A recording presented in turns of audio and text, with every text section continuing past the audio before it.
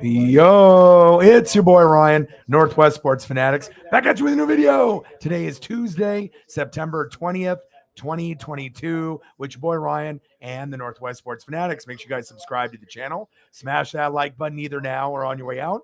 Donate to your boy if you can. Cash App, $ ORION NWSF, or the YouTube Super Chat right here. We got the Seattle Mariners versus the Oakland Athletics, live play-by-play and reactions with your boy Ryan and the Northwest Sports Fanatics. So we are just about to get started here with first pitch. We got Luis Castillo, 22 starts, 7-5 record, 2.68 ERA.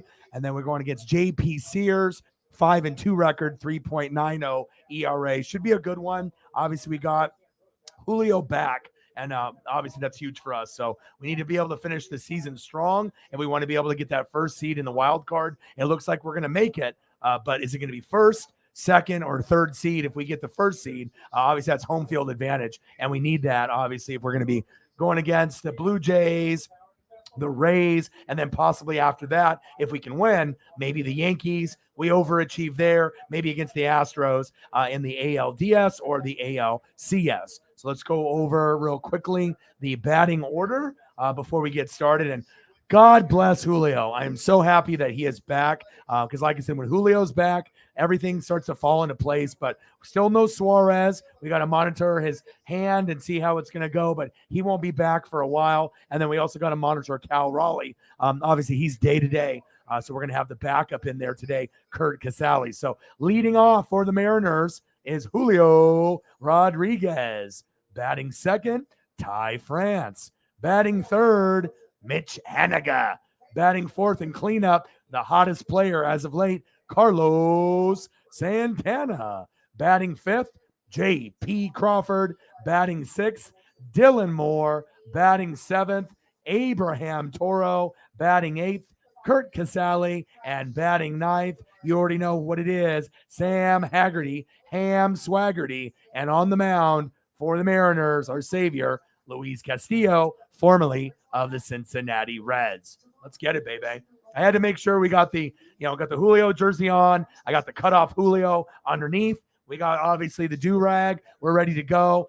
Anything I can do to help, see what can happen. Obviously today, I know, when we play these teams like the A's, the Angels, the Rangers, it's almost supposed to be like a must win. But just like in the NBA, the NFL, NHL, as well as Major League Baseball, sometimes you play down to the competition. So when we play the Houston Astros and it's like Verlander, I know we're going to give it our all. Or the Yankees and like Garrett Cole. We might still lose, but I know we're going to bring it. The Braves, the Dodgers, Yankees, Astros, bring it. We're going to give you our A game. But sometimes when we play an opponent that's ass, that we feel that, we should win by 5 runs or more, sometimes you get slapped in the mouth and you get punched in the eye right in the first, second, third inning. They put up 3-4 runs and then you're screwed. And then you just can't produce enough hits and runs. And depending on how your pitching is doing, sometimes it's a really, really long night. But we have a good pitcher, arguably our best one, besides George Kirby. All right, besides Robbie Ray and also our stud, Logan Gilbert. So we got a good starting rotation, except for Marco Gonzalez. So, and we obviously have Los Bomberos, for the mid relievers and the closers.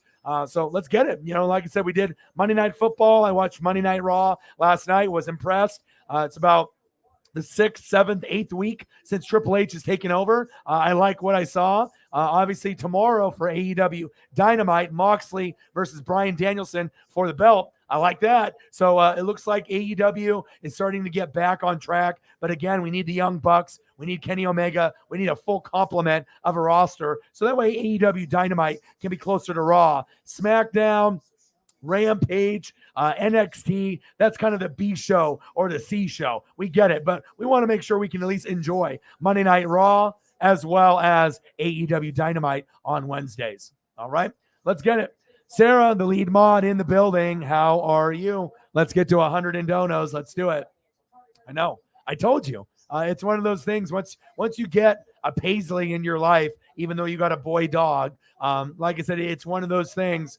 You get a puppy, you get a kitty, you get something new. And like I said, if you were having that missing piece, in your heart, whatever it may be. You have depression, anxiety, maybe a little lonely, whatever the circumstances are. Once you get a cat, a dog, a puppy, or a kitty, game over. You know what I mean? You can give all your love and your overall mood definitely goes up. So I'm happy for you. I think it was a good move to get a puppy. And like I said, it's going to be a lot of happy memories moving forward. And that's big facts.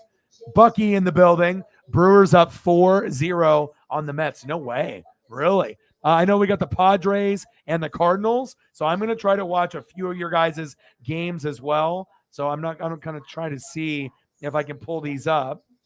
Let me see here. What time does the Padres and the Cardinals start? Does that start in like 20 minutes or so? Is it already going on? Because it won't let me pull up the link. But let me go to the Brewers and Mets. I'm intrigued. Let me see if it allows me to pull up this one at least. I might have to refresh everything. So one sec here. I don't mind watching more than one game at a time, but wow, if the Brewers are up 4-0, that's a big deal, especially against the Mets. Okay, so it looks like it's not coming up for me at this moment unless I go to my alternative stream. So we'll watch the game for now, wait for things to process. Shout out to the Dodgers for winning earlier today. And here we are. Bucky says Brewers scored 4 runs on base hits and doubles, no dingers. Wow, that's wild. Exactly what I just said. That's crazy. And you're entering your – got to do what you got to do because you're still in contention to try to get in as a wild card team. So you got to keep winning, obviously, every single game as we get here to the end of, the regular season. So Eagles John, my boy, hope everyone is fine like wine. I am, man. I'm doing good. I am doing good. Good. And especially if you have your mom and dad and they're not doing too well. Like I said, a puppy or a cat can definitely solve a lot of problems. And, I know some people are more cat people. I'm more of a dog or a puppy person. I think puppies have a little bit more personality. I mean, you can get personality out of a cat, but I've never had so much love from an American Staffordshire like with Paisley. It's kind of in the pit bull and the pity family. But everyone that I've talked to that has had one in the past or that owns one now, they say the same thing. They've never had another animal pet that has, been so loving or vocal. So definitely made the right choice, and I'm very excited about that. And that's good to hear that your dad's mental health has gotten better. I talked to a friend late last night and obviously early this morning, kind of some sad news. Her mom has a terminal cancer, and she's been living with her mom for the last about month and a half. And she is really down right now, like really, really down. It sounds like her mom's going to die. I don't know when it's going to be, but she's not in a really good place mentally, but I wanted to make sure I reached out to her. And that's what good people do. A lot of times people are so focused on their own lives that, even just shooting someone a quick message or a phone call or a text, or just something on like Facebook Messenger, something just to show that you care. And I didn't know if she was going to respond back just because she's really emotional right now. And she responded back a few hours ago, which was nice. And I just told her if she needs anyone to talk to, anything that I can do to help. Like I said, cancer is a bitch. And obviously I think a lot of us have known someone in our own family or a friend or a family member that has died from cancer or someone that has it. So just prayers up for my friend Megan. She's a hairstylist. She's her own business owner as well. So I know this has been a really hard time with her. So prayers up for her and her family. Just wanted to make sure I shouted her out. So let's go. We are getting going here very shortly. And the stadium is going to be empty because, the Athletics, the fan base has boycotted the team. So usually, the stadium will hold 20, 30,000, and you'll probably get 800 people that are going to show up to the game. And I'm not lying. It's crazy there. Said you're about to blow it because Brad Boxberger sucks ass. Uh-oh, that's not good. And there it goes. Wow. Damn, you called that. Mike Morgan in the building. How are you? What's good? Julio, Ty France, Mitch Haniger, Carlos Santana, JP Crawford, Dylan Moore, and company. JP Sears is up on the mound. Julio leading off. Thank God he's back. He's been gone for a couple games, nursing an injury. Ty France batting second. Mitch Haniger batting third. Batting cleanup, the hottest hitter on the team, not named Suarez, Julio Rodriguez, or Cal Raleigh. Carlos Santana. Let's get it, baby. Batting fifth, J.P. Crawford. Batting sixth, Dylan Moore. Batting 7th, Abraham Toro. Batting 8th, Kirk Casale, the backup catcher. And batting 9th, Ham Swaggerty, a.k.a. Sam Haggerty. Let's get it. And on the mound, one of our top 2 pitchers on the roster. Logan Gilbert's 1, Luis Castillo is 2, Robbie Ray 3. We got a lot of guys that are out there, and probably George Kirby 4. Kirby and Julio are rookies this year. Luis, let's get it. And then it looks like Julio is ready. He's about to step up right here. Let's go, baby. And we can get a home run if he goes aggressive and swings at a first pitch strike. He might be able to go yard like in this picture and get us off to a good start to go 1-0. He has been hitting dingers in the first inning at his first at bat lately. Will he do it today? I don't know if they're dumb enough to pitch it right down the middle in the beginning, but we're about to find out. Let's go, Julio. Come on, baby. J-Rod in the box, and we are about to get started. Here is the first pitch. Right down the middle. Julio should have swung. I mean, that was right there for him. And like I said, 279 average, 27 homers, 73 ribbies. There's a good chance for 30 home runs and 30 stolen bases. 20 and 20 is big. 20 and 25, 25 and 25 is even bigger, but 30 and 30 is, oh, here we go. Ah, damn it. Right to the second baseman. Fuck. 1 away. Damn it. It's all right, Julio. Next time, baby. Next up, Ty France. Come on now. And we don't have Eugenio Suarez, who's my second favorite player on the team due to injury. He's going to be out probably for 10 days. So that's really going to hurt because he's our best home run hitter, not named Julio. So it'll be up to guys like this, Ty France, to step up. I mean, you made the All-Star game, had obviously a great first half, struggled a little bit after the All-Star break, but you're batting 272, 20 dingers, 77 ribbies. We need you to step up tremendously tonight. Let's go. Come on, Ty. So again, no Cal Raleigh, our third best player, not playing. Our second best player, Eugenio Suarez, is out, but we got our first best player, Julio, back today. So let's go. 0-1 count. Or that was a ball. 1-0 count. Okay, let's go. Maybe they'll get a walk. Ty France usually swings at the first like 2 or 3 pitches and usually grounds out or pops up. So hopefully we can get a little bit of patience with him moving forward. So let's get it. I'm doing good. How are you? Like I said, I got the celebratory do-rag on. I got the Julio jersey on. I got the Julio t-shirt cut off t-shirt underneath for good luck. Right down the middle, 1-1 count. And I don't know what to expect because, like I said, when we usually play the Athletics, the Angels, or the Rangers, who are ass, a lot of times we lose, especially if we're on the road. Sometimes they get lucky and they start pounding us early and often, but we do have a good pitcher in Luis Castillo. He's arguably our best pitcher besides Logan Gilbert. So we'll see what happens. Big swing and a miss. 1-2 count by Ty France. Oh, wow. 97. That's too hot. That's way too hot.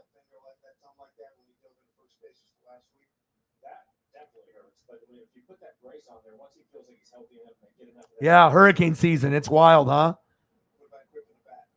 It's supposed to come all the way like directly where you live, Mike? If it takes a turn, is it going to get you, do you think? Or do you think it's going to go past you? Be safe. Oh, shit. JP Sears almost hit Ty France in the face, and he had to go backwards. Whoa. Whoa, whoa, whoa, whoa, whoa. Jesus. Dirty. Athletics. What are you trying to be, like the Angels? Come on now. And if anyone wants a link to this game, if you want to watch it with me, it's on Root Sports, but I live in Oregon. So I imagine most of y'all are watching your own, teams play right now. But if you need a link, message me on Instagram or Twitter, and I can actually send you a link if you want to watch along. Struck him out. Fuck. Just like that. 2 away. After you threw at his head, he got scared. Thanks a lot, JP Sears, you fucker. All right. 2 down. All right, come on, Haniger.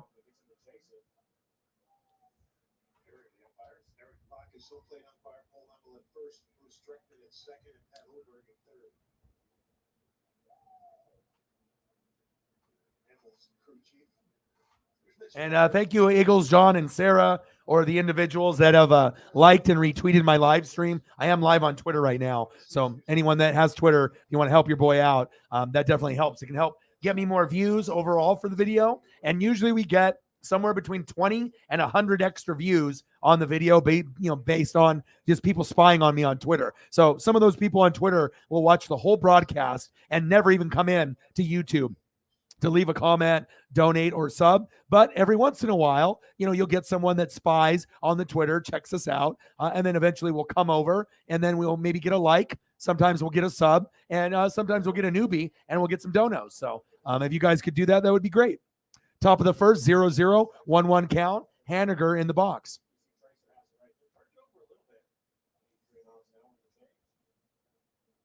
Yeah, TikTok, like I said, a lot of it is controlled by China. And I was reading a report based on other countries, how they do all these like prank videos and just senseless dumb shit on TikTok. And it's ruining really the youth, because they think it's like really cool to be lazy and stupid. And that's going to get you far in life.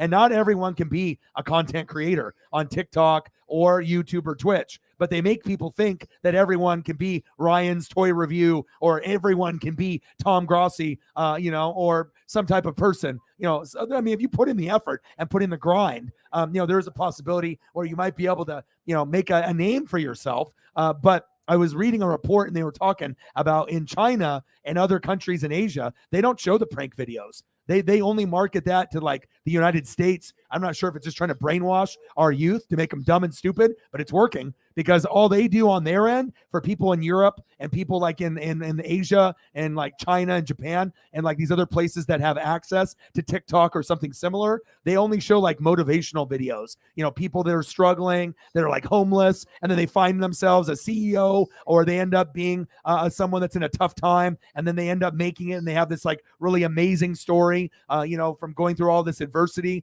But they show a lot of positive stuff in life. They don't show these prank videos.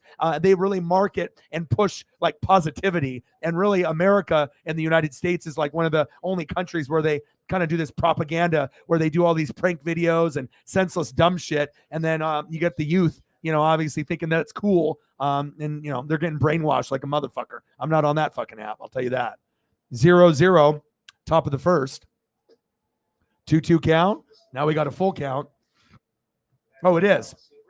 It is, man. And like I said, people don't even realize it. I'm always down for like a funny prank video or some kind of meme video or something, like that. But, after a while, you get these people that just go on there for hours and they'll just watch one after another, after another, after another. There we go. Damn it. Line drive to the second baseman. And then we are end of the top of the first. Fuck. All right, come on, Louise.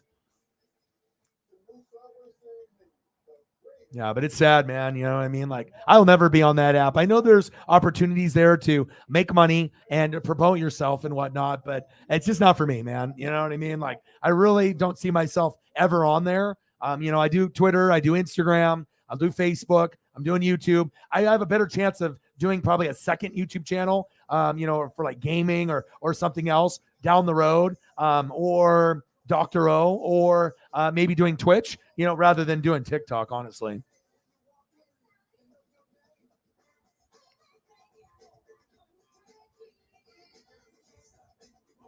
All right, now I'm going to the bottom of the first. Hopefully we can get some runs here.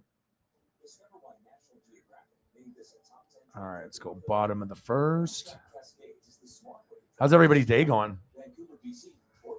So we'll do this, obviously with full game, and then once I do the play-by-play reactions, and hopefully we get a Mariners win and Julio goes yard, after the game is over, we will go and do food for the last hour and a half. So we'll probably end up going, I would assume 5 hours tonight. Can it go 6 hours? I mean, we have been doing 6-hour streams as of late, so we'll just kind of go with the flow. So it'll be somewhere between a 4 and 6 hour stream today. We'll just kind of play it by ear. Your boys hustling and grinding always. I mean, it's just a waste of time. Even on Facebook, if you get on there long enough, if you go to like the video section and then you just get, sucked in where you're watching people get knocked out. They have World Star stuff where you're seeing people fighting, girls or guys, young or old, junior high school kids or adults or road rage, and then they got prank videos. But the sad thing is a lot of the people that are younger, they don't realize that a lot of those prank videos are fake. Like everything is set up and staged to make it look like it's real, but it's all predetermined and staged to make it look like, oh my God, they didn't know, but they like were already, told in advance, hey, this is what we're going to be doing in this video. Act surprise. I can't get involved in something like that. That's for real. All right, come on, Louise. Oh, no, we care about anything. One of the GOATs has something to say. So, some of us like country, rock, or rap, or R&B. One away. Little grounder there. Nice job by Castillo. But yeah, I mean, like I said, if you got someone that you like and you're part of the Fanatic family, we're interested, man. You know what I mean? Like I said, maybe if it's on another channel, where you have a bunch of haters or little kids that are just being assholes, maybe they'll have some fucked up, rude comments and whatnot. But no, I appreciate it. So I assume that we're talking about Hank Williams, correct? I mean, I'm no country wizard, but I do know the big artists, the Carrie Underwoods and old school. I mean, me and my dad used to listen to Brooks and Dunn in Alabama. So you never know. Even though your boy is not country, it's not like I've never listened to it before. Popped up, fly ball, Haggerty, 2 away. Let's go, baby. And I do care. And I know the people in the room care too, man. You'll be surprised on how much we do care in here. That's one of the things we're kind of known for. Great MAGA King. Let's go, baby. Go Mariners. Let's get it. And I got all the photos set up for you. We got Julio. We got Ty France. We got Haniga. We got Carlos Santana. We got J.P. Crawford. We got Dylan Moore. Dylan. Abraham Toro. Kurt Casale. We got Sam Haggerty, and then we got Luis Castillo. I tried finding a really good one of Kurt Casale, but all the pictures of him are garbage. They're either really small, really blurry, or they're not, good enough to put on the stream. So I had to find the best one when he was on the Giants. And normally we play Cal, but Cal's hurt. So hopefully get well, Cal, and get well, Eugenio Suarez. We can't win a series without you. Julio's the best player. Then it goes Suarez, and then I feel it's Cal. And like I said, I like J.P. Crawford. I like Santana, France. But I think really the heart and soul of the team is Julio, Suarez, and Cal Raleigh, the catcher. And then obviously for pitchers, we already know what it is, right? We got Luis Castillo. We got Logan Gilbert. So Logan Gilbert, the 1. Luis Castillo is the 2. Robbie Ray is the 3. And obviously the 4 will be George Kirby. And the pitcher whose ass is Marco Gonzalez. We need to get rid of him. But besides that, things are good. Things are good. Let's go. I got to represent for the Mariner fans. I mean, I don't think there's really any Mariner fans on YouTube that consistently stream and do live reactions or live play-by-play. Once we go to the playoffs, I think we're going to get an uptick in views. But I'm going to be doing this for the rest of my life. So I obviously do Mariner games. Met Griffey when I was 7. Met Sandy Koufax, Dodger legend, obviously, when I was 10. So those are the 2 teams that I follow. The Dodgers for my dad, since he's been a fan since the 50s. And Maury Wills, I think, passed away earlier today. So prayers up for the Wills family. Obviously was part of the Seattle Mariner organization as a manager and was a player, obviously, for the Dodgers back in the day. And I've been a Mariner fan since the 80s. So that's big facts. Let's go, baby. Big strikeout from our boy Luis. Let's go. I wouldn't say that. Okay, because you got to be realistic, okay? So the bottom line, we can be excited, but we've been asked for 21 years, right? So what the proper expectations are, try to win these games and get the first seed. We get the first seed, we get home field advantage. We get home field advantage, Orion, NWSF goes to Seattle. I go to Seattle, I get another Julio ball, we win the series, we play the Blue Jays or the Rays, all right?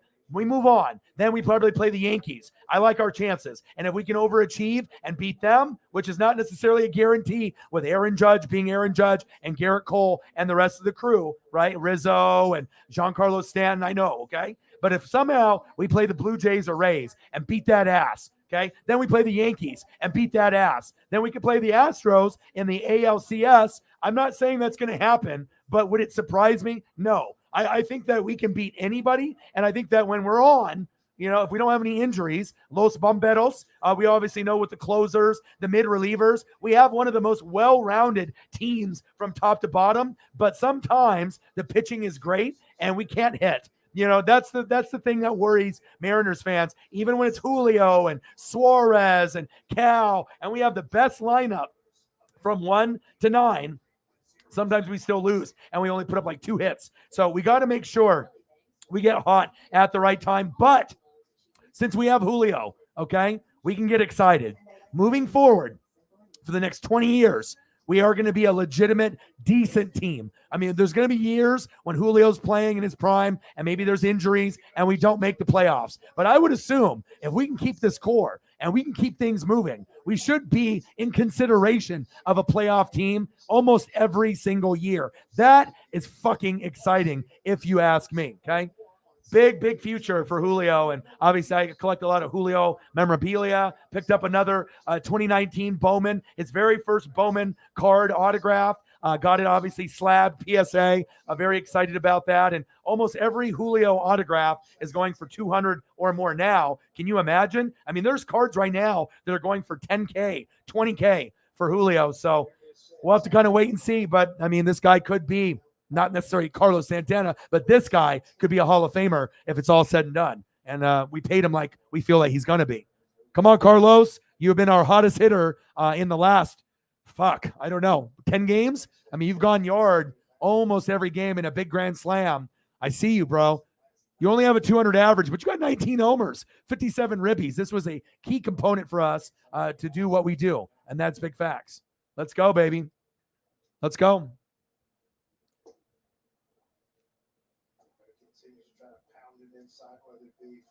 Hank Goins inspired your dad to walk. That's so awesome. Hank 3 is a different music, traditional to metal. Hanzo, Nako. Keep up the great stream work. Love. Appreciate that. Hanzo, where are you from? Hanzo, are you in Japan right now? Where are you at right now? You live in the United States, or are you in like Japan? Where are you at? Because I'm actually half Japanese, believe it or not. So I'm half Japanese and half Czech and European mutt. So I got a lot of, French and German and Czechoslovakian and Russian, a little bit of everything. Where are you guys at? Great MAGA King, where are you living? Are you in the Northwest? As a Mariner fan, where are you from? Where are you at? Let's go, MAGA. Let's go. 2-2 count. Oh, you are? Nice. Oh, nice. Florida. What part of Florida, Hanzo? I mean, sometimes I get people from Australia, New Zealand, Japan. You never know where you're going to get people coming through. Mariner fans are everywhere. So, Yakima. Nice. My boy Jake is living in Yakima. Who my Mariner guy. 2-2 count. Come on, Carlos.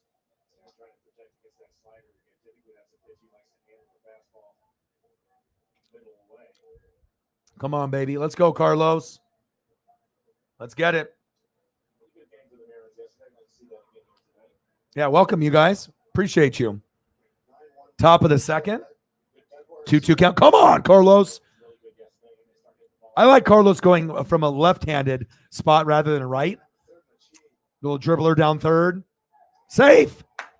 Yeah. There we go. I don't really like, it's cool we have Carlos Santana. He's a switch hitter. He can go yard, right or left. Same as Cal. I mean, they're not Mickey Mantle by any means, the best switch hitter of all time. But it's kind of cool that we got these guys that can go left, when a right-handed pitcher is going, or right when a left-handed pitcher is going. I like it. Let's go. Hell yeah. Let's get it. Hell yeah, Carlos.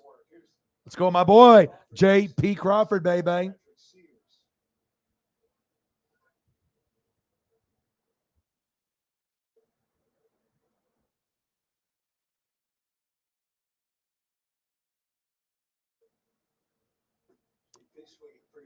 Come on, JP. This is one of my favorite photos of the Mariners. Very clean. I don't know who the fuck this photographer was that took this, but you deserve something. This is a fire photo. I'm always trying to find the 4K or the HD or the fire photos. Absolutely.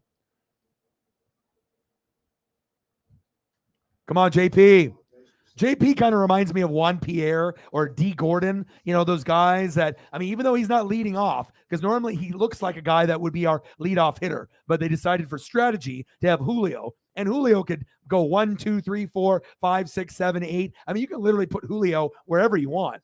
But I kind of like it that we have him leading off, to be able to get that extra pop in the bat. But I do like JP Crawford. And normally he's pretty damn good, obviously on offense and defense. Fouled away. 2-1 count. Come on, baby. I actually live here in Oregon. So I'm actually pretty close to like Nike headquarters, where Beaverton is at. So I'm not too far from there. So I'm out here in the Northwest. Yeah, I live in Oregon. So I'm a Northwest kid. Lived here. I'm 40 years old, believe it or not, even though I look like I'm young. So I've been watching the Mariners and watching sports and wrestling since like 85. So top of the second, 2-1 count. 3-1 count. And I was blessed to meet Ken Griffey Jr. when I was 7 years old. So there's Ken Griffey Jr., me with afro hair, and my dad. And then obviously I got the Ken Griffey Jr. autograph, rated rookie Donruss. Still have it to this day. Beautiful autograph. And then I met Sandy Koufax, the best left-handed pitcher ever, when I was 10. Like I said, you have him, Steve Carlton, Randy Johnson are kind of the ones that are known as the best. Fouled away. And that's really what made me the Northwest Sports Fanatics. I've met a lot of athletes in my time, but I've never met anyone as iconic as Ken Griffey Jr. in first grade and meeting Sandy Koufax in fourth grade. And me and my dad, we still go to games to this day. So it's a good time. It's a good vibe. And I got a Kike Hernandez ball. It was my first one. I've gone to about 7 Mariner games, and I've already gotten 3 baseballs. I got a Kike Hernandez foul ball about a year before COVID, around 2018, 2019, which was awesome. I went to 2 games in April, and believe it or not, I ended up getting a Julio Rodriguez foul ball in the 9th inning. We had 5 baseballs in our area, about 15 rows back off first base behind the Mariner dugout, and 4 of them were thrown into the crowd by JP Crawford after the inning ended. I got my finger on one of them in the 3rd, and I leaned over to my buddy, and I said, I am getting a Julio ball this game. And in the 9th inning, little dribbler. Oh, error, yeah. Go 3rd, go. Nice error by the A's. Yes, sloppy play. Let's take it, baby. Nice error there. JP Crawford gets on. And we got a guy on 1st and 3rd. But I got a ball in the 9th inning. And the crazy story is I went to go take a piss, and I was waiting. And the Mariners were going to go on a rally. And I don't like to go to the bathroom when the Mariners are up. But I was like, well, I got to go. So I went all the way up, like 80 rows to the top to go to the bathroom. All the bathroom stalls were full. And there was like old guys standing there to go in the crapper. So I'm like, I'm never going to be able to get in. So I just went back down, and then I sat in my seat, talked to my dad on the phone, looked up, and about a minute later, Julio fouled one off, and it hit the pole, the guardrail, dink, bounce, boop, and then I got it. So not very many people will ever get a Julio ball, thrown into the crowd, a foul ball or a home run ball, because I usually don't sit in the outfield, and that was in April. And so that was pretty amazing, to get 2 baseballs and 4 games. And then I ended up going to the Yankees just a couple weeks ago, and I got an Aaron Judge ball, believe it or not. So,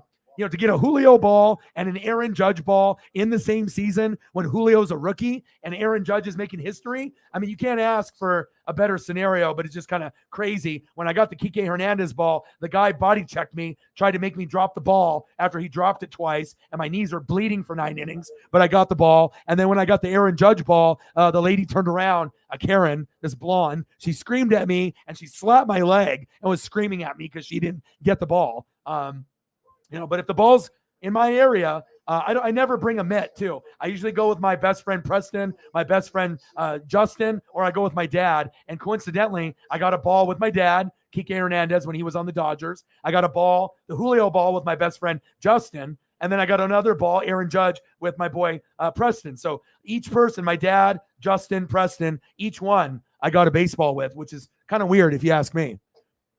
1-1 count, 0-0, top of the second. No outs. We're fucking scoring this inning. Let's go. Dylan. Dylan. Let's go, Dylan. Let's go, baby. I love when we get new people in the building. We got the MAGA King. We got Hanzo in the building. I love it.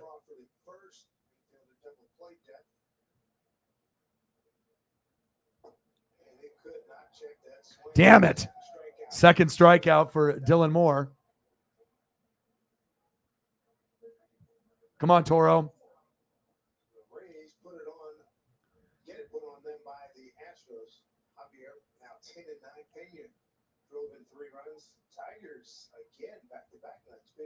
Yeah, we watch a lot of baseball. I do baseball, basketball, football, wrestling, NASCAR, NHL. I mean, there's really not anything I don't do.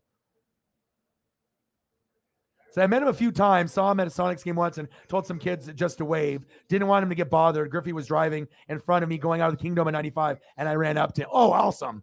Wow, that's so cool. Okay. Yeah, I'm a big Griffey guy, a huge Griffey guy. I have all kinds of collectibles, and I would, like I said, I was born in the 80s, so I'm 40, and so you can imagine the collection that I got.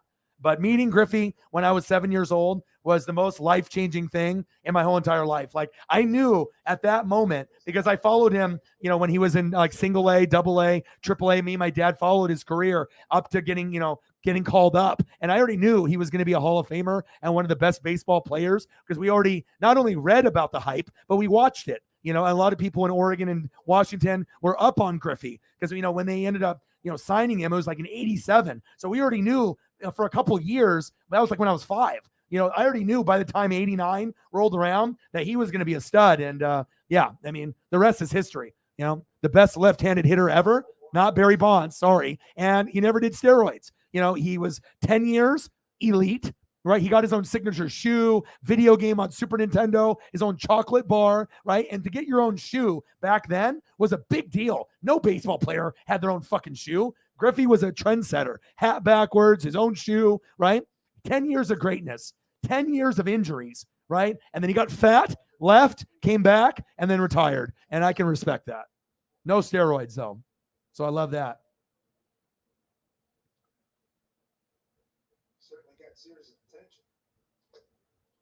That's awesome.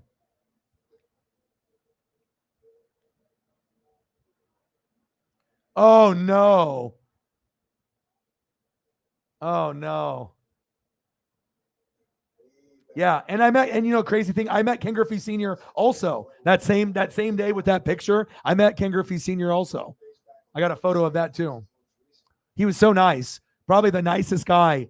Like out of all the people that I've ever met, Dad was so nice. Like, and you can tell when he's in the picture, he's wearing like Griffey, and he's still in the Reds. So you could tell, because obviously when he was on the Mariners, it was 1990, and when I met Griffey, it was in 89. Special time. I was in first grade, and even when I was in first grade, I knew the importance of that day, and I knew he was going to be one of the GOATs. Top of the second, 1-2 count. Come on, Toro.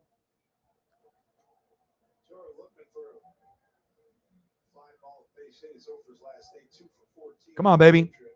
We got to get some runs here. We only have one out. Come on, Toro. At least pop up so we can actually get, J.P. Crawford home.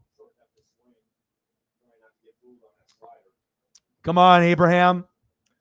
I know a lot of people are talking shit about Abraham, and sometimes he plays like shit. I get it. He's one of the last guys on the team, but sometimes he steps up like Sam Haggerty and a few of the others. Just got to give the guy a chance. I know when we play the Astros, he really steps up because that's his former team. So.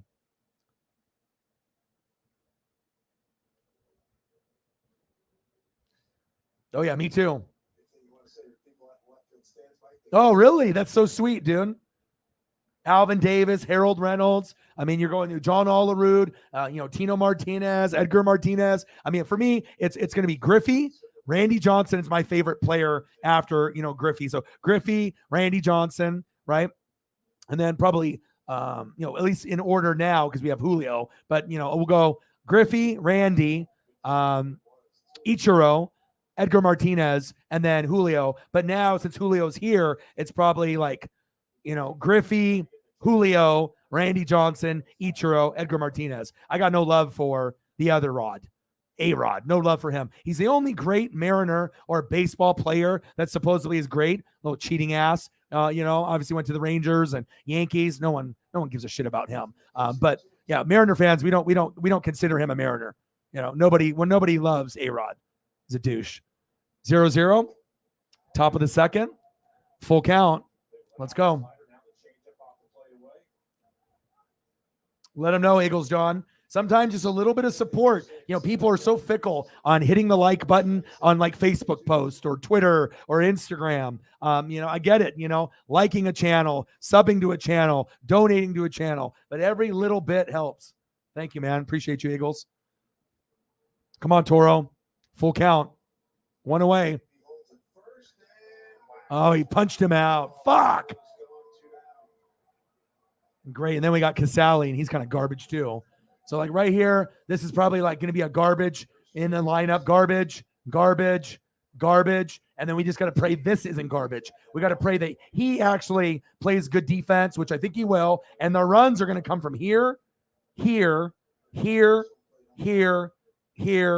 then here. But then the back end, ass. And then we just got to hope this isn't going to be garbage tonight.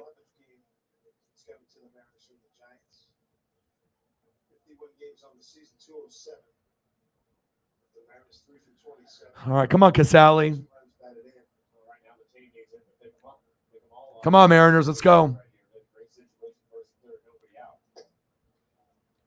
We can't leave, and it sucks too when you end up, having lineups like that where it's like top heavy, but then like you got the 6th, 7th, 8th, 9th all are fucking ass, and like you can't count on them. Like, you know what I mean? Like they might go 0 for 4, and like when you got guys on base on 1st and 3rd, we can't like leave those guys on a lot in this game. We got to make sure we're putting up hits and runs against everyone, even against teams that are supposedly garbage. Let's go.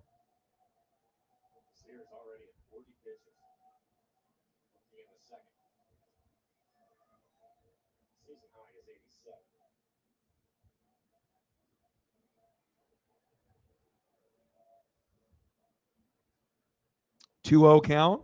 Runners on 1st and 3rd. 2 away. Sears has got some pretty good control tonight. He's looking pretty good. His strike zone. He's throwing a lot of pitches so far. He's at 41 already, which is quite a bit. And we're fighting. We're trying to foul him off. But he seems like he's kind of in the zone, which makes me a little nervous today. 2-1 runners at the corners, 2 outs.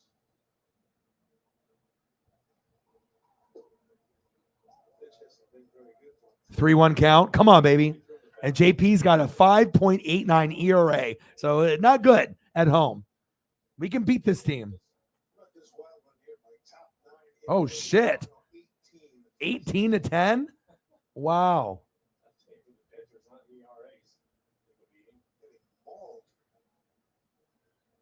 I'm going to turn on the Dodgers for I know it's the second part of the doubleheader.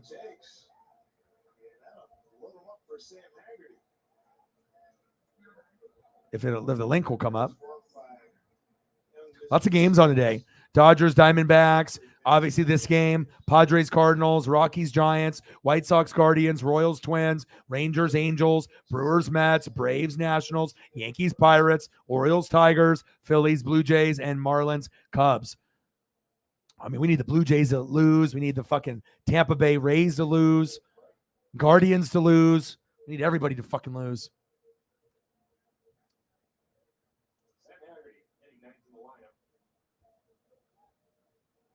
All right, come on, Sam. Now this is where the lineup is going to uptick. All right, this is where we can get something here. I like his passion. I like his headband, his do-rag. I like his style, his confidence, his speed. We can use a guy like this. I know 271, 5 homers, 18 ribbies isn't very good, but look at his season with runners in scoring position, 325. No home runs, but 13 ribbies. So he's very qualified, more qualified than Dylan Moore, Abraham Toro, and Kurt Casale. And this is a time where Moore, Toro, and Casale wouldn't even fucking be playing if Eugenio Suarez didn't fucking get hurt or Cal Raleigh. But at least we have Julio. So at least I'm not, not losing my shit today. So that makes me happy. And I went to the card shop today, and obviously anything Julio rookie card related goes out the door as soon as it comes in. And I went in, I just had a hunch that they might have something cool. So I go there, and he shows me a 1-of-1 for $2,000. And I was like, well, I can't afford, a 1-of-1, obviously rookie card of Julio. I was like, what else you got? You know what I mean? Normally they don't have anything like that expensive, but I did see one for $1,800 about a month ago that they had. That was fire. It was like a Bowman Chrome autograph through the manufacturer, and it was slabbed like PSA 10 or BGS 9.5. So that's going to be a lot of money. But he had 4 cards that weren't graded, a $5 card, a $90 card, I think like a $20 card and a $150 card. So I was like, oh, okay. I was thinking about buying the $5 and the $90 card. The $150 card, I wasn't really into the design of it. So I was like, you know what I mean? I already have about 12 Julio rookies, dating from 2017 to 2022, because they have stuff now that's like labeled his rookie card, but a lot of his stuff now is, from 2019 is kind of considered the real rookie. But they have stuff that's like Topps and Bowman that are labeling the 2022 because he just got called up as the rookie card. So I almost bought the $90 card and the $5 card and the $20 card. So I almost, spent maybe like $125. And they had another one that was a 2019 first Bowman autograph, authenticated, and PSA. And I was like, ooh. And usually those run, around $250 to $350. And I asked him, I was like, can you work with me a little bit? And I got $25 off, and I picked it up. So, and I got another graded card just about 2-3 weeks ago. So definitely excited about that. My Julio collection now is worth about a G. So Haggerty, full count. I think I got 12 Julio rookies. And I got obviously the Julio ball. I got the Julio jersey. Julio cut off from the game, but I think my card collection for just Julio's slabbed, one BGS 9.5, autograph grade 10, and I even got serial number 44, which is insane. I've never seen a serial numbered 44 like his jersey number, and you can get extra money for that. So I paid $350 for that. That's worth $5. And then the one that I got today is worth about $250 to $350, and I paid $225. So trying to find like investment pieces. My next one probably will be a $500. Only walked him. Wow. But I probably will buy, a $500 investment card at some point. So there we go. 1-0 Mariners. We'll take it. We'll take it. We'll take a walk to get it in, baby. But if you are a collector, instead of investing in Bitcoin or crypto, or investing in NFTs, what you should be investing in is graded cards, BGS or PSA. Because if you know what you're doing, your value can go up tremendously. Because like my $500 Julio, I think it's going to be worth $1,000 sooner than later.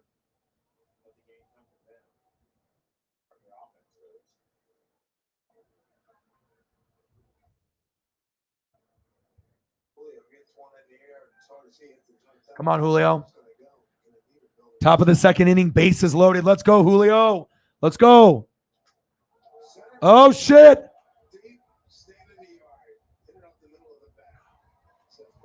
I was thinking we might have 1 yard there. And I was lucky too. I got the Julio jersey like in March and April. As soon as they came out, I ordered it from MLB shop, Mariners shop, and then I paid for next day delivery. And then they sent me an email after they took the money, and they said, well, we'll send you the jersey sometime between now and July. We have to see if Julio is going to get called down. I was like, well, why did you take my money then? And I paid for next day shipping. How are you going to refund me for that? You know what I mean? And then I had to wait, and I was going to go to the game in April against the Royals where I got the Julio ball, but at least the sports gods were like, okay, well, you didn't get the jersey to come in time to wear at the game, but you ended up getting a Julio ball, and I'll take that. So, and when I went to the Yankees series just a couple weeks ago, I only saw one other person out of like 30,000 people that had a Julio jersey besides me. They're really rare. It's very hard to come by. I mean, you can get them at Seattle, you know what I mean? Obviously at the ballpark, and they have a shop right across the street from the ballpark that'll have them. But if you live anywhere besides Washington, you have tough luck. you're not going to be able to find too many because you're getting fans that live in Japan and California, Oregon, Washington, Idaho, Montana, Texas, Florida, New York. People are buying them. And obviously, we know Aaron Judge is popular. We know Mike Trout and Ohtani are popular. But I think Julio is kind of like the most likable. So even if you're not a Mariner fan, a lot of people now are repping him like they repped Griffey. And that's pretty cool. That's pretty cool. When you can have someone that it has that Griffey kind of mantra, and that aura, love it.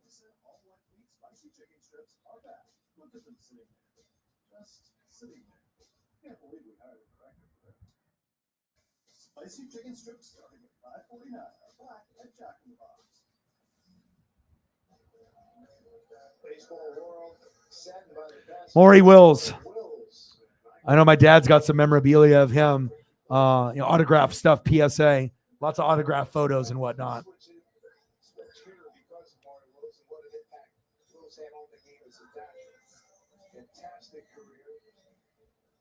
I know. No kidding, right?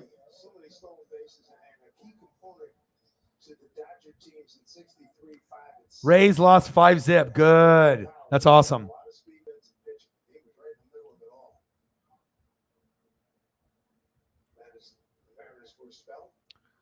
Normally when Julio connects like that, that is a grand slam. That would have been fucking wild.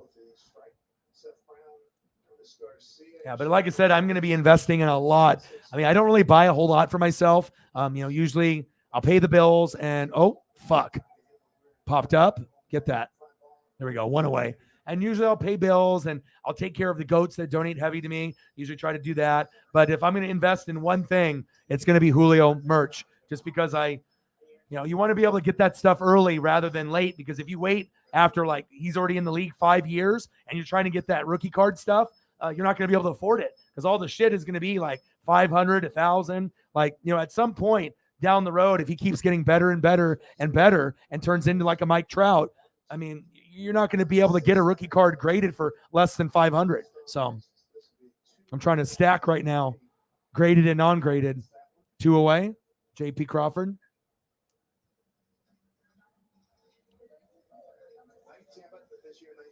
I appreciate that.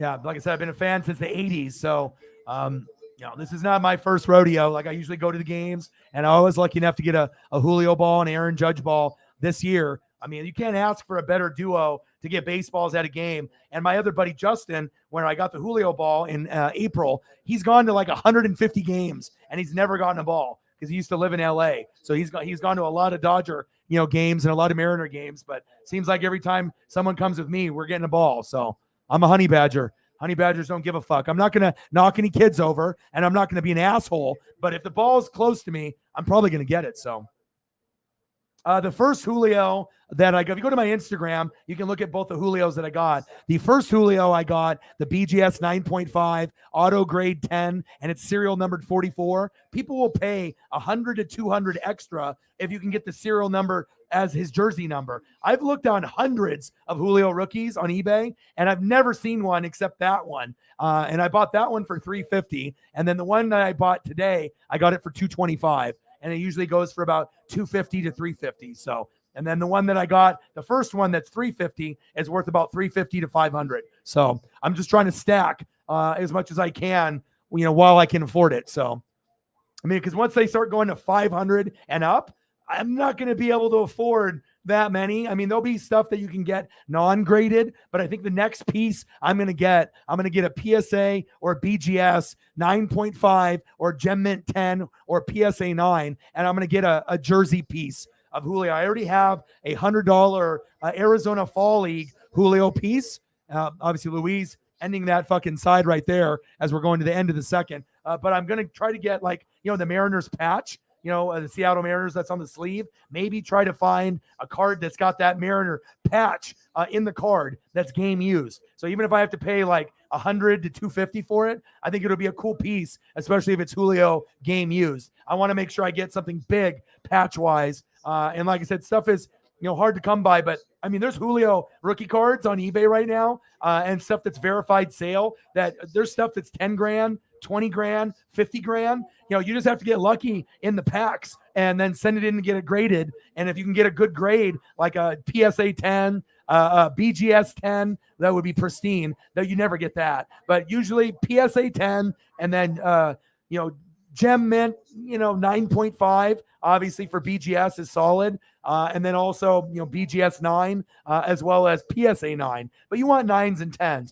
unless you have like an 8 and it's like really rare, like 1 of 1 or 1 of 5. And then it's got some autograph on it or whatever. But I got 2 Julio rookies from 2019 that are certified autograph, through the manufacturer and whatnot. So I feel it's a good investment. I already have $1,000 worth, of Julio rookies. And, like I said, I'm not going to quit getting them because like I said, I usually have a good feeling, and the card market is booming right now. So I can always invest like in, Aaron Judge, Justin Herbert, Patrick Mahomes. So I'm going to start, going in and looking for investment pieces, but you're trying to get guys that that are going to blow up. You already knew Mike Trout was going to blow up. You knew Aaron Judge was going to blow up. You knew Ohtani was going to blow up. But if you're trying to buy their rookie cards or their expensive shit now, it's really expensive. So Julio stuff is expensive right now, but this is his rookie year. So imagine what rookie cards are going to be worth that are autographed, or jersey pieces 20 years from now when he's like a Hall of Famer and like the second coming of Griffey. So I'm investing right now. So I'm trying to. Yeah, we are. Top of the third. Let's go. Good job by Luis so far.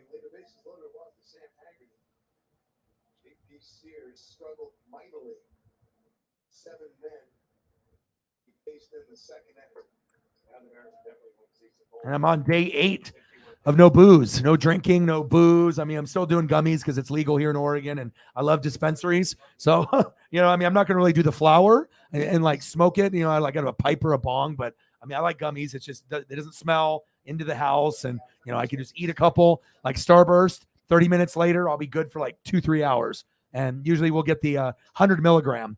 They used to sell 50 milligrams, but Oregon changed it. So now you can get like 100 milligram. And I used to take 2. And I was like, okay, now if I take 2, it's like taking 4. And you can get pretty comfortable. And they got, CBD, CBN, THC. They have all kinds of, different vibes of, here in Oregon. That's for sure. I mean, if you like wine, you like beer, wineries, breweries, dispensaries, wine, beer, weed, we got it. Top of the third, 1-0 Mariners, 1-2 count. Let's go. Come on, Ty. I know you were great as an all-star early on, but second half of the season, you haven't been very good. You need to find yourself again.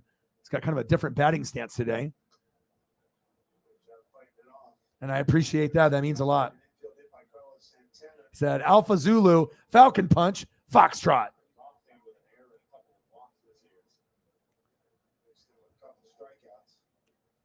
Oh, good.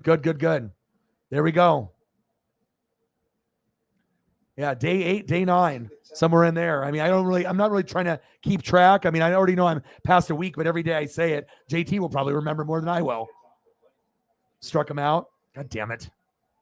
Come on, Ty. All right, come on, Mitch. Let's go, Mitch. Yeah, I'm not sure about like dropping acid. I mean, we got a lot of freedom out here in Oregon compared to everywhere else in the country, but I'm not sure if I'd go that far.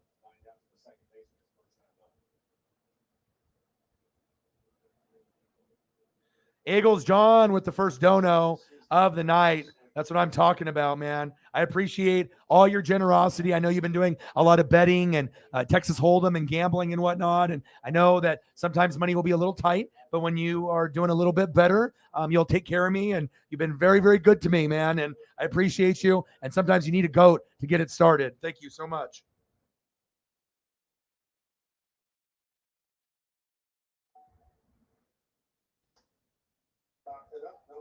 Pop up. 2 away. Damn it. Eagles, John.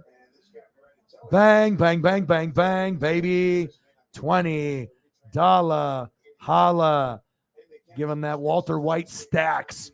Let's go. The Breaking Bad money, baby. Let's go. Appreciate you. Bang, bang. Even Cactus Jack approves. Let's go. Appreciate you, bro. Thank you so much. All right, come on, Carlos. Let me know what you want to see for a picture. And like I said, once we get to a commercial break, I'll throw up some Phillies players, Eagles, whatever you like. How the hell did he catch that? Line drive to the second baseman. That's a second one in 3 innings. Fuck. Well, at least it's 1-0. I guess I can't complain.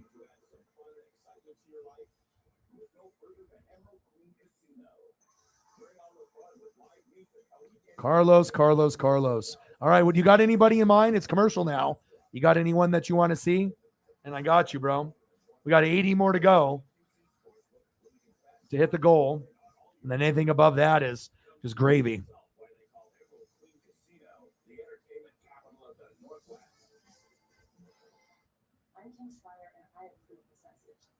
This is Matt Larkin, and he opposes the right to choose. Julio, baby. I need the hat. I need the Oakleys. I need the bat. And I need the hoodie. I need the collection. I need everything. If I could find a way to get one of those J-Rod bats, I definitely would buy one. Try to get that signed. That would be amazing. And J-Rod, when he was like single A, double A, triple A, he didn't really sign too often. But now he signs sometimes, not all the time. And when he does sign, it'll be kind of brief. So it's like if you're in the right section at the right time, you might be able to get an auto.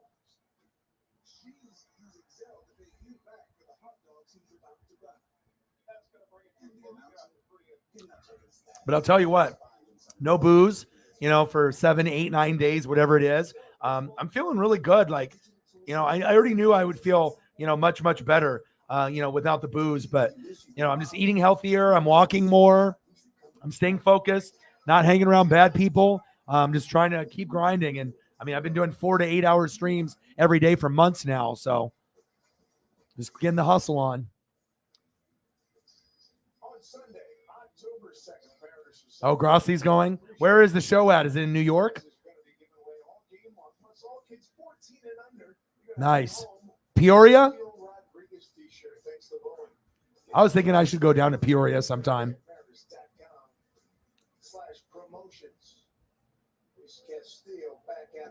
All right, come on, Castillo. Bottom of the third.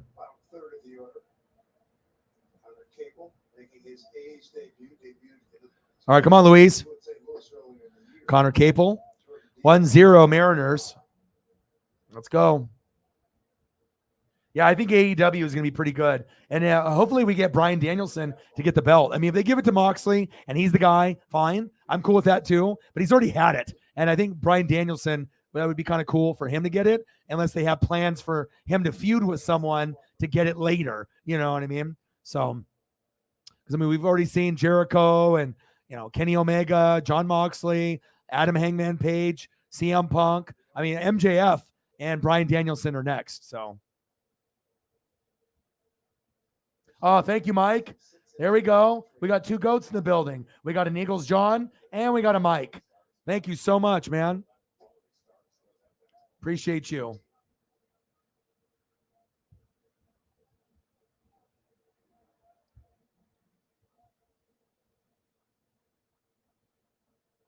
Bang, bang, bang, bang, bang. Little dribbler. JP Crawford. 1 away. Thank you so much, Mike. Let me know who you want to see as well. Thank you, guys. Appreciate you very, very much. $20 from Mike. $20 from Eagles John. You guys are great. Thank you. Thank you so much. One out here in the third. Castillo's retired the first 7 men that he's faced. Come on, Louise. Dribbler. 2 away. And let me know, Mike. What do you want to see for a picture? Same thing for Eagles John.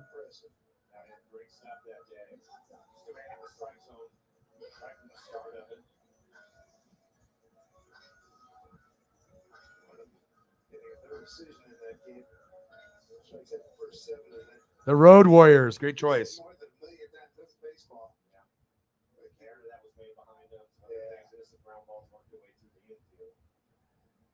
All right, Mike.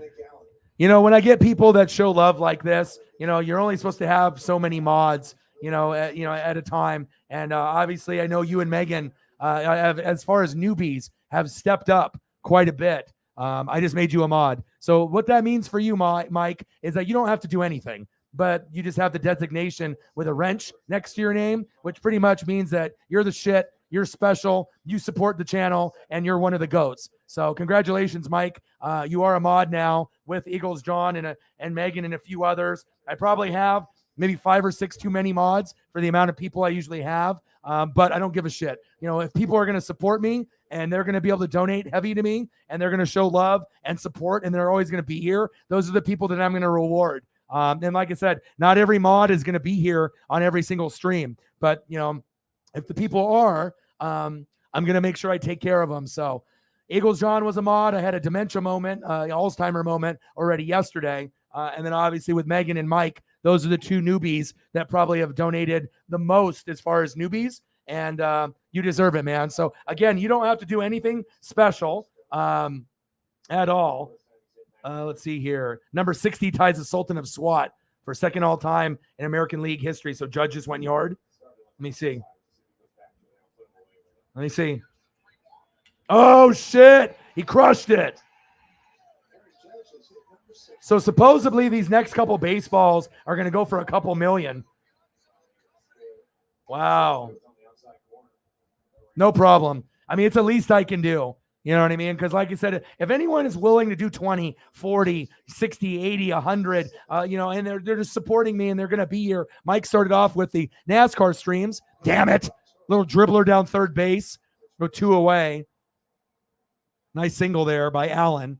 But yeah, like I said, you don't have to. It gives you the ability that if someone is being an asshole, that you can put them in timeout, right? But pretty much it's just like, you got the wrench next to your name, which means you're special. You're one of the goats. You're one of the elite. And we want to make sure that we are representing the elite. So thank you so much for being loyal to me and showing that love. I appreciate you very, very much. Thank you, Mike.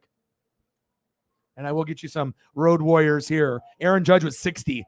Babe Ruth was 60. Maris was 61. But Sosa, McGuire, Bonds, anything from 63 and to 71 is bullshit. That's all roids. So the record is 61, the real record. Blooper. Runners on first and second. Castillo is giving up. Yeah, I saw that. That was awesome. But there was rumors that the next couple baseballs are going to be going for like big dollar amounts. So I don't know if Aaron Judge is going to want them or they're going to try to bring him into the Hall of Fame. But I assume that the trade-off is going to be big. Now, if it's like Zach Hampel, he's probably not going to give it away. He's someone like that. I mean, you're going to probably try to get as much as you can for the ball. But it sounds like number 61, 62, the ones that he hits after the one he just hit, those are the ones that are going to be worth a shitload of money.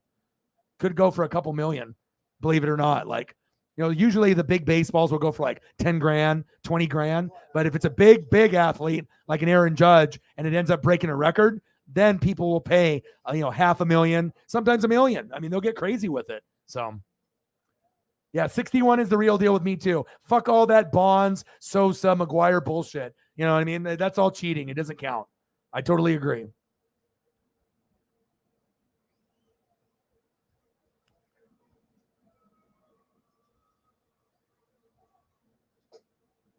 Yeah, I like what WWE is doing, Odins.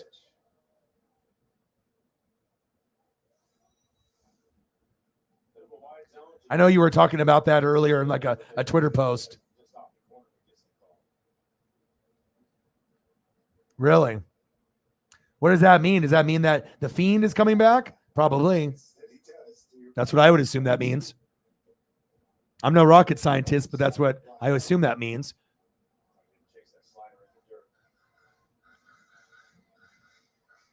All right, come on, Louise. 1-0, bottom of the third, 2 outs, 1-2 count, runners on first and second, Allen and Kemp. Fuck that. And then we got VML, Machin in the box. Come on, baby.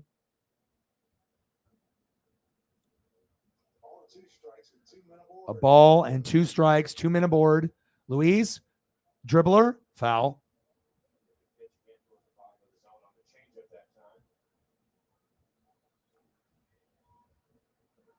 Yeah, I'll hit you with a Road Warriors and a Dusty, or a couple Dusties. I'll see if I can get a couple Road Warriors and a couple Dusties for you.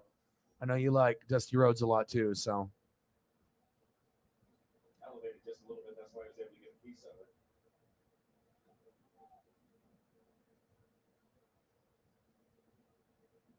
All 2 strikes. Struck him at. In the third, this league is 1-0. There we go. Let's go, baby. Great job by Luis today. You the man today, baby. Let's go.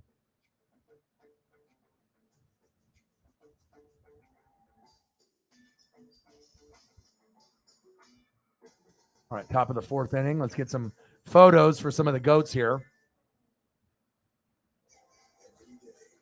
Oh, Disneyland. That sounds like fun. Boom.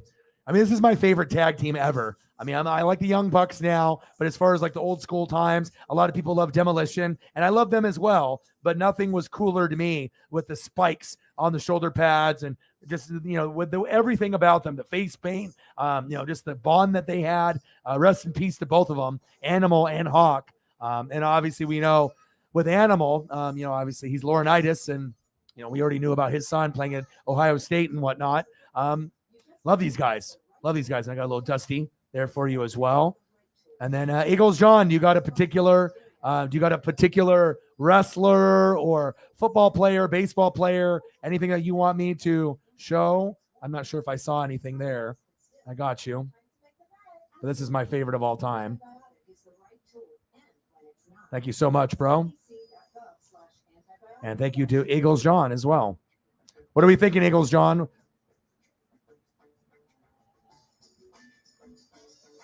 Yeah, Louise is a stud. Absolutely.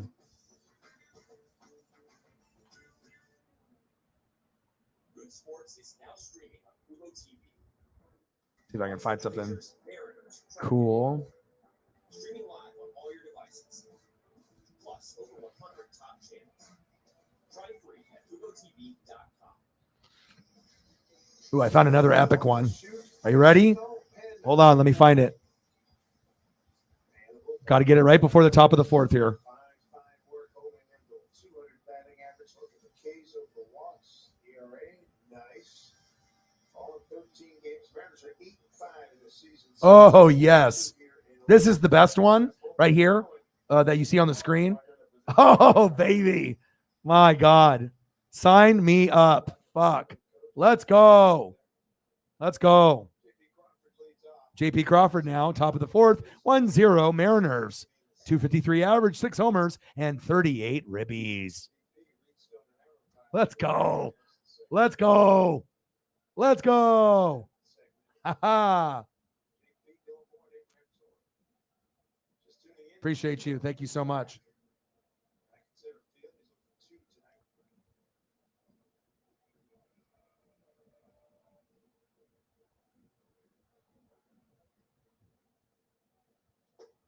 Say the news about Julio's return of pick-me-up. I would say 1-1 count. 60 for Judge. That's awesome. I just can't believe I got an Aaron Judge ball and a Julio ball. I mean, it's one thing to get it, like at some point in their career, but to get it like in a history, like record-breaking season for Judge, you know what I mean? Like, that's unheard of. It's unbelievable, And then to get a Julio ball in his rookie year, I mean, that's just, you couldn't have scripted a better story for me in the NWSF, man.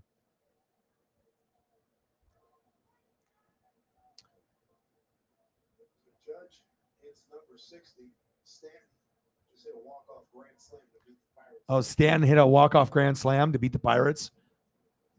Wow. Houston is top seed right now in the American League. Looking forward to the playoffs. Pimo. Center field for Seth Brown. A little more Popped up. 1 away. 2 away. Take a look at this. Shout out to Judge. You're the man. I mean, let's just hope that he's not on roids. You know what I mean? I hope that, I hope he's not on roids at all. Because that would be just horrible for baseball. Like, remember when we thought the Astros were good? We were like, oh, Altuve, Springer, Carlos Correa, Verlander. These guys are awesome. And then the garbage can shit, and now no one gives a shit about them. Or like Lance Armstrong. You're like, oh, Lance is so good. You know, Lance is doing this. Lance is doing that. Right. And then we find out he's cheating too. So sometimes when we think greatness is really greatness, it's actually not. But I don't think Judge is juicing. At least I hope not. He said, I got that homer, number 60.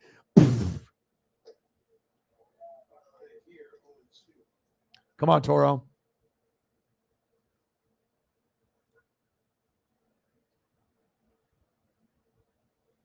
Yeah, Yankees just came back and won.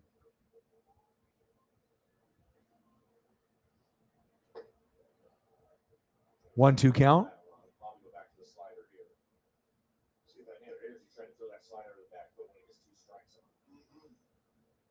Starts in second, 20 and third. Which position's his best for you? I would say second base. Big swing and a miss. 1, 2, 3 inning. Quickest inning JP Sears has had this evening. Mariners and Luis Castillo leading 1-0. Mason, Seattle under 3 points by the 5th inning. Yeah, I would say so because we got a lot of shitty guys in the lineup. We don't have Suarez. We don't have Cal. So you got Dylan, ass, Toro, ass, Casale, ass, Haggerty, so-so. So really the only guys that are going to be able to punch them in for us is Julio, France, Haniger, Santana, Crawford, and maybe if we get lucky, Haggerty. So I would say under 3 runs by the 5th is definitely possible. I mean, it's only 1-0 right now, so.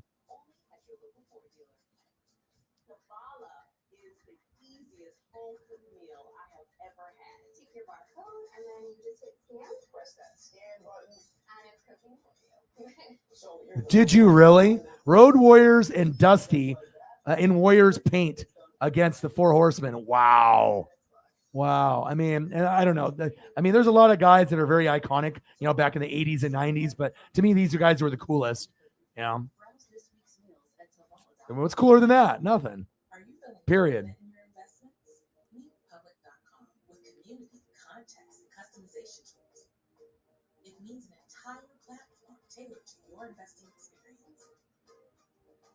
All right, Judge, I see you.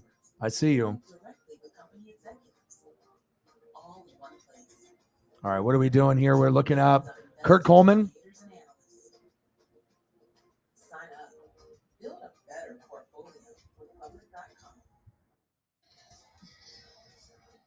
Baseball is brought to you by Virginia Mason Franciscan Healthy, Maryland's official partner in health, keeping the Northwest healthy at VMFH.org. By your Western Washington Toyota dealers. Toyota, let's go places. And by Steel, to find your local Steel dealers, visit steeldealers.com.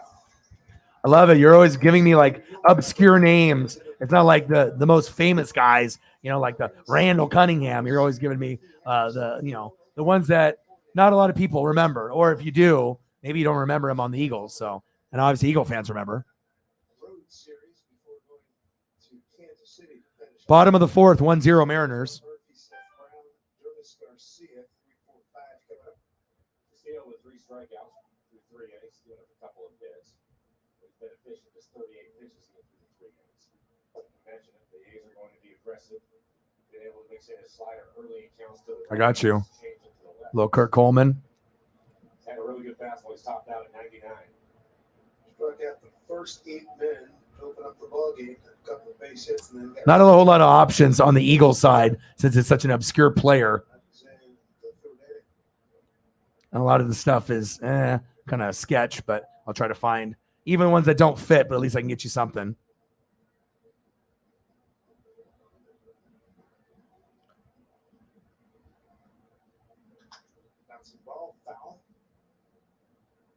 All right, come on, Luis.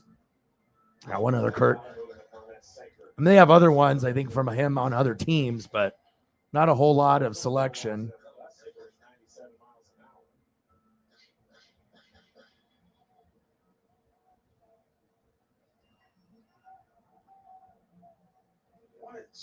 Luis to Sean Murphy. Deep drive, left field, going Foul. That guy dropped it. The cop is like, here. The cop just gives it to him. He wanted this changeup down out of the strikes on the EQC tracer. So we got this one right here, This area right there. and then we got this one right here. So I give you I'll get you that one with the white jersey, and I'll get you that one right there. And he does the cross thing by his eyes with the eye paint. Pretty dope. Appreciate you. Thank you so much, bro. Pitch. Come on. Back from the election going to the top of the zone at 99. Okay, cool. I'll take a peek. Finish for these Athletics. Brown with 23. Murphy with 18. Allen, he's on the injured list. He's got 13, 18 for Murphy. So 12 for Pinder. All right, bottom of the fourth, 1-0. Mariners are up. Louise is dealing, but we need more insurance. Little dribbler. Get it, Louise. There you go. One away. And there's one away. Time for question 3. Here we go. Use hashtag Root. Awesome. Tell us what will be the speed of the fastest pitch thrown in tonight's game for your chance to win a Mariners flannel. And remember, winners are 21 picks in his 10-year career. Yeah. Seth Brown, flat out. Dusty versus Terry Funk at the Gathering of the Juggalos. Oh, no problem, man. I like working. I mean, shit. You know, that's what I do. And plus, it's something new for me. You know, instead of like seeing like the same, same one over and over. You know, it's like I always, there's always limitations on different photos and sizes, and if they are HD or 4K or do they fit the screen or not. Oh shit. Seth Brown hitting it up. 2 away. But thank you, man. I like working.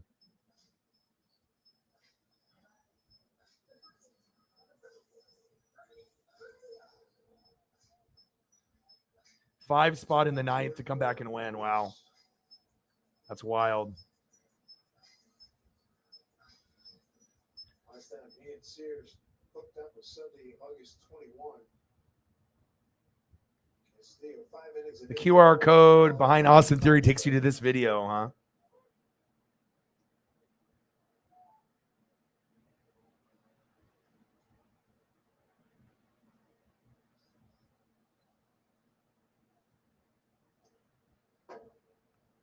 And that fastball got away from him.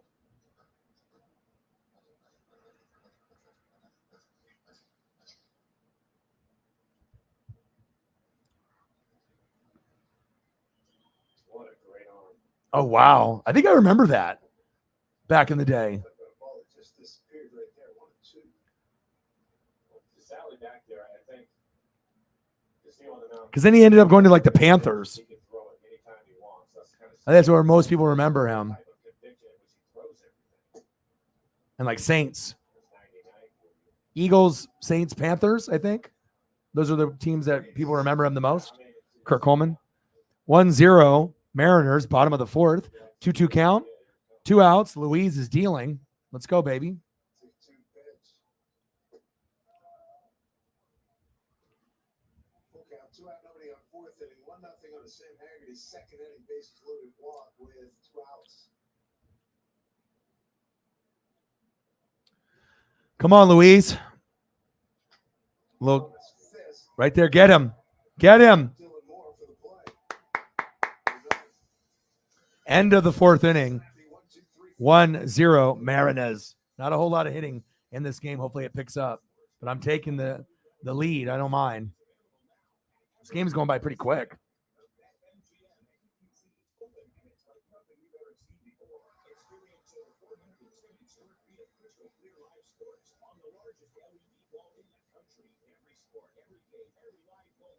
Oh, 03, 04.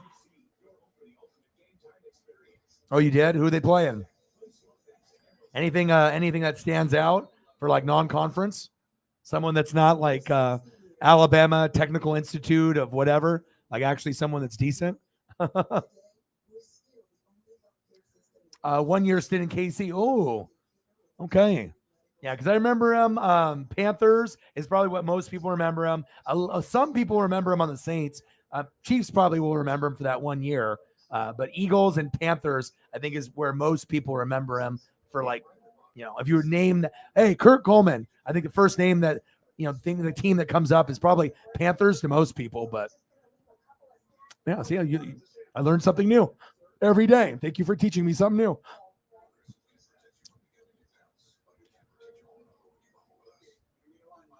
So smooth, so crisp. Nobody makes breakfast as good as Winnie's new homestyle French toast sticks. No. Keep talking. I can't hear you. I should probably stop. Choose wisely. Choose Winnie's new homestyle French toast sticks. You know what beats next day shipping? Getting it the same day. So shop Ace online and get free in-store or curbside pickup right in your neighborhood. Or get what you need delivered the very same day you order. Ace is the place for helpful hardware, folks. An unparalleled sports experience. You know what? It's coming to T-Mobile Park. It's the all-new Press Club.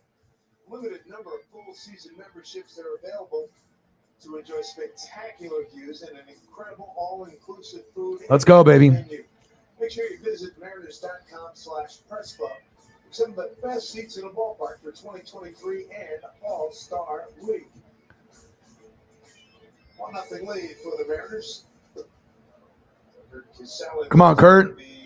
8-9-1. Kurt, Sam Haggerty, and Julio Rodriguez.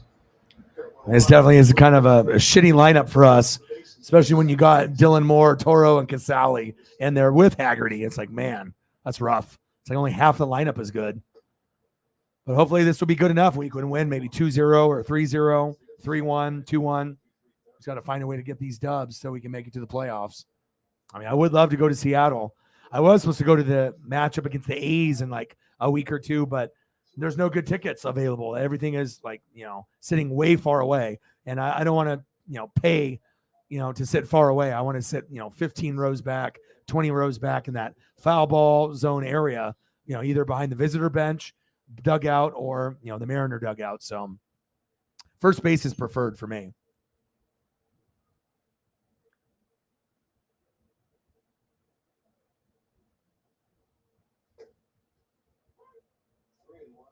JCW Zach Gowen versus Jerry Lala in 2004. Thanks for the link. I'll watch that later on, Odin's son. Yeah, you have to dig deeper, man. I mean, I am a stats and analytical guy, so anything you got to, those obscure names. And sometimes you fall in love with some of those obscure names that aren't really like the main guys, but sometimes they can be really good role players and you fall in love with them, That could be in for baseball, basketball, football, any sport. Top of the fifth, full count. Come on, Casale. You're definitely not a Cal Raleigh. That's for damn sure. Come on, baby. Come on, Kurt. Come on, Kurt. Popped up, fouled away.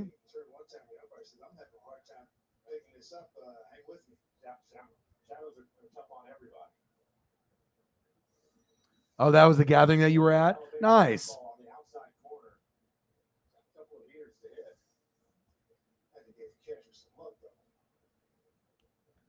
1-0 Mariners, top of the fifth, full count.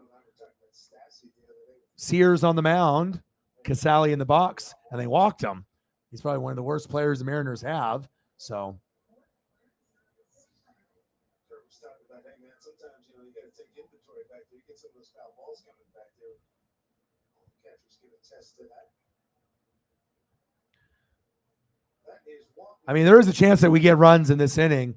I mean, we got the heat of the lineup is coming up now. It's like we got no outs, a runner on first. All right, we got Haggerty, Julio, Ty France, Haniger, Carlos. So, I mean, if we are going to score, it probably will be in this inning. Let's see. But I don't like it because they got this fucking lefty, and I like it when the Mariners go left and when they have a righty pitcher. So when the switch hitters have to go right, they're not very good. Like Haggerty, not very good. Carlos Santana as a righty, not as good. And obviously Cal Raleigh's not even playing today. So, and he doesn't do as well as a righty. I think all of them do much better as a lefty. Come on, Haggerty. Let's go. 2-0 count. Uh-oh, they might walk them. We're probably going to get runs, but I'm not sure if we're going to go over 3 runs or if we're going to get to 3.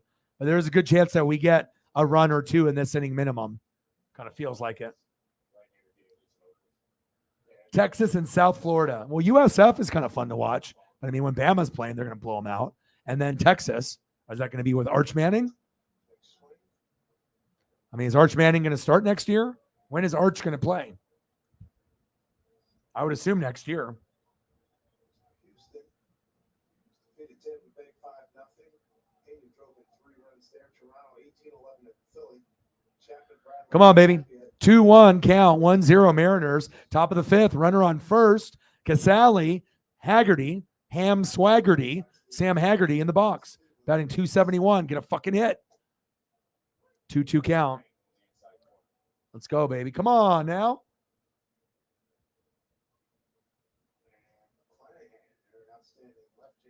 Come on, Haggerty. 2-2 count. Have discipline. I need this dub. 2-2 count. Sears. Wow, that looked like a strike 3 to me. Jeez. Wow. Full count. Where was this in the strike zone? Show a replay.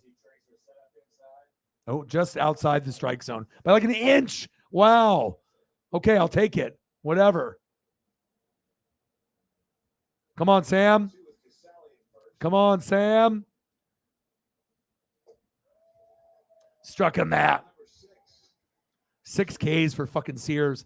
And this guy usually gives up like 5-6 runs. God, the back end of this lineup sucks.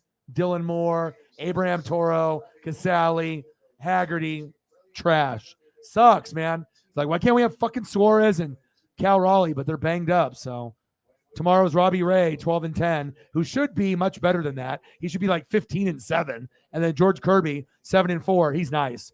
You know, George Kirby and Julio as rookies. We have a bright, bright future. And here we go. Let's go, baby. Time for, I got the Julio jersey on. I got the Julio cutoff on. Julio ball. Julio rookies. Julio. Bang, bang, bang, bang, bang. Let's go. Time to go fucking yard, baby. Let's go. Come on, Julio. Pitches outside. 1-0 count. Come on, baby. You know, I got all the photos of you, J-Rod. I'm investing all of my extra money in you. All your rookie cards. All your memorabilia. Because I know that you are Ken Griffey Jr. 2.0. The Phenom has arrived. Now let's get a fucking dinger here. Come on, Julio. Season versus Athletics, 389 average, 5 dingers, 12 ribbies. He's batting almost 400 against the fucking Athletics. Let's go. Oh, shit. Grab that ball. Grab it. Go. God, that one guy was just standing there. If a Julio ball, I mean, that's probably an A's fan. But, I mean, if you don't want it, I know that people are going to want it from Seattle side. Shit, you got 1.5 seconds to get a foul ball or to get, you know, something there. We need one more home run for him to beat Alvin Davis's record of 27 homers. He's tied right now. He gets one more, he'll be at 28. I think Julio can get to 30 and 30. Let's go, Julio. Let's get it, baby. Even Griffey didn't hit, you know, that many. Fouled away, 1-2 count. All right, come on, Julio. I'm going to show you some love. Come on, baby. Let's go, baby. Let's go. Go yard just like this photo. Like a pimp. Let's go, baby. Come on, Julio. I need to see that smile. I need to see that in the dugout. Let's go, baby. Julio. Let's go. Come on, baby. Come on. Check swing. Fuck. Check swing, and they went around. Motherfucker. You kidding me? Fuck. Come on, Julio. Slider. And he check swinged and fuck. Motherfucker. It's fucking Sears. Son of a bitch. Yeah, he went way too far. God damn it. Julio. All right, Ty, your turn.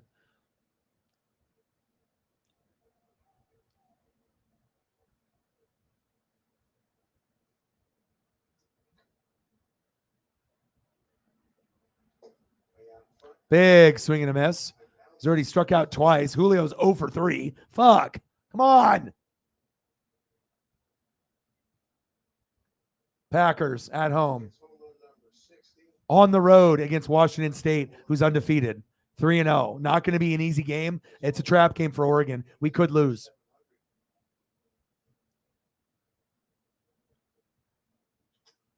Ty? Run, Ty! Run! Ah, you fat ass is too slow. Son of a bitch. Bottom of the 5th. Of course they're going to win. Of course, dude.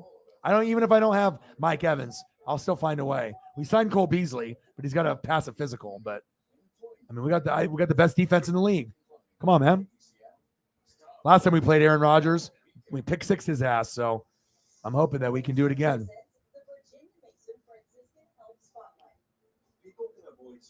It's all about the Gravediggers, baby. I like the Cougs. And whenever the Cougs play against UW in the Apple Cup, I always watch.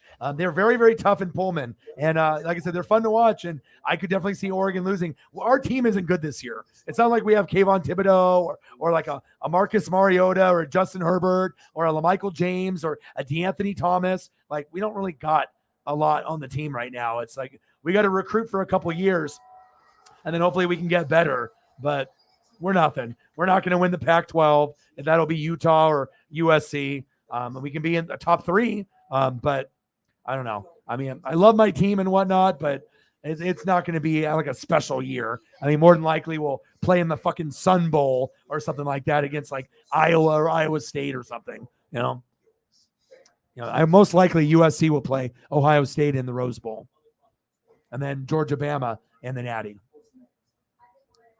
I think Herbert might play, but we'll see.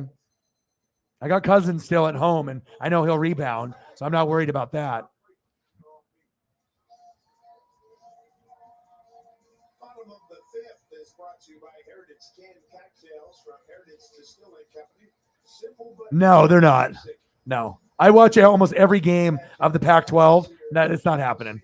They don't have the depth or the talent like USC, bro. USC is like what Oregon is when we have our top dogs. When we have like LaMichael and DeAnthony, like USC is by far the best team. And then Utah, they have a lot of moxie. They lost to Florida week 1, but it was in the swamp, right? But they always have good coaching, good run game, and good defense. And Oregon, we fly around, but when you get stomped 49-3, to Georgia, that definitely, it was like Kano, in Mortal Kombat, finish him, rip the fucking heart out. So, but yeah, I don't think UW is going to. It's if anyone's going to win it, USC, Utah, Oregon. 1-0 Mariners. I mean, UW and Washington State and the Beavers are even 3-0. So, I mean, everyone is getting him. Some people are playing easy teams, but still, you got to give the teams credit because usually people shit on our conference that we're one of the worst. So nice to see that some of the bottom feeders and the mid-level teams are winning. I like it. Big swing and a miss. 4 strikeouts for our boy, Luis Castillo. Next year, like a year or 2 down the road. They took the money, but not this year. They're still in the Pac-12, but they are leaving. Yeah, we gotta. I actually wish they would stay. I know, because if we're gonna lose, I want to lose to the best. We want to make sure that the Pac-12 is, has the best team available. Oregon, Utah, USC, but now USC's leaving. But USC is going to be so good with recruiting that at some point they are going to finish in second place, and it might even be their first year that they join the Big Ten. It'll probably go like Ohio State, USC, Michigan. You know what I mean? But there will be a year where USC finishes in first place, even over Ohio State. I think Ohio State's recruiting is better, but USC's is, this is the first year of kind of building the championship caliber squad like they used to have with like Reggie Bush and Carson Palmer and Pete Carroll back in the day. 1-0 Mariners, bottom of the 5th, 2-1 count, 1 out. Capel, right to Julio off 1 bounce.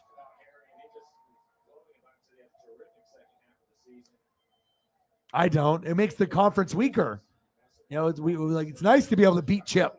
You know what I mean? And if we can beat USC, that's good for us. We don't want to have a bunch of shitty teams in the Pac-12. Even if it ends up being Oregon and Utah every year, I don't want that. I want to be challenged. I want to earn it. I don't want to just be handed a fucking Pac-12 championship just because everyone else in the conference is ass. Third hit for Oakland. Batting out of Diaz, the second baseman. Bounced out to Toro. Jordan Diaz.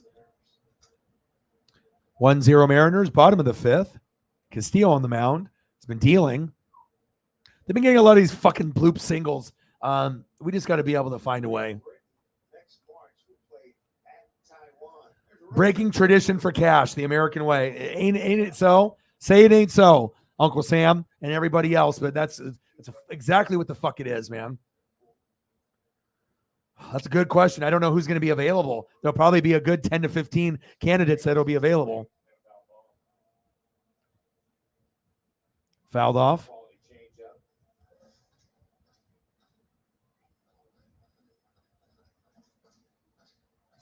Shout out to Odin's son for tweeting out the stream. I think we got a few people that did that for me.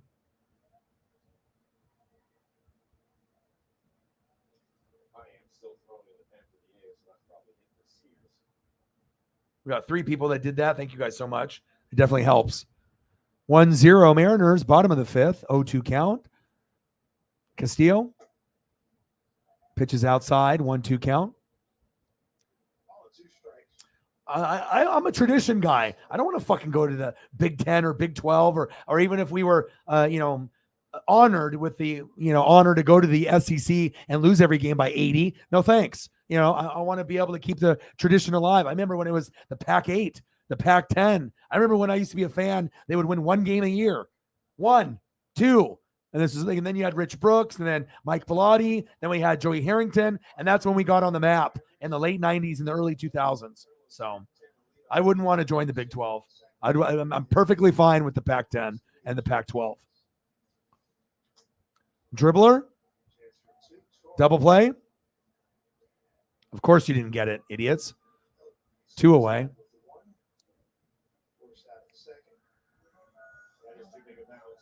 UAB. I don't know. Jimbo's kind of underrated and overrated. Sometimes Jimbo's good. Sometimes Jimbo's not good. Just depends on what he's coaching. Probably past his prime.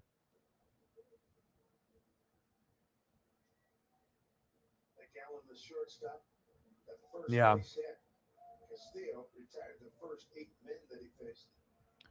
Nick Allen in the box. Come on, baby. Come on, Louise. Let's get that 5th K right now. There we go. Big swing and a miss. 0-1 count.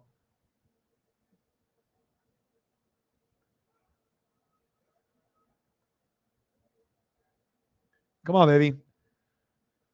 1-0 Mariners. Bottom of the 5th. 2 outs. 0-1 count. Nick Allen, 1 for 1. Single in the 3rd. Popped up. Fouled away. Get that. Damn, these A's fans are so lazy. Like there's no excitement, for pop-ups and foul balls because there's like 800 people there out of like 30,000. Like no joke. If you look at the attendance, it usually is 800 to 1,500 people when they hold like 30,000. Like they totally have, because the owners aren't willing to use any money to improve the team. So a lot of the hardcore fans went on strike and said, fuck you. All right, I'll just watch from home. I'm not going to go. So, I mean, if you really want to get a baseball, going to an A's game, that's the easiest place to get one. But who the fuck wants to go there? It's not like, you got Mark McGuire and Jose Canseco playing. Now, if they did, then that would be something. But Jose Canseco does follow me on social media, which is kind of crazy.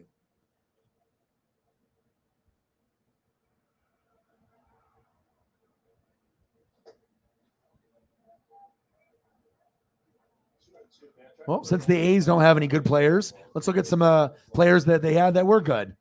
Oh, look at that. Canseco before he started roiding. That's a fire photo. I got one with him and Mark together. The Bash Bros.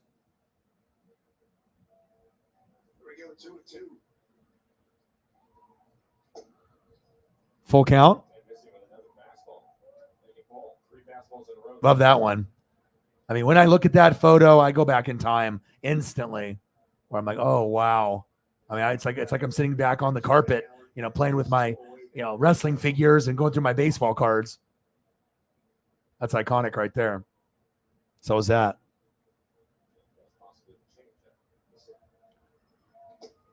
Walked him. Fuck. Come on, Louise. First walk for him. What's the schedule? Who do you got in the next 2 games?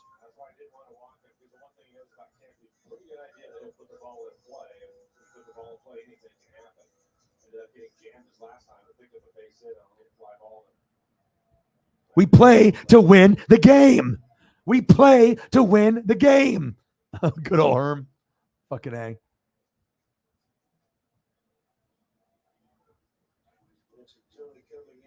Yeah, they should have known better that bringing in an old, NFL coach wasn't going to work. Nice try, though. I already knew that was going to be a fucking disaster.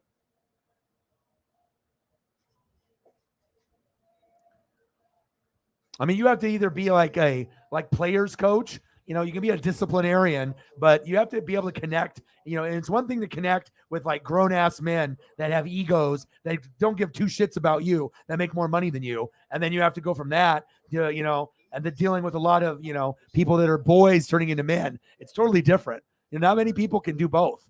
Usually you're good at one or the other, unless you're someone like Pete Carroll. Oh shit. Popped up. Back. Gone. And of course, there's no one out there to get the ball. Kemp with a homer.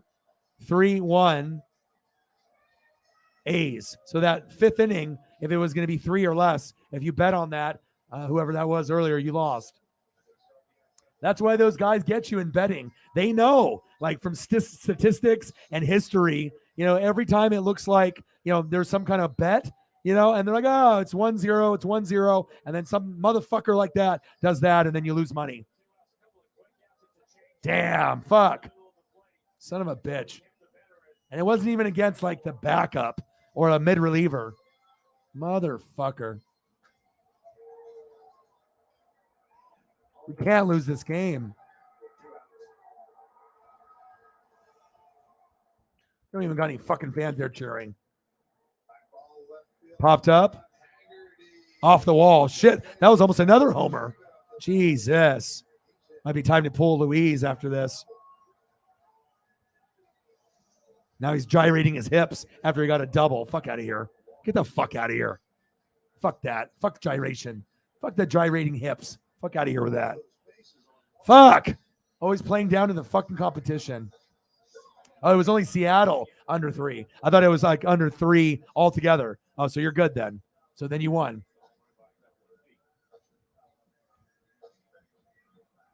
Let him know, Sarah.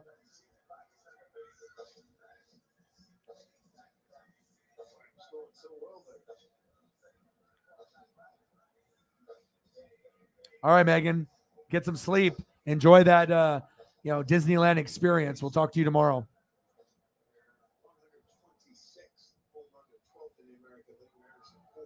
Yeah. I hate struggling against teams that are worse than us. But every team does it. You play down to the competition. We'll play the Astros and punch them in the fucking mouth, right? Boom, Altuve, and then we can win like 5-4. And then we play some dirtbag piece of shit like this, like, fucking the A's, the fucking Angels, the Rangers, and then we fucking lose. It's just fucking heartbreaking. It's like all we got to do is just try to win these last few to get these positions, and it happens to every fucking team, man. It's just so depressing. Like all you got to do is just get a little bit of pitching and just get and obviously getting Suarez being hurt and Cal. It's like murderer's row. It's like you already know that you're not going to be able to compete with if you have 2 out of the top 3 guys are injured. Fuck. Oh well. We still have time, but we're running out. We have to stop the bleeding here. No more fucking runs here to these bottom feeders. And Seattle normally is a bottom feeder. It's like the first time we've been good in 21 years. I'm trying to soak this in. Yeah, what's going on? The Cardinals are very up and down too. Sometimes very hot, and then all of a sudden you're like losing to the Pirates 5-0. Like, doesn't make any sense. But sometimes, a blind squirrel gets a nut, I guess, right? Is that the saying? Sometimes you get these, teams that don't deserve to win, but they just get, hot at the right time. String a couple hits together with the Uncle Mo. So Uncle Momentum. What a difference one pitch. Ah, He hit Allen hitting come on, Louise. dead to rights. Lines up walking on a 3-2 pitch. So he That's the difference right there. Is the walk to the 90. no doubt.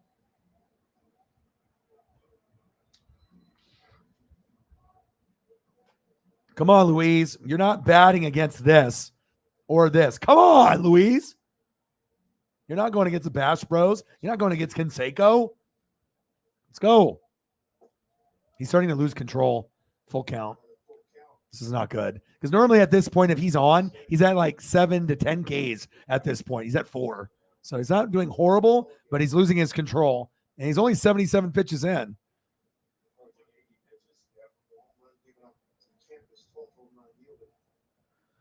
Oh, fuck. I wouldn't be betting on fucking Mariners tonight. We have half of our good players aren't playing in the lineup today. So I don't know. I wouldn't be betting on the Mariners tonight. I mean, I still think we can come back and win. I've seen us, be down by 4 runs in the 8th, 4 runs in the 9th, and either get 5 or go 4 and get extra innings. But when you don't have Suarez and you don't have Cal Raleigh, it hurts.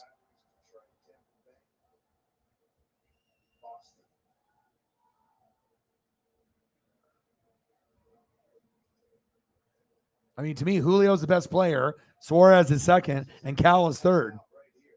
We need this. Injured. Hopefully he'll be back tomorrow or very soon. Suarez will be out for like a week or more. Popped up. It's been going after with that high fastball. Velo's still good at 98 miles an hour. Or if you're making it work. Of course, it has to be my second and third favorite player fucking being injured. Damn it. Worst time for injuries to happen. And we've been blessed. We haven't had really too many injuries at all. Julio a little bit throughout the season with his wrist around the All-Star break. And then a little bit after that. But overall, nothing too serious. 3-1 A's. Fuck. scores easily. RB at a double Murphy. Now 4-1. A's lead. 4-1 A's. Big double right there with an RBI. Brutal.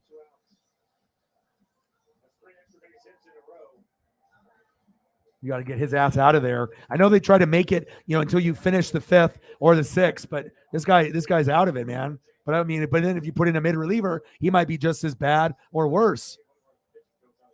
Yeah. See you later, Louise. I'm not sure if you can even finish this inning. You're killing us right now, bro.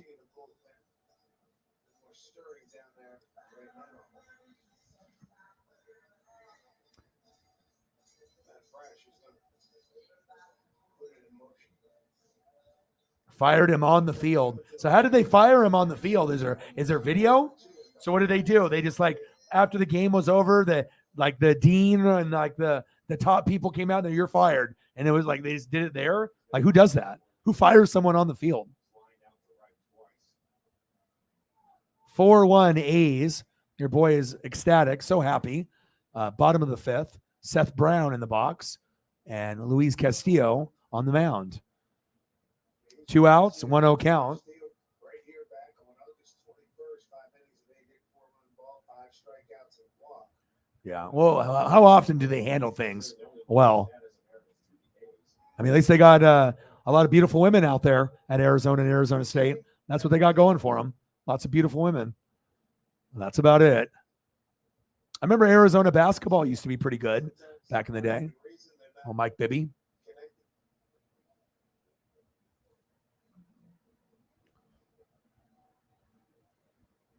4-1 A's, bottom of the 5th. 2 balls, 1 strike, 2 outs. Come on, Louise. August 21st, he had a loss. Only had 5 Ks, 1 walk, 4 runs. I mean, almost identical to what he had last time.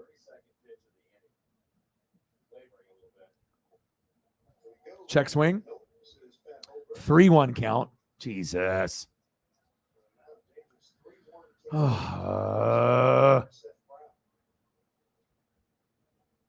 on, baby. If it keeps going like this, I might have to start popping gummies, man.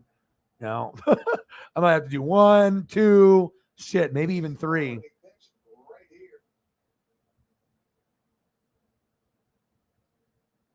Green one to Seth Brown. And he loses. Walked him. God, he has nothing right now. Louise does not have it.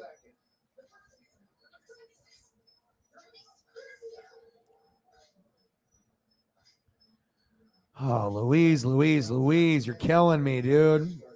And the sad thing is, I kind of had a feeling that this was going to happen. You know, anytime we play these bottom feeders and they're in the division, we fucking struggle. At home, it's one thing, but for whatever reason, we can't win when we play the Angels in their building. We can't win when we play Oakland in their building or the Rangers and theirs. I don't understand what is going on here.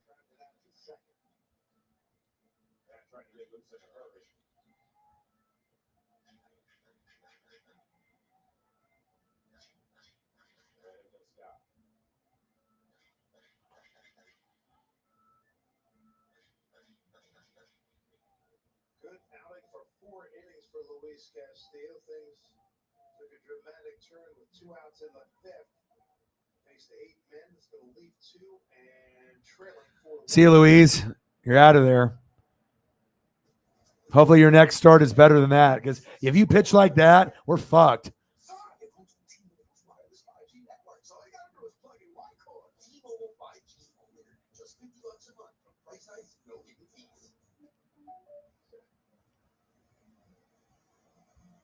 No, but you couldn't miss your chance to get Francisco Lindor's autograph. But now you're going to need someone new to sign your paycheck. When you upload your resume to Indeed, you get personalized job suggestions based on your skills and preferences. So you'll be back in the game in no time. The Gators. They got cool uniforms. Oh, man. Fucking A, man.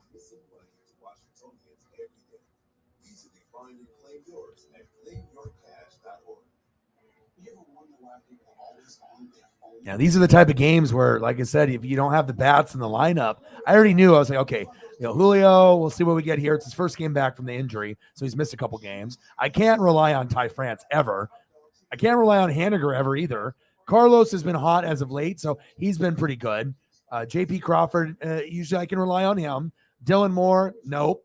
Toro, nope. Casale, nope. Haggerty, once in a while, kind of like Crawford, here and there. But this is what we're desperately missing on offense and defense right here. This and this.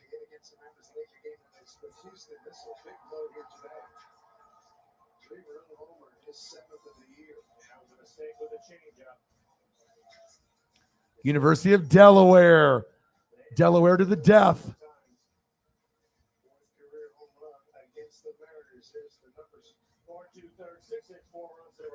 Yeah, well, especially if you live in that part of the country, or if you live in Texas or, Florida or Alabama, Georgia, obviously college is very, very big.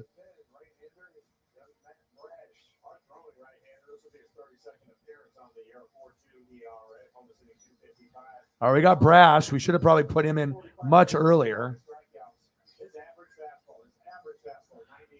Come on, baby.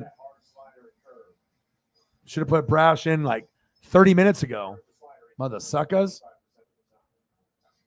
Yeah, I love college too. I'm not sure if I necessarily like one more or the other. I mean, love the thing about college that sucks though is that there's too many shitty matchups. At least in the NFL, I mean, you'll have some shitty matchups, but there's a lot of good ones. Like, obviously it gets good when we get like to the SEC championship game and the bowl games, but there's a lot of just crap. There's not like top 25 versus top 25. There's not enough. And that's why a lot of people don't watch college football. They need to expand it to the top 50, especially if they have over 100 Division I teams. If you went a top 50, then you can get like number 35 is playing number 17, and maybe you fucking watch instead of it just being, number 8 ranked Michigan is playing unranked, whoever, Indiana, and Indiana's ranked like 100th. It's like no one's going to watch that shit. So Well, some people are going to watch it like me, but Long inning here in the fifth, the home fifth. oh, bottom of the fifth, 4-1. You get the fuck out of this inning. 2 strikes.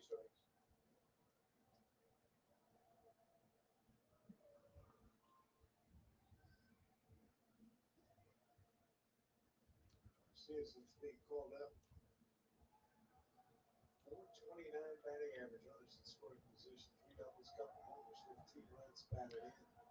4-1 A's, bottom of the fifth. Runners on first and second. 2 outs, 1-2 count. Come on, Brash. Pitches low, 2-2 count. Come on. Come on, Brash. You can do it.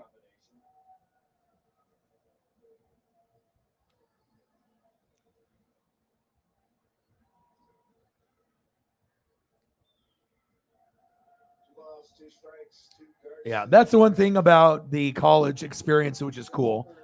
You know, to be able to get that, the band playing in the student section and tailgating and drinking and partying and eating the food and interacting. You don't really get that vibe in NFL games because they don't let you really tailgate in a lot of places. Some places let you do it, but like in Seattle, they don't let you tailgate. Like, it's like just the way that the stadiums are put. You have to go to a bar. There's no area because it's all on like main roads. So there is no tailgating. It's just like you have to go to a bar and drink. Unless you're like drinking in your car, I guess, or in the stadium. Big swing and a miss. Struck his ass out. Finally. Fuck. 4 on the board, 3 of them by Tony Kemp. 3-run homer for 1 A's.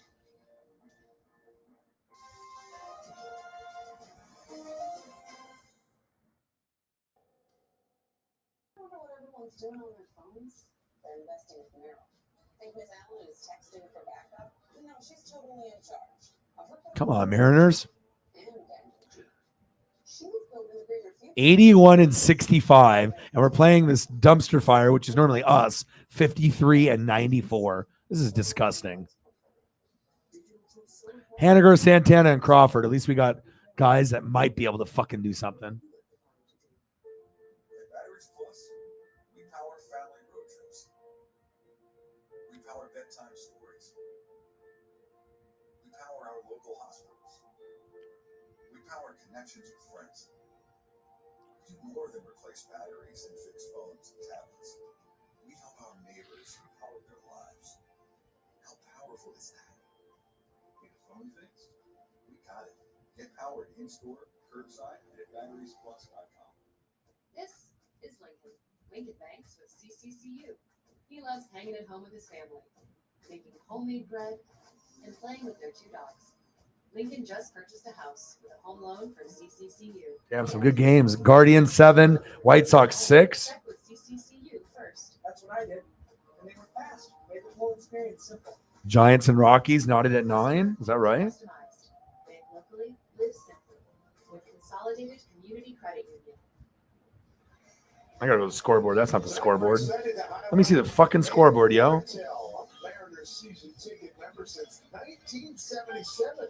Going back to the original days. Come on, baby. Let's go. Parked with his family and enjoys an order of Irish fish and chips. And thanks for all the support and for info on how the rest of you folks can join in. Yeah, I've been to a lot of Ducks and Beaver games. Mariners.com/23. That's fun.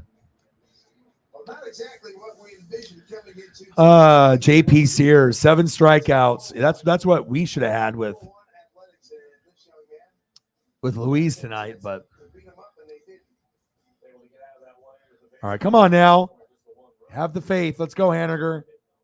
I didn't wear this fucking do-rag for nothing today. Okay. I could have just did my normal hat, sideways, backwards. Don't let me down like this. 4-1. Come on now. Good defense.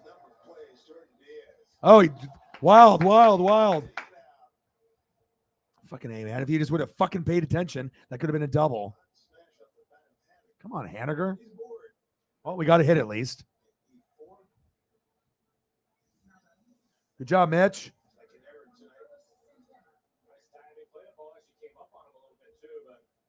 Second baseman's made quite a few plays.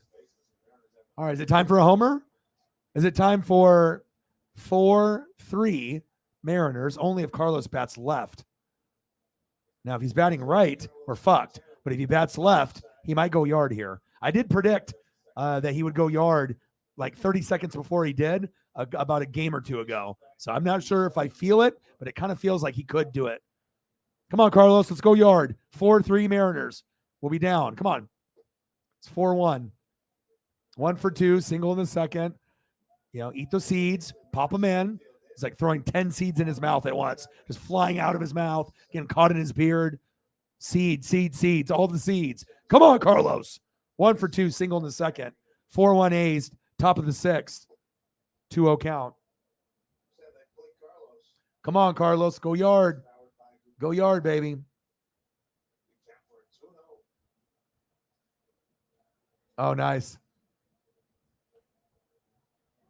Oh, he pregame in the car? 4-1 A's. Yeah, the Duck experience. I mean, they're like, as far as like out here in the West Coast in California, Oregon's vibe, I feel it's special. I mean, usually when I go down there, I can get, free food, free beer. People know me down there. But I don't know how many games I'm going to go this season. They're not very good, and I don't want to invest a lot of money in a, front row seats. If it has to. I'm not going to go to every game, obviously, and maybe I'll go to like a game or two this season. I'd rather invest that in Julio rookie cards, honestly, especially if I can get them for a good price now before they go up. So.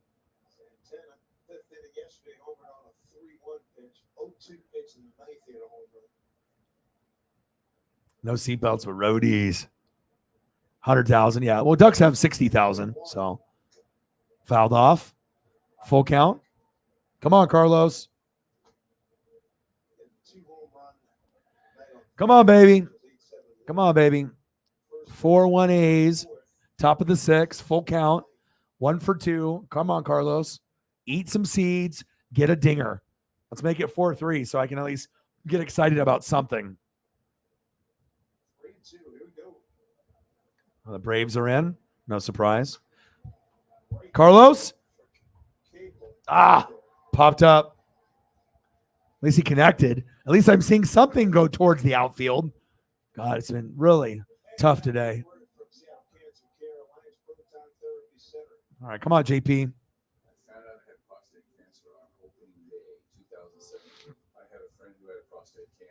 Saw the side effects he was going through, and I just thought there had to be a better way. It was much easier than I ever thought possible. If I had to recommend proton therapy, I absolutely would. Come on, JP. I got a fire photo. Don't let me down. You are a lefty. This could get it going. And there's no home runs for JP. We're just talking about getting on base. Just extending this inning a little bit. Stop the bleeding. Let's go. Come on, JP. I bet. 1-1 count. Yeah, I love Eugene, though. I wouldn't live there, but I definitely feel at home, obviously being just a big Duck fan there. It's like I like going to Ducks games more than Beavers or Blazers, Seahawks. I mean, the only thing that I like as close to Ducks is Mariners, obviously. Different crowd, different vibe. And plus, I know I can get a souvenir. So if I know if I have a good chance to have my head on a swivel and I can actually get a souvenir, I can't get that at a Duck game.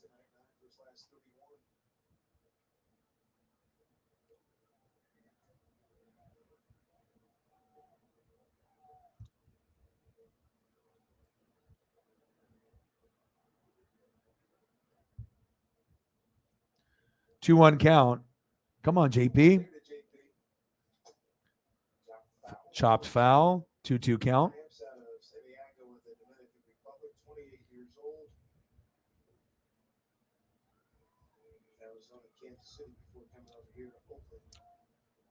Swear, like all the fans that are at the game, they're not even watching the game. You can look at them. All of them are like huddled together, talking to each other or on the phone. Like literally no one is paying attention to the game. Everyone is just fucking talking to each other. They're not even paying attention to the game at all. Sad. Little dribbler. Double play. Why not? Fucker. God damn it. Good job, JP. Right into a fucking double play. Damn it. JP.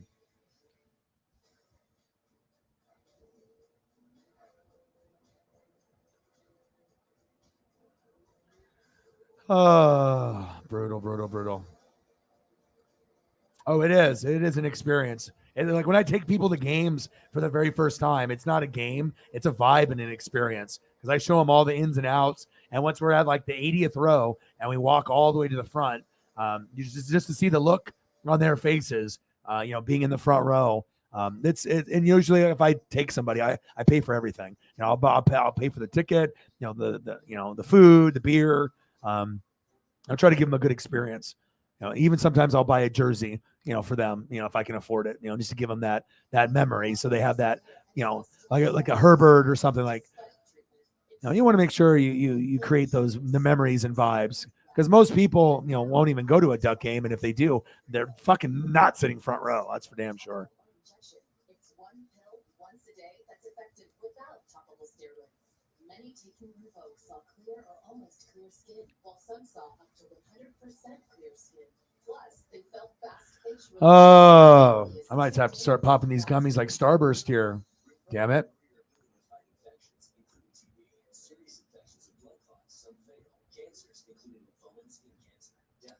Let's go.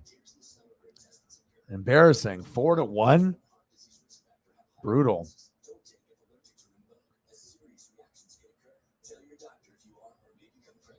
Disrupt the itch and rash of eczema. Talk to your doctor about Rinvoq. At least we'll be able to look at food or whatever the hell we want to look at after the game is over. I'm going to definitely need to look at something. Food or animals or whatever we decide to do.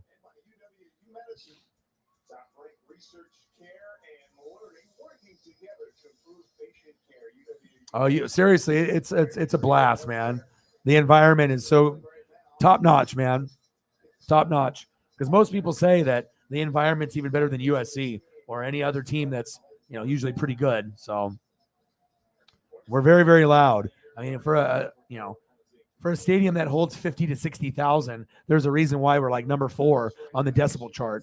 For every one person, it's like 2 at Bama or Penn State or Ohio State, where they have like 100,000. We can be just as loud with 50. We get lit here. 4-1 A's, bottom of the 6th.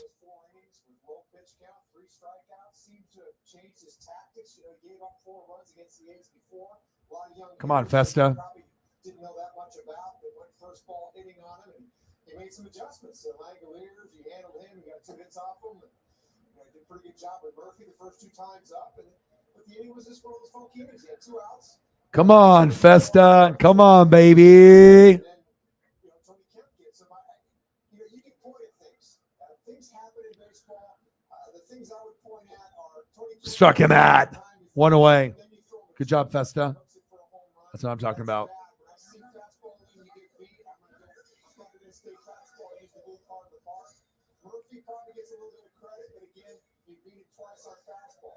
Hopefully the lineup is better tomorrow. That's what I see, but this guy's a brilliant pitcher.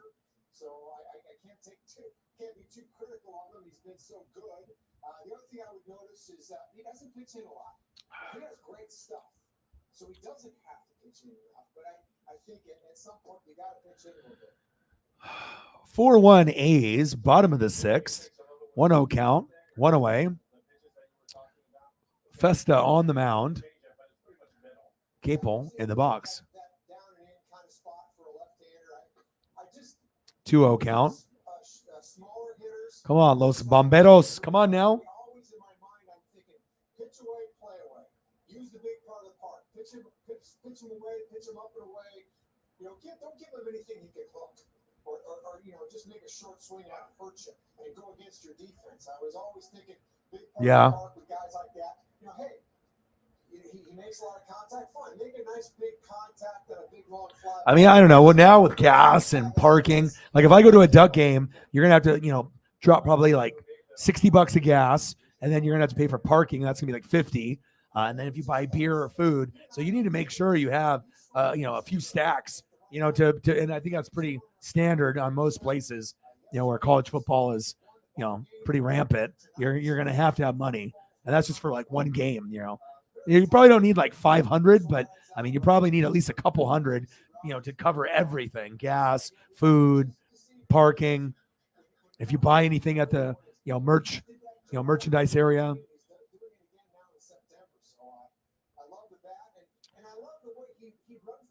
Come on, baby. 4-1 A's, bottom of the 6th, full count. Strike his ass out. Of course you walked him, idiot. Fuck.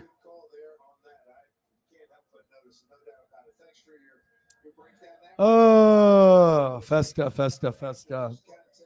Brash. Why? Come on, guys.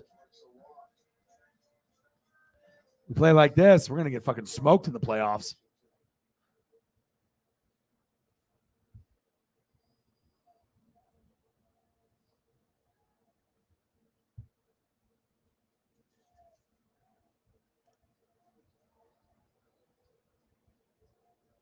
Diving back in the first.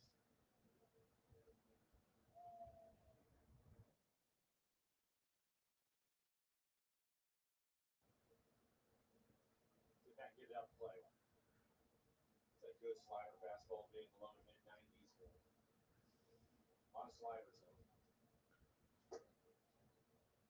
Fastball just missing the inside corner. Oh, this fucking guy can't even hit the strike zone either. 1-0. Come on. 4-1 A's. Bottom of the 6th. Pitching his ass. Hitting sucks. Come on now.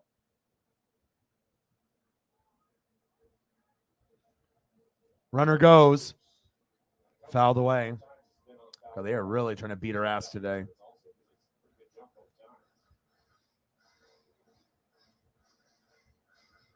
Oh, nice.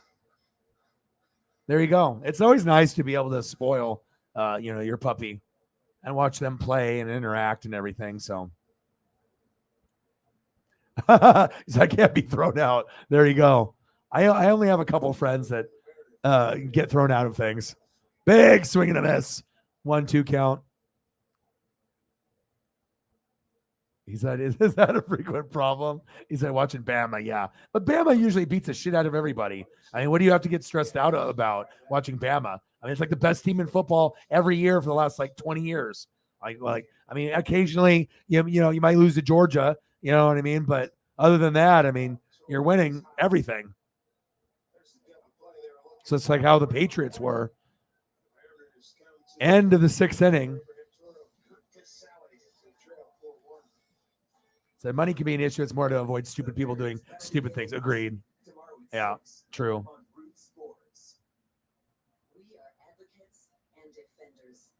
We are champions and friends. We are deep sea divers and river riders. Julio. Come on now. We're running out of time. We are the Association of Zoos and Aquariums, 230 strong accredited members who go to work every day to ensure the conservation of our precious wildlife in their home and in our care. Yeah, I'm definitely going to need some good food photos to get me in a better mindset before the night is over. And we will definitely do that. Are you? Always yelling? What are some of the scores? What's going down? I need to take a quick peek at.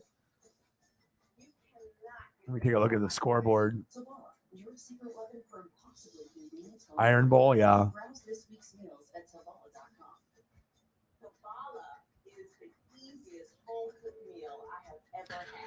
All right, let me look at the full scoreboard because my links aren't working, so I can't even watch the Dodgers. They're down 1-0.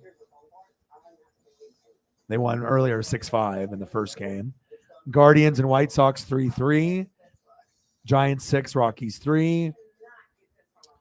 Red Sox won 5-3 over the Reds. Cubs beat the Marlins 2-1. Astros beat the Rays 5-0. Blue Jays 18, Phillies 11. What the hell happened there? 21 hits for the Blue Jays? My God. Tigers 3, Orioles 2. Yankees 9, Pirates 8. Braves 3, Nats 2. Mets beat the Brewers 7-5. Angels beat the Rangers 5-2. And the Royals beat the Twins 5-4. So there's not very many games left. First round buys, Astros and Yankees. Boo.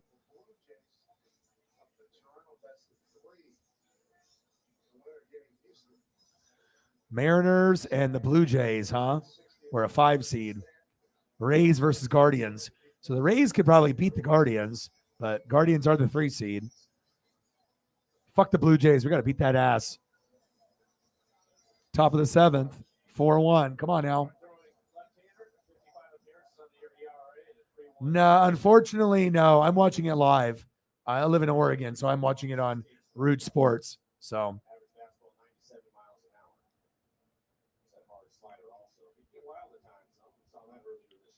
I mean, I got a couple different links I use for other things when things are out of market. But yeah, I live in Oregon, so I'm watching it on Root, the local channel.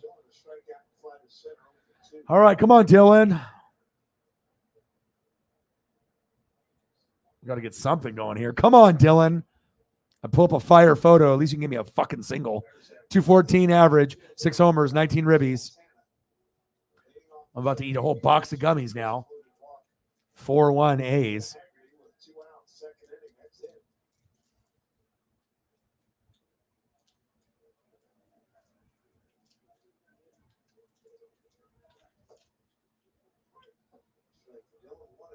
One, 2 count.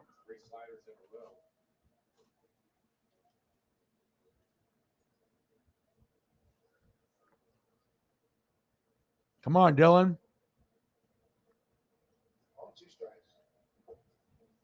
2-2.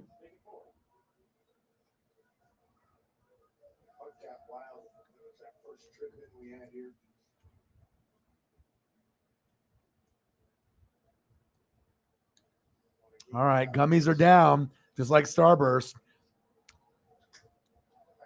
Dylan. Fuck.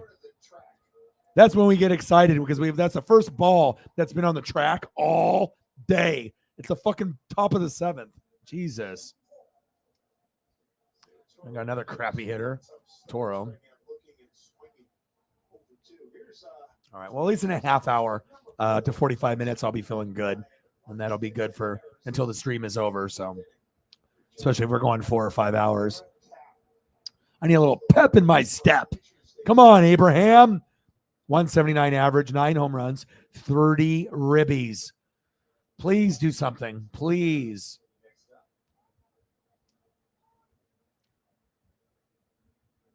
Damn, even the Diamondbacks are beating the Dodgers. Fuck. What the fuck is going on today? All the good teams are losing. What the fuck? Padres are beating the Cardinals 4-0. Damn. That sucks, Sarah. We're just getting our ass kicked here, huh? They must have just tacked on another one. You said 3. I just looked over and it's 4 now. Padres.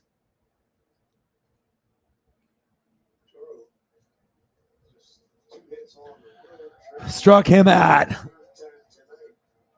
See you later, Toro.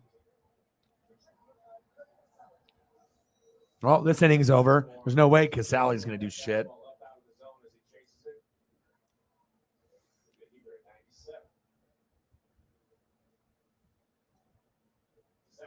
He said LS. Woo. Oh, wow. 130 years old. A lot of history. But unless they have a guy like Cam Newton in their prime, I mean, Auburn's never going to be able to keep up with Bama. They don't have the recruits. It's not like Bo Jackson suiting up. They don't got Cam Newton. Come on, Kurt. Fuck. 4-1 A's, top of the 7th, 2 outs.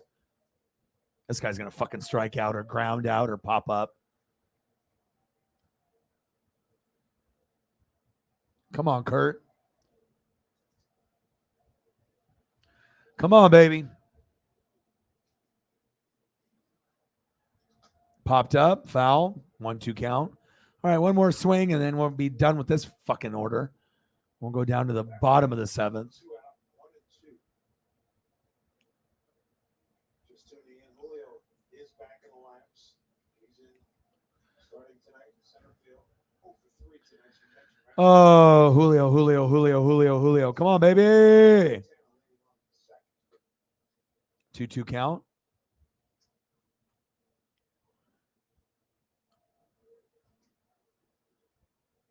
Come on, Kurt.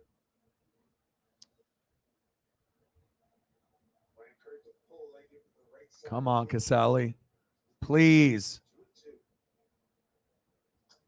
Fouled away. 2-2 count. He's batting 207, so yeah, not our night for our team stepping up. Still think we're going to be able to get to a good number though, and thank God we had Mike and Ingles John in here holding it down. You know, because obviously if we didn't, we'd be at 0. So it could be worse when you have 2 goats that come in and drop 20 each. And that's struck them out. Like I said, suck. So shout out to Ingles John and Mike for holding it down. And then who knows, maybe we'll get a goat to shot, try and drop in once the game is over and maybe for the last hour, and then we can get to a good number. Get as close to a hundo as possible. Yeah, one thing you will realize when you do go to Petco is fucking expensive, Sarah. Like when you go in there and you start looking at, dog food and treats and toys and cookies and greenies for their teeth. Like everything is just so fucking expensive. I mean, they make a lot of money off people like me that just go overboard, trying to spoil their dog or their puppy for sure. But I wouldn't want it any other way, She brings a lot of joy into my life, so the least I can do is, take care of her. But open up your pocketbook. Hopefully you and the parents got some extra funds, because it depends on what you buy, though, too.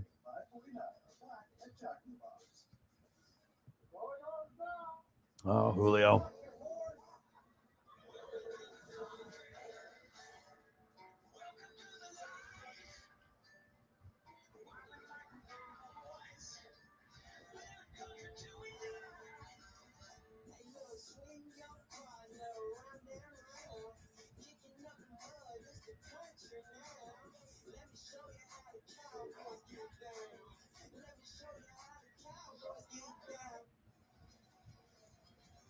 Take man to the ball game. Take man to play Washington's lottery. You know what? When you play, all of Washington wins. In fact, over the last 10 years, more than $1.2 billion have been contributed to education. Start movie palace right there. They don't make them like that anymore, that's for sure. No, they don't. Everybody's watching at home on their iPads. 4-1 Oakland, first of 3. Chris Flexen to bring him in. Ask him to hold the fort as well. Mariners offense not clicking at all. One hit was an infield hit by Santana. Here's the ledger on Flexen. 28 appearances on the year, 128. I just sent you a link that I'm going to be able to. I grabbed it from the site, and then I sent you the link so that way I can watch the Dodger game, as I'm just like sending it to myself. So if you're wondering what that is, that's just the Dodgers. So I got to open it up. This is just getting way too depressing for me to sit here and watch us get our ass kicked. I need to watch at least another game and watch another team of mine get their ass kicked at the same time. Fun, right? All right, so now at least I can watch the Dodgers get their ass kicked and the Mariners. Fun. For the A's, if you're just tuning in, Luis Castillo outstanding through the first 4 innings. And then 8 men came to the plate against him. And here's a base hit on the first. Base hit on the first pitch? Of course it is. Second hit tonight for Allen. In that 5th inning, 3-run homer by Kemp and an RBI double by Sean Murphy. And just trying to get into the game, goes with the fastball at the bottom of the zone, and he hits it the other way.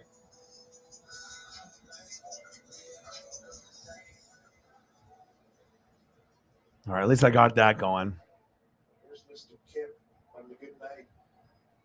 In addition to the 3-run homer. Oh, brutal. 4-1, bottom of the 7th.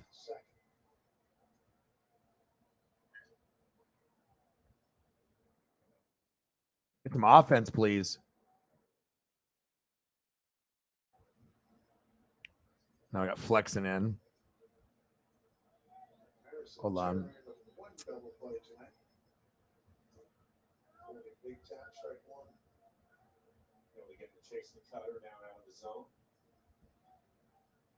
Chris Will makes it up. That's one of the things about him. He's actually a starter, but out in the pen now. Still use all 4 pitches. Oh, flexing. Come on, baby. Just This has just not been our night. Oh, Dodgers down 3-0. That's fun. Somebody's got to win today.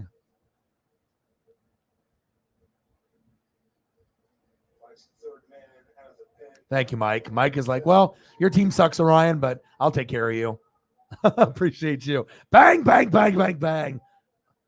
Mike got mod status, and he's holding it down. Appreciate you. I mean, I'm still going to be going for probably another 2.5 hours. So thank you so much, man. It means a lot. Thank you, thank you, thank you. Appreciate you. Bang, bang, bang, bang, bang, bang, bang. Let's get it, baby. Hey, the game might be boring, and we might be getting our ass kicked, but at least Mike and Eagles John are holding it down. Bang, bang. Bang, bang. Bang, bang. Thank you, bro. Thank you so much. Who do you want to see?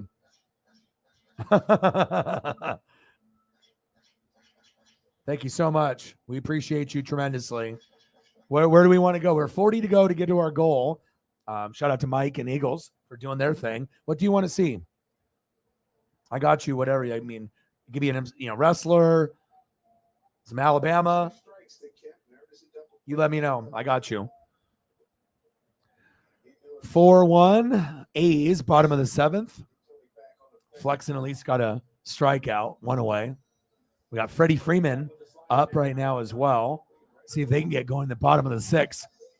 Losing to the fucking Diamondbacks 3-0. Come on, Freddie. There we go. Now maybe if we combine the Dodgers and the Mariners, then we can get some fucking runs tonight. Golly.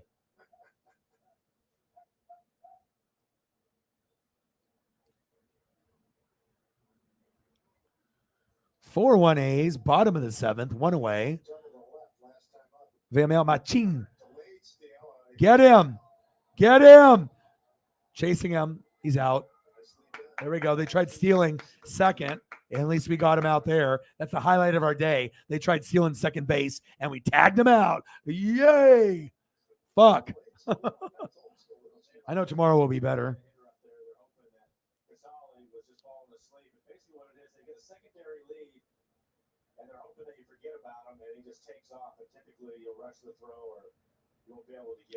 Well, at least we got that. I mean, we're going to need a miracle to come back to this game. And that's what I'm worried about the Mariners in the playoffs. You know, if we end up going, you know, if we don't have our team healthy, or even if we do, sometimes the hitting is great and we'll put up 4 runs or more, sometimes 8, 9, or 10. But there's a lot of games where the Mariners, even though we're good this year, where we put up 2 or 1 run, and sometimes we put up like 1 or 2 hits. That's insane. You know what I mean? To have everybody strike out, pop out, or ground out. It's just depressing, man. It's not a fun way to watch baseball. Yeah. Hey, I'm hoping they will. I didn't wear this goddamn do-rag for nothing. You know, I got the Julio jersey on. I got the Julio cutoff T-shirt underneath. I got the do-rag. Come on, baby. 4-1 A's. 3-1 count. Fuck.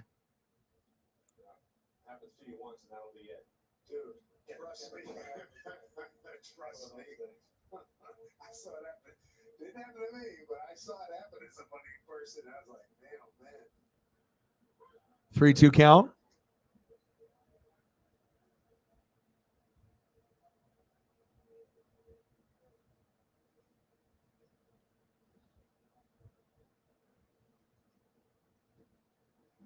I said 3-2 to Machin with Murphy on. Machin. NWSF is a Machin. I fucking walked Machin. O-Dog is a Machin. I am a Machin. All day, every day. 4 hours. Machin. 5 hours. 6 hours. 7 hours. 8 hours. I mean, we will get to a point where I do a 10 or 12 hour stream. I just don't know when it's going to be.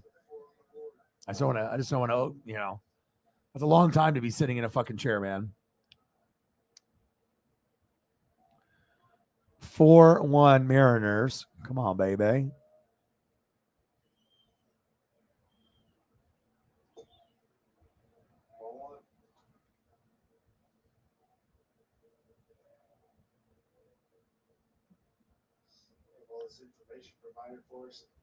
Oh. Oh, that link died. Bye-bye. 4-1 A's. 1-1 count. Games are get so slow. You know what I mean? Unless you're a hardcore fan, it's like basketball. There's always something going on. Someone shooting a three, or hitting a jumper, or getting some awesome offensive rebound. NFL, college football, consistent action, NASCAR. You're always having something going. But when baseball, man, it can get slow. You really got to love it. All right, Haggerty. We have one hit all game. I wore this do-rag for one hit. One?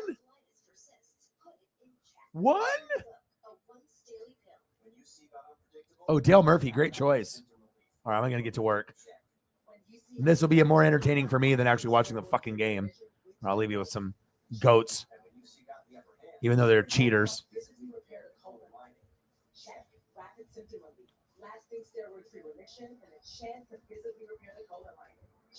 Check, and check. And both can lower your ability to fight infections, including TB, serious infections and blood clots, some fatal, cancers, including lymphoma and skin cancer, death, heart attacks. I'm going to see if I can find some color, some black and white, action shots, maybe portrait. I'll have to see what I can find and see if I can format it. Tell your doctor if you are or will become pregnant. You see a check and keep it there with Rinvo. Ask your gastroenterologist about Rinvo and learn how AbbVie could help you save.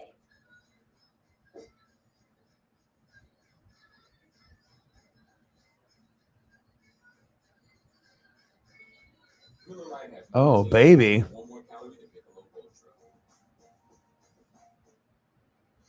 Obviously, Mike coming through. I appreciate you, bro.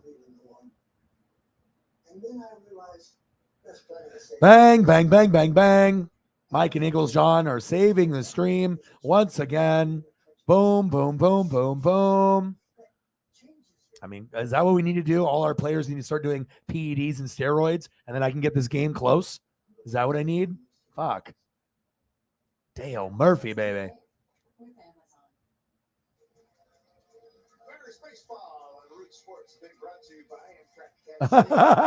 He said Dale Murphy and Phillies. He said not happening.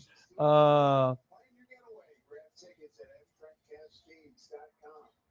knew you guys were gonna say that. That's funny.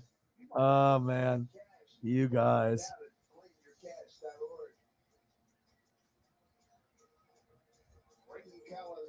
Central Coliseum, Ricky Henderson Field. Not a pretty sight right there, 4-1 on the scoreboard we speak of. It's a beautiful night.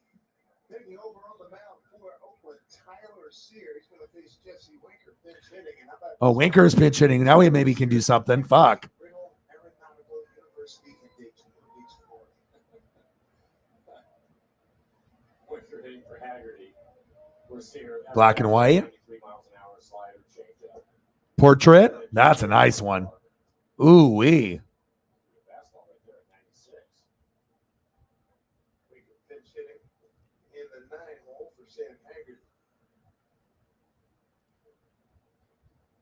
Jesse Winker. Come on, Jesse. 4-1, top of the 8th. I'll get you a couple more. I work hard. And it's nice for me to be able to look at it too. It brings back a lot of flooding of memories. Like I said, 80s and 90s are my favorite by far. Woohoo! Look at those jerseys. Give me that batting glove. Look at the patch. Woo! That's an early 80s. Old heads. That's what we are, man.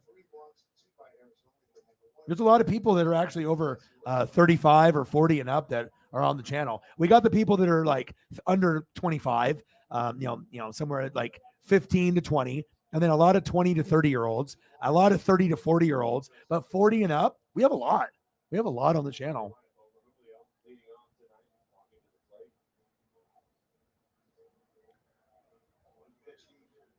All right, come on, Julio. They're cheering for him. Julio, Julio. And this is people in Oakland. Come on, baby. You got to give Winker a little love since I was putting up the Dale Murphys. Winker got walked, so at least we had Winker on first. Winky should have played you. 0 for 3, Julio. Come on, baby. I just spent a couple stacks for you today. Come on now. Come on, baby. Let's go. Let's go. Good eye. 1-1 count. Come on, man. Make O-Dog happy today. Let's go. Let's go. You're the fucking phenom. You've arrived. Let's go. Come on, Julio.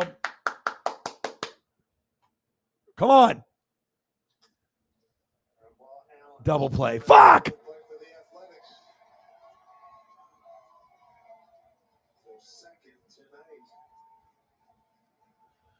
Killing me.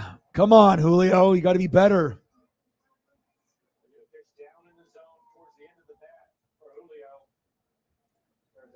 I don't want to see too many 0 for 4 nights from him. It's going to happen. He's a rookie. I get it. It'll come with experience. Pizzo, baby. Pizzo, Pizzo, Pizzo, Pizzo. Snizzle for shizzle, my pizzo. Puzzle pizzle. Off the hizzle for shizzle, my bizzle, pizzo. What'd it do?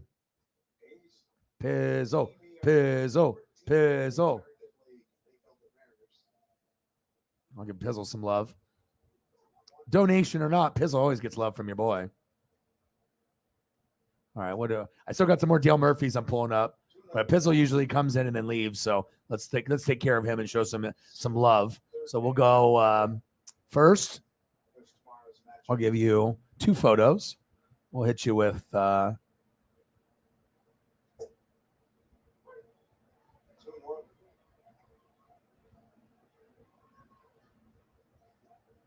Pitch off the plate and gets the call.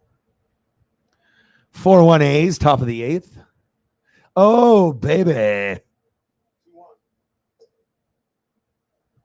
Making 3-1 with Mitch Haniger on deck. Right, and we've been following on the Top of the 8th. Albert Pujols hit 699. Talking about home runs. The Cardinals big shutout in San Diego, 5-0, bottom 7.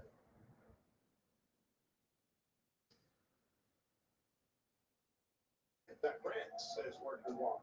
2 outs. Now quick word from Sound Credit Union. You want to see your dog? Pizzo, Pizzo. How about closer? Pizzo, Pizzo. Union certificate specials are back with great rates. Sound Credit Union. Invested in we. And the pitching coach Scott Emerson out to the mound. Pizzo, Pizzo. Jalen Waddle.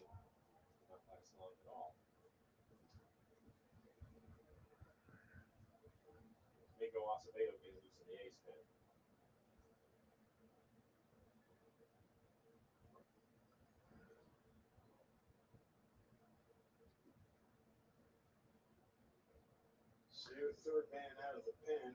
Started JP. Pizzo. One, Haniger. Lined out to second, popped up the first, reached on an error by the second baseman Diaz. It started with a changeup right at the bottom of the zone.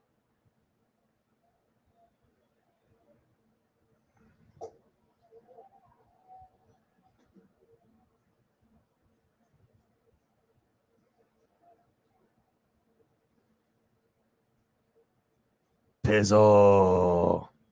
Some kind of electricity right here.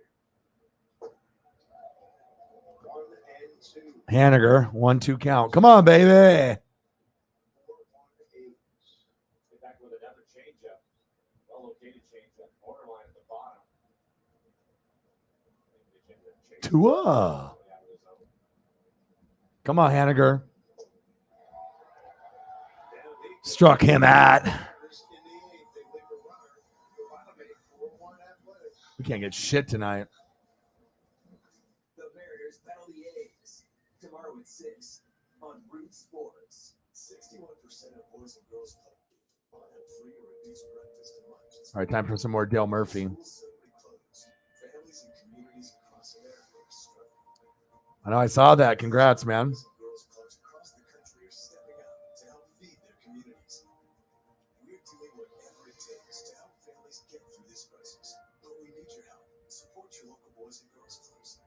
And I'll get you guys something swaggy.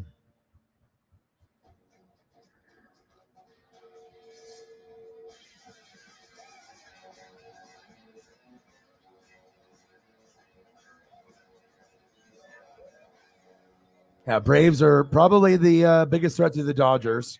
Obviously, them and the Mets. There you go. I'll show you guys some love. All right, so let's try to find at least one more Dale Murphy that I like, if it's possible. Want to build a smarter investment portfolio? With Public.com, you can easily invest in stocks, ETFs, or crypto, all in one place. Sign up. Build a better portfolio with Public.com.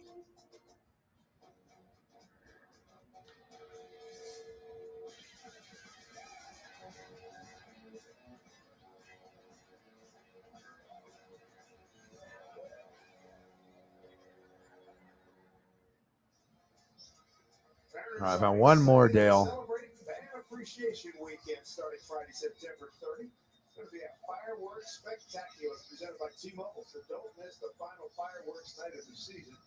And as the Mariners take on these A's at 6:40, get your tickets at mariners.com/fireworks. We're going to need another zero posted here. Dale. Dale. Dale. Dale. Let's go.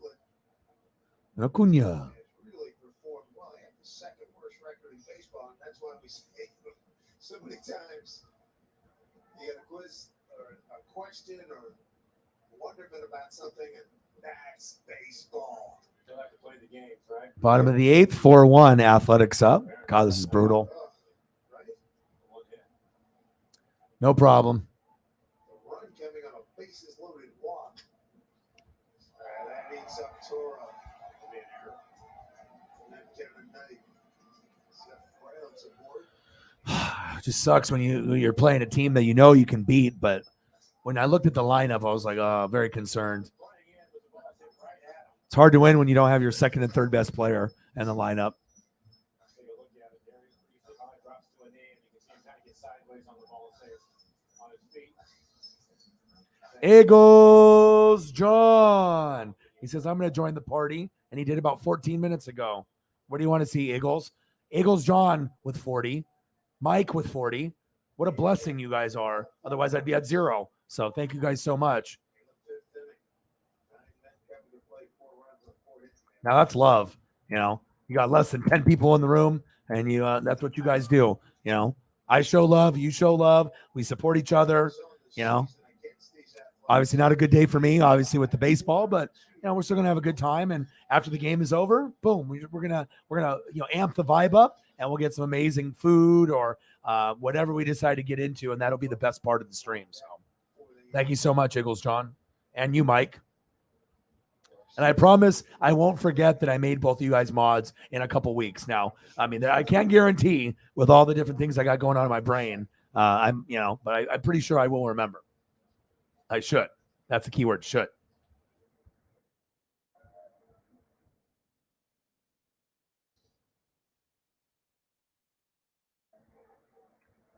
It goes John.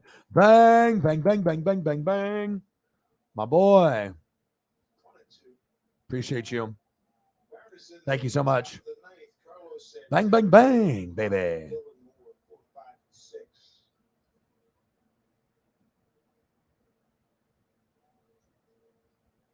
Seriously. I mean, you know what I mean? Like how special that is. I mean, there's a lot of other people out there, that try to do what I'm doing and whatnot. And, it's some days you're going to have a lot of people. Some days you're not. Some days you're going to have a lot in the dono. Sometimes you're not. But these are the type of days that I'm going to remember this shit forever. Just the struggle and the grind, and, the game isn't very good, and getting the ass kicked, and, to be able to have two people step up equally like this I mean, you don't really get that in too many places. So it really means a lot to me. Thank you so much, man. What do you want to see for photos, Eagles? Garcia gone. 1 out. What do you want to see, Eagles?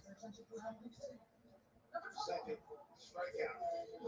What are we thinking? Next, we take a look at pitching for tomorrow for the wild card. Feel like I'm playing against this today. Fuck. Coming back from the IL, been outstanding. Look at that number. Those against Corey Kluber, Kevin Gausman against Zach Wheeler, and Matt Manning against Jordan Lyles. Detroit, Baltimore get together. Bottom of the 8th, 1 out. Come on. At this point, you're like, oh. I mean, can we do anything? Is there anything that we can do? Like anything? Shooting for Langoliers, DH spot. Domingo Macedo getting loose for the A's, so he'll pitch the 9th inning.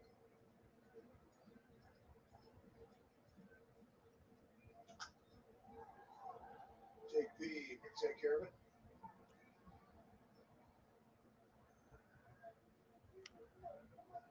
Yeah, Dale was very, very good in like the early 80s, mid 80s, late 80s. That is kind of wild. Right now for Mariners Valley game tickets, it's $10 view, $20 main, $30 Terrace Club seats.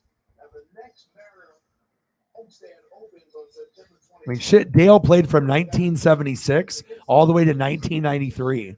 It's a long time.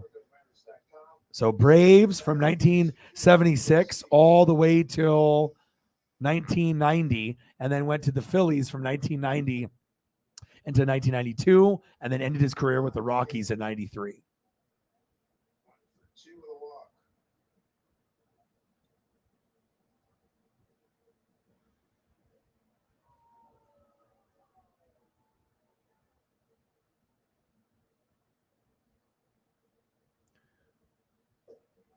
Capable hitting, everybody's straight up.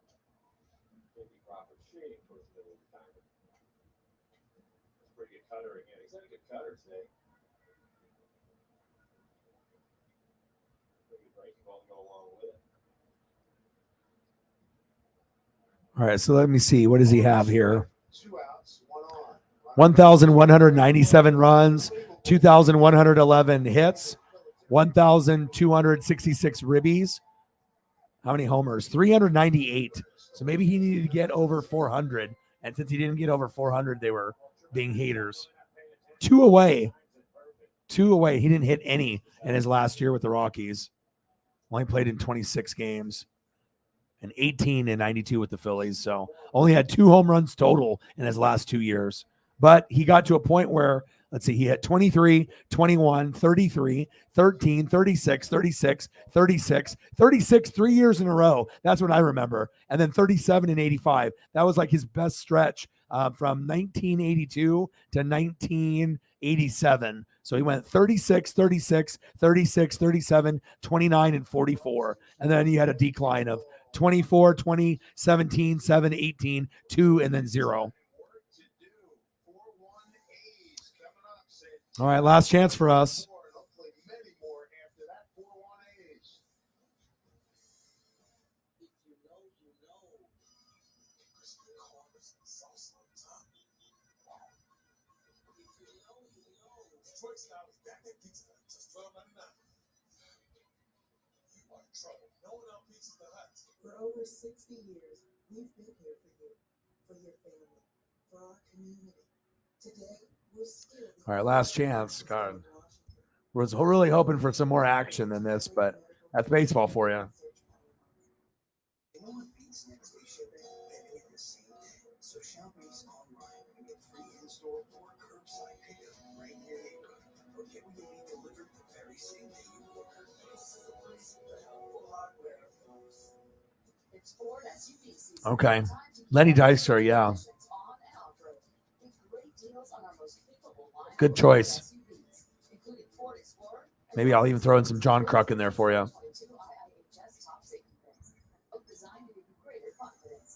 Hurry, Ford SUV season will end soon.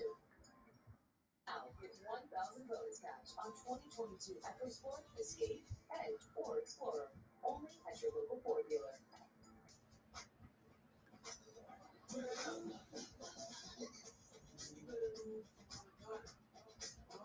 It's funny. A lot of the Lenny Dykstra photos are like him, like eating chew, shit like that. Like, and they don't even have action shots. Just him, like, a big old bulge in his mouth with a big chaw and they're chew. And it doesn't look like seeds.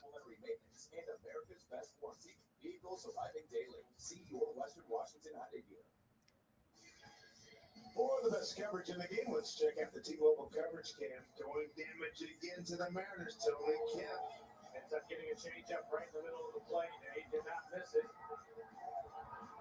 Pretty run home run from Kemp. Difference in this ball game.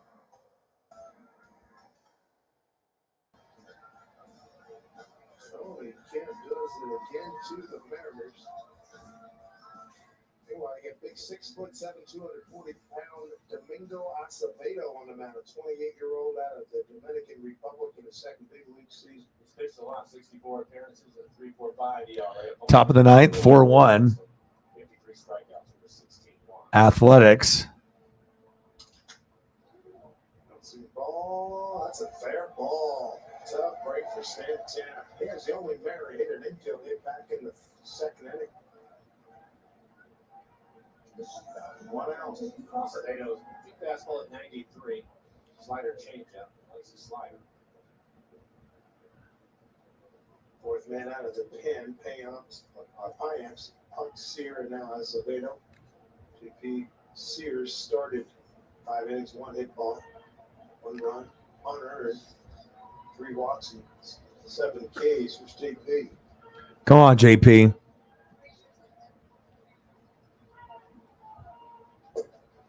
Adam Frazier will hit for Dylan Moore.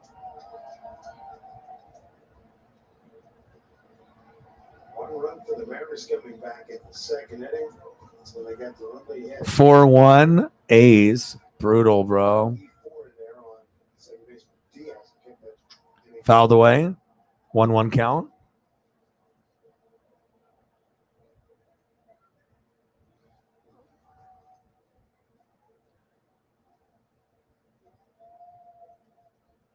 That's kind of a crispy one.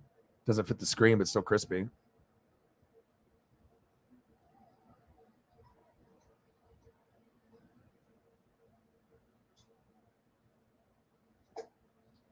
Inside 2-1.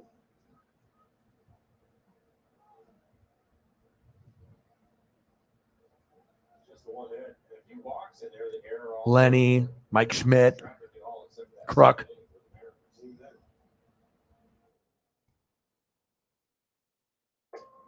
Base hit.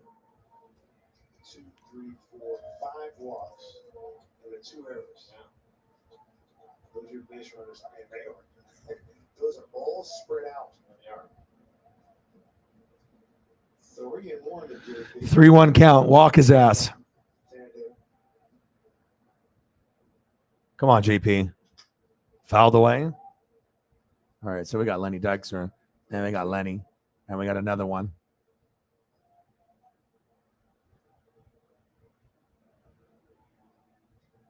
What a ball game for the Guardians. Look at that. White Sox. Top 11. White Sox are closer in the Central than they are in the wild card. Big series in Chicago.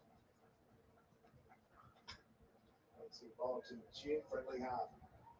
2 down. 2 away. How about the matchup tomorrow? Tristan McKenzie's been really good second half. And Lance Lynn, their power pitcher. Yeah, I got last one here for you before I get into other ones. One more out until the Mariners lose. Take the do-rag off, the jersey off, and then we can get into some food photos. That's when the stream picks up, baby. Stark contrast in body types. Lance 6'6", about 280, and McKenzie's 6'4", 5", about $170. You'll like this last one. So we got this one, big old cha. Right, that one. Raise up to bat. Boom. After he just got a single. Boom. Sports Illustrated. The Batman. GP on the grass, up pulled foul, and there's down to the last strike.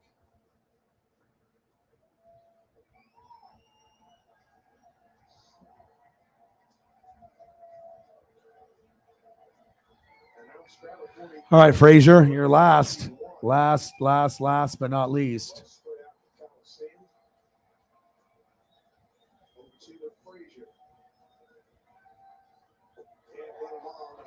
And there it is, and we lose 4-1 final. Ugly.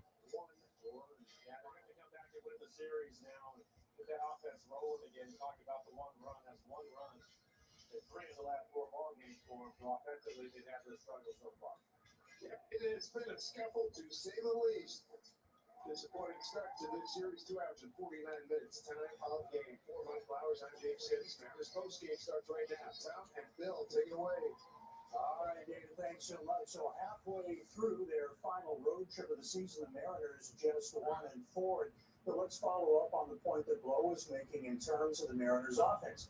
When they hit the long ball, they score. When they don't get the home runs, they are having a very difficult time manufacturing runs. I think you have to do a little. All right, let me go take the do-rag off and put my hat on and take the jersey off real quick. Give me like 2 minutes and I'll be right back. And then we'll go right into some either more sport photos. If you want me to grab a couple more, I can go look to see what else I can find. If we want to start going into food, we can go that route as well. Hold on one sec. He's got to find himself again. Anders just back in the lineup, finding himself. No Raleigh with all those home runs at the bottom of the lineup. And shoot, Suarez was their most. One last Lenny here before. So that's an actual baseball card. And well, let me pull it up. I'll say, I found a baseball card one. Hold up.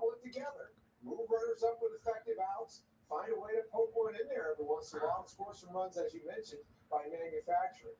Second time this season, the Mariners have been one hit in a game. The first time, June 12th, a 2-0 loss to the Boston Red Sox. We'll talk a little bit about Luis Castillo. Joe, at least one baseball card. Going very well until he hit the 5th inning, and until Tony Kemp hit him with a 3-run home run. The difference in the game. A's take the series opener 4-1. We're just getting started on Mariners postgame.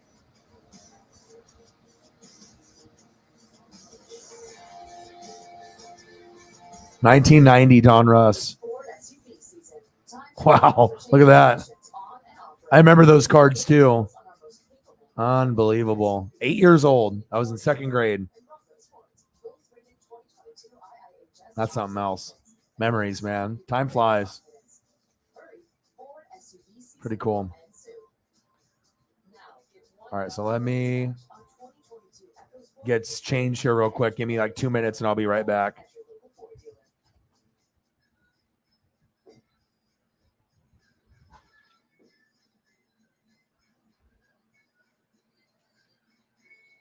Miller Lite has more taste and only 1 more calorie than Piccolo Ultra. New Salon Pass Lidocaine Flex, a super thin, flexible patch with maximum OTC strength lidocaine that contours to the body to relieve pain right where it hurts. And did we mention it really, really sticks? Salon Pass, it's good medicine. Hit a home run with your friends and family. Take them on a train. Amtrak Cascades is the smart way to travel to Seattle, Vancouver, BC, Portland, and other cities along I-5. Make lifetime memories. Discover why National Geographic named this a top 10 train trip in North America. Have fun spending time together instead of getting stuck in traffic. Enjoy 25% off when you book now at AmtrakCascades.com. Looking at items. Is that the new iPhone 14 Pro? Yeah, with this amazing new camera. Smile. And you got it on Verizon. iPhone 14 Pro on them. You should get one. You can hustle. Get a new iPhone 14 Pro on us. And get it with 1 unlimited for iPhone. Only on Verizon.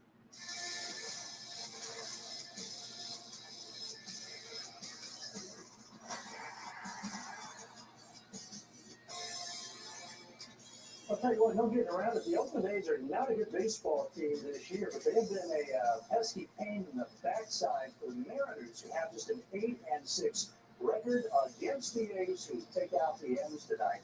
by a score of 4-1. Time for our Tacoma Subaru game recap.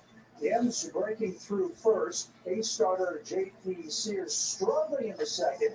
Bases loaded. He walks Sam Haggerty. Carlos Santana scores from third. He had the game's only hit in that inning, an infield single. Bottom of the fifth, 2-on-2 outs. That's Tony Kemp. Gone against Luis Castillo. 3-run home run. Kemp's 7th home run of the season. 3-1 A's. And then after that, back-to-back doubles for the Athletics. This one right here by Sean Murphy. That's going to bring home the Machine. It's 4-1 A's. A walk would follow. And Castillo was done 4 2/3 innings of work tonight for Luis Castillo. That equals his shortest outing of the season, going back to his season opener with the Cincinnati Reds. So, Bills, we take a look at our local Ford dealer key to the game. It was Luis Castillo. So much went right for him through the first 4 innings. What went wrong in the 5th? Well, it's like the tale of two Castillos. Plus, it's the second time he struggled against the worst team in the American League. In baseball, tough to figure sometimes. But you look at those first 4 frames, and we saw the sledgehammer sinkers, top shelf lasers. Boy, in spades. 4 shutout innings, 3 strikeouts, manhandling the A's. It looked like no. All right, I'm back. Areas of nasty fire. Yeah, wish that game was a little bit more entertaining, but sometimes that happens, right? Sometimes you play good, sometimes you play bad. All right, so where do we want to go? We need to do some food because obviously, I felt like I was playing him today and these guys, or it was like this, even though it wasn't. But we can go any type of route you guys want to go. Maybe we can go down the food platform. I'll let you guys decide what we want to do, and we'll go for another hour at the very least. If it starts picking up and we get more people in the room and we go on a little bit of a dono train, I wouldn't be opposed to going for 2 hours, but we'll just kind of monitor and play it by ear. But 54 minutes will put us at the 4-hour mark, and if we just end the stream, I can spend some more time with Paisley, maybe go for an hour walk and do that. If it starts picking up, then I don't mind going 5 hours. I'm always working hard, so. All right, let's see here. So maybe, just maybe, you start to get a little bit distracted, and you can't do that. It's the big leagues. Yeah, you sure can. That's why you're 1-4 on the road trip. We had some struggles, obviously. The injuries have contributed, Bill, but still have a chance to win this series. So we'll take that glass half full approach coming up a ball game like tonight. All right, Mariners season ticket memberships for 2020. Gotta find something else to watch here as well. Come on board by Monday, September 26th to secure priority pre-sale access to the 2022 postseason games, plus save at least 10% or more on single game tickets next year with no fees. Become a member at mariners.com/23. In Baltimore, All right, now my mood is already improved times 1,000. Jen Mueller just ahead on a night when that was your only hit. One hit for the Mariners. One. Motherfucking one. I put the do-rag on for one hit. One hit. Not one run, but one hit. Embarrassing. Embarrassing.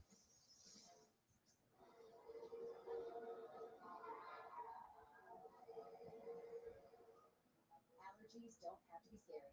Flonase Sentinel stops your body from overreacting to allergens with a non-drowsy help for lightweight mist. Flonase, all good. The all-new 2 for $5 menu at Summit. Choose a Fritos chili cheese wrap, small jumbo popcorn chicken, or a quarter. Every photo just $5. makes me feel just a little bit better. Let's go. It's your turn. At Farmers, you can save money with the safe driver discount just by having a clean driving record for 3 years. Get a whole lot of something with Farmers policy perks. We are farmers. I didn't think I was going to be a homeowner. I had made really poor financial decisions, and it takes a really long time to come back from that. Jennifer, specifically at Home Street Bank, from day one, she was committed to helping me. They were constantly in contact with me and walking me through the entire process. It felt like I had a support system through Home Street Bank. It took a lot of saving, a lot of discipline, but I got there. We are the workers who keep this city running, day by day. It's funny how food can make everything better. Like, I don't even give a shit about what happened with the Mariners. I'm already like in burger mode now. Now everything is good. We'll go for another hour or two and everything will be just fine.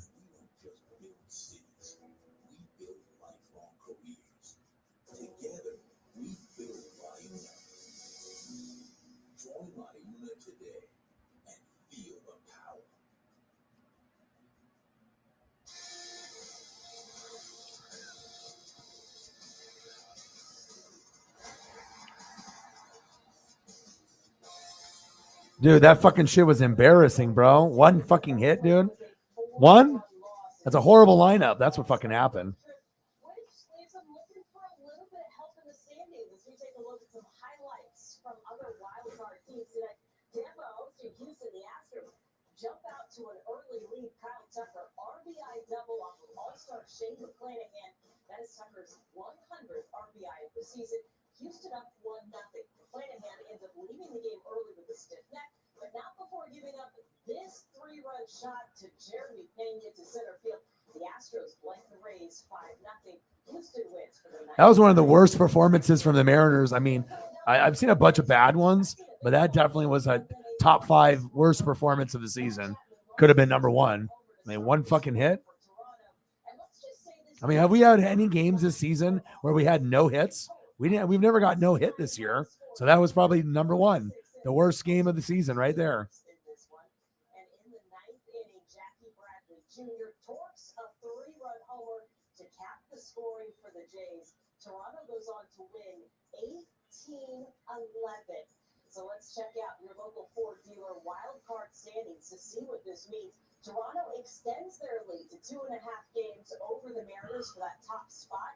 Tampa loses tonight, remains a half game ahead of the Mariners in the Every standings. picture of a bacon burger just makes my tears go away.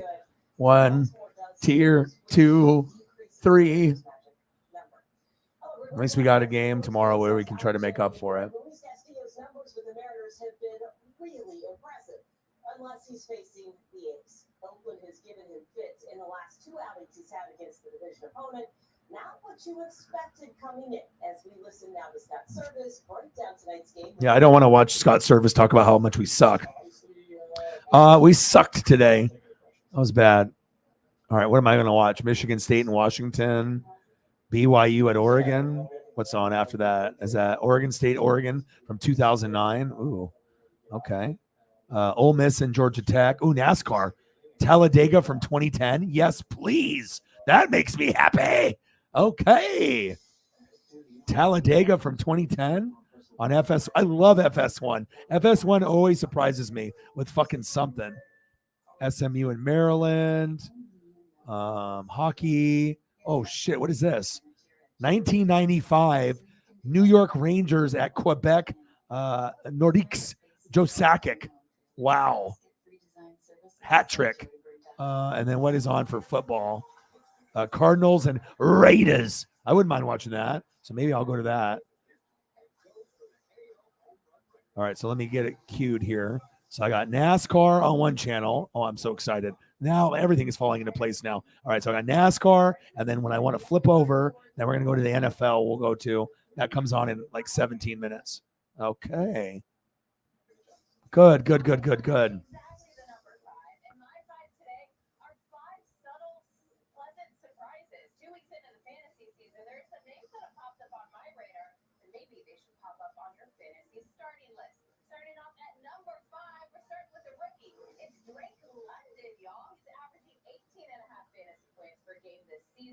Has become the team leader in terms of targets, receptions, and receiving yards. It's not Kyle Pitts. The team defenders, they're locking in on them. Instead, it's Drake London prioritized there in that offense, seeing a nearly 50% target share. Oh, there's nothing wrong with watching replays, man. Sometimes when in between the weeks, we have to try to find things to entertain ourselves, and sometimes I'll go back and I'll watch stuff from the weekend, or if they have something that just pops up on FS1 or NFL Network, I'm down always.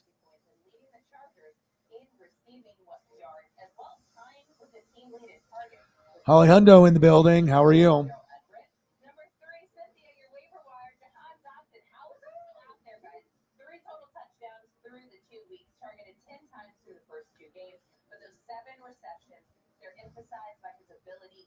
We just started with the food photos, so you have perfect timing.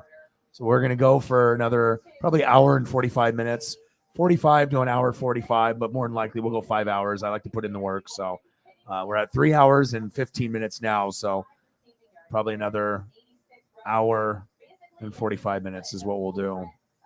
More than likely 4 to 5 hours, somewhere in there.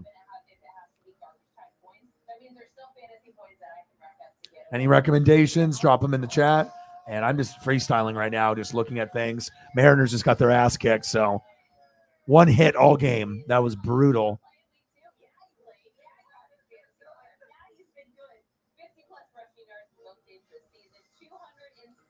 So food makes everything better. Mariners lose. And, we look at food, or when we looked at animals yesterday, and we did Korean barbecue and Brazilian barbecue. That was genius, man. That really got the taste buds going, man. It was awesome.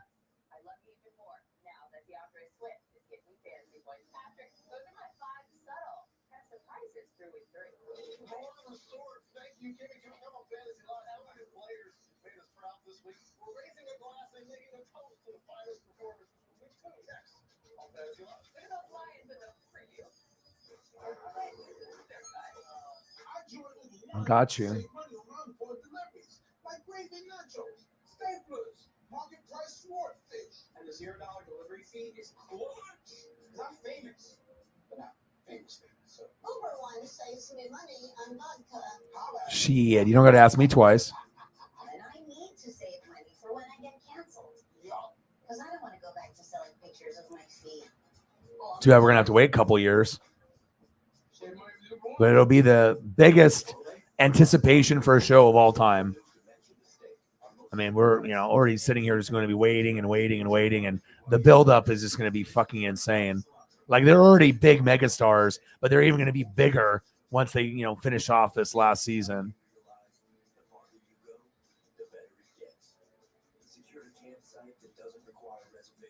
I don't even want to cover his head up with my logo. Sorry, bud. We got to be crispy. So crispy like bacon. Stranger Things.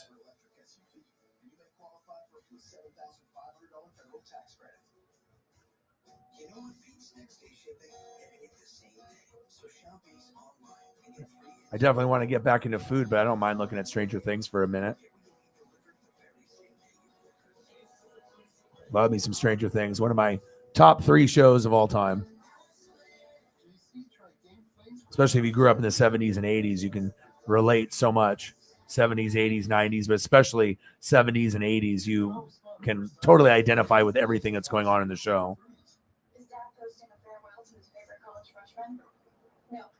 He's switching his choice hatchback category to gas. The road to college can be emotional. And it's cool too, because like all the collages and stuff that they come up with are all amazing. Like I haven't really seen any bad ones. Like the people that end up making the artwork and doing the collage stuff, I mean, they just do 10 out of 10 on every single one. Like everyone is good. Like, okay, I like this one. This is fire. Okay, I like this. You got them on the bikes and whatnot. You're going through all the different seasons. This is incredible. our experts have all the info you need to dominate your league. This guy is a bona fide stud. NFL Fantasy Live tomorrow at 6 on NFL Network. The appeal of Tamala for me was just being able to scan. We definitely have to do Dusty Bun before I leave. Can't leave it with just a few. We got to make sure your boy puts in work. All you do is open your meal, scan it on the oven. It makes me feel really happy that I don't have to clean. I mean, who doesn't want to have a personal chef? Really good. Zavala, your secret weapon for impossibly convenient home cooking. Get it risk-free for 100 days at Zavala.com. With no college degree, I was frustrated with my job options. Then a friend recommended Outlier.org. I love watching these lectures on my own time. It is great. That one doesn't fit, but who cares? Tuition for 1/3 the national average before financial aid. I'm graduating with a degree and a job ready certificate. So many doors are opening now. I know my family is proud. Go to Outlier.org. Earn your degree. Elevate your career. Back on Fantasy Live back with you guys on social media website, twitter.com. A billion beer says what? He loves beverages. Ginger ale, one of the best pop.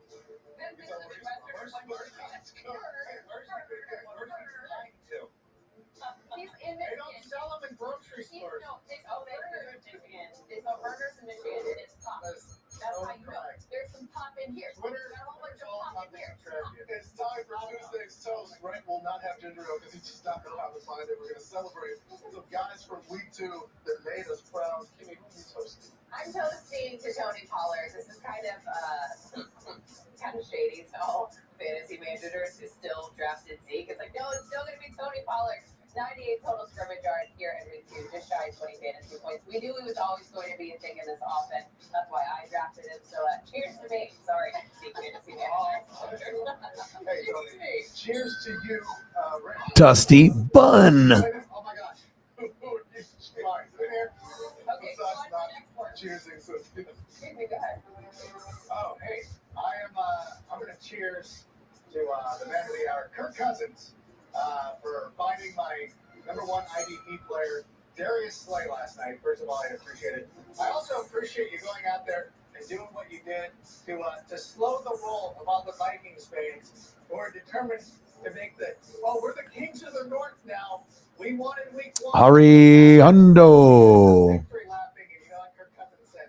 Hold Mike Portillo's and Yeah, Mike on FS1. It's got Dega.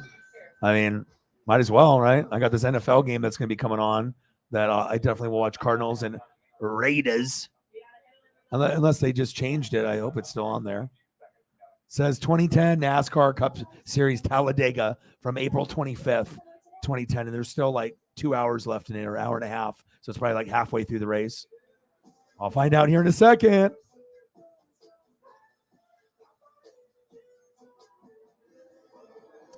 I love it. I love that. And I love the Lord of the Rings show on Prime. And I do love the Game of Thrones, House of the Dragon. I like both. They're not going to be as good as the movies, and it's not going to be good as the original Game of Thrones or Lord of the Rings movies, but it is what it is. All the haters just love to hate, but I just appreciate what it is. It's like Star Wars. When they come out with something new, I'm going to watch it. I don't care if it's Obi-Wan. I don't care if it's, I'm trying to think of all what the different ones. They had Obi-Wan, and they had the Mandalorian, Boba Fett. I mean, I love all that shit. So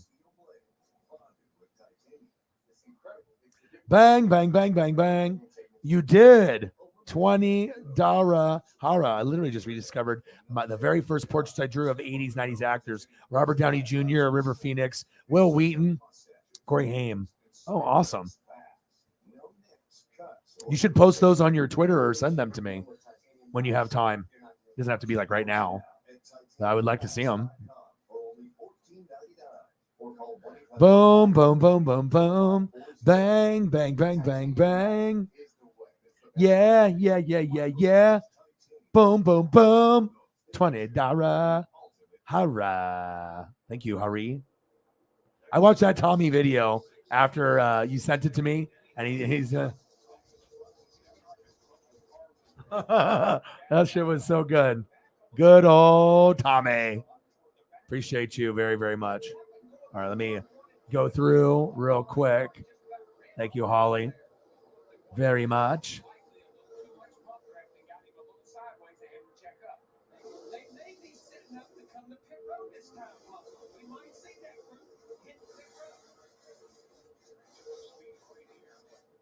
All right, so it's 45 to go, Mike. 45 to go. Hamlin, Reagan, Vickers, Ruderman, Montoya, Kyle Busch, Bliss, Elliott Sadler, Kevin Harvick, Jimmy Johnson. This is a Fox Sports 1 greatest race. Oh, man. Look at the cars. I love Dega, too. All right, I need to get focused. Otherwise, I'm not going to be able to go through everything.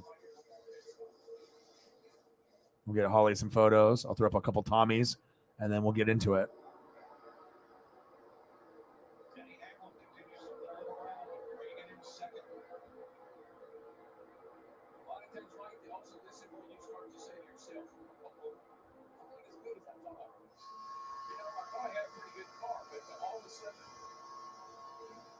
intensity has picked up, and now I'm not so sure. 145 complete. Yeah, no worries. Yeah, maybe in the next week or so, whenever whenever you have a chance. Yeah, but like it doesn't have to be today or tomorrow. Just whenever. You don't even have to post it if you want to send it to me. Like to maybe take a picture of it. I would definitely love to see it. All right, so let's go through some of Holly's. First, before I do that, we'll just go through. Bang, bang, bang, boom, boom. Hello. Boom, boom, boom. Yes, sir. Yes, ma'am. Chiefs. Tommy. Townsend. Gators. I'll give you a Chief photo, and then we'll get on our way. And I'll look up some of those actors for you.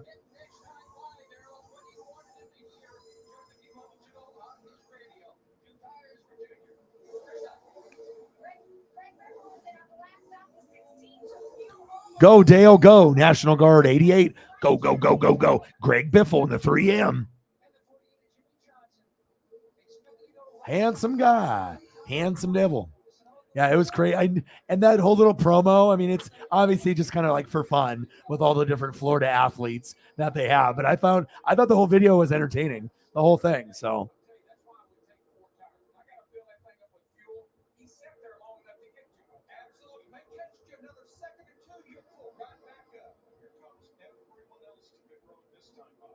So we've had our full cycle of green flag pit stops within 2 laps dead.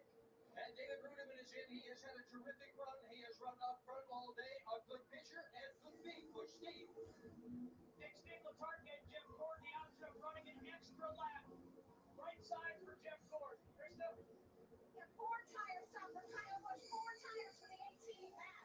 His teammate, the 11, Mike Fuller's call. 4 tires for Tommy and Tommy, Tommy, Tommy, Tommy, Tommy, Tommy, Tommy, Tommy.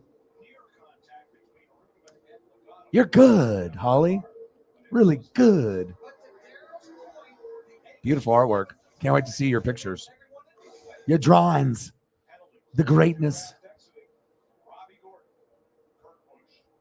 All right. Let's get into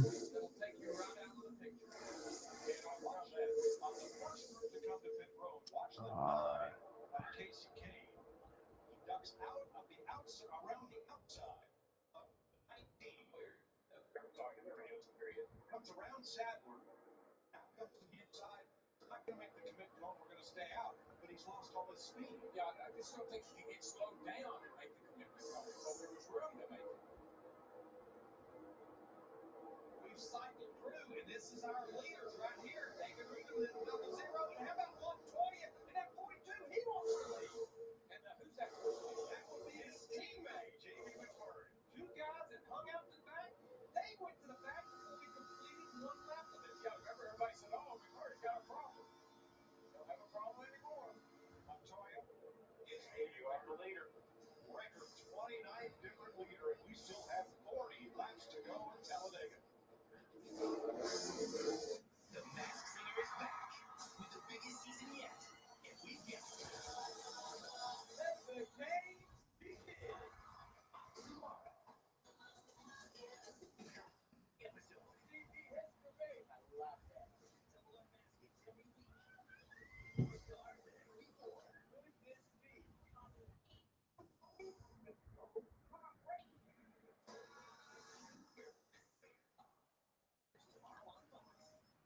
all right, here we go. Do you have anything specific that you want to see from like a specific movie or TV show? For most of these people will be like movie stuff, but if you have anything, you can type it in the chat, Ollie, and then I can always find stuff of that particular person. But if you have something with like a specific look or a specific role or movie, then I can be more specific, maybe based on what you're seeing or what you're wanting.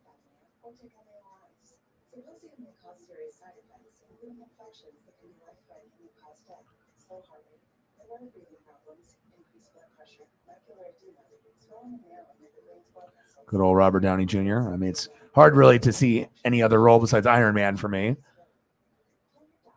But he's done many, many things over the years. Don't let your C stop you from doing you. If you're living with moderate to severe ulcerative colitis, ask your doctor about once daily Zeposia. Might be the last time we ever see Aaron Rodgers operate. Two of the best quarterbacks ever to play the game, going head to head. It's a legacy type of thing. It doesn't get better than this. I hope it's an absolute fireworks. I can kind of freestyle it.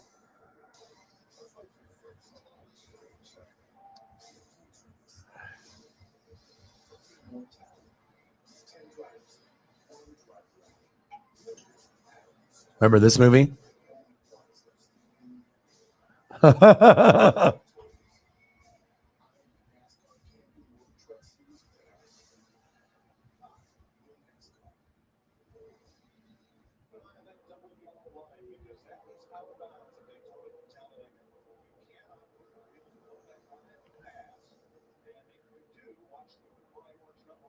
Ooh, number 2 in the NFL overall average punt yards and net. Nice. Remember, we thought he was like maybe like 7th. Maybe he'll be number 1 this year.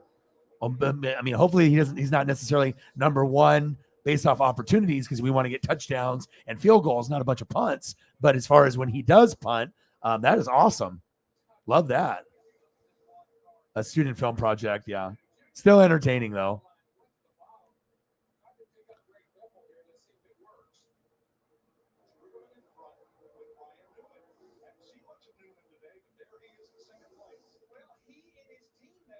Perfect. Perfect. Thank you.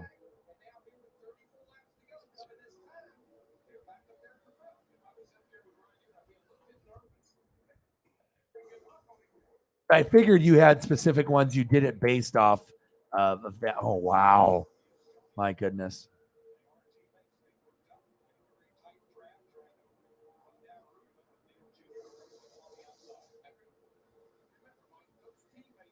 $1987.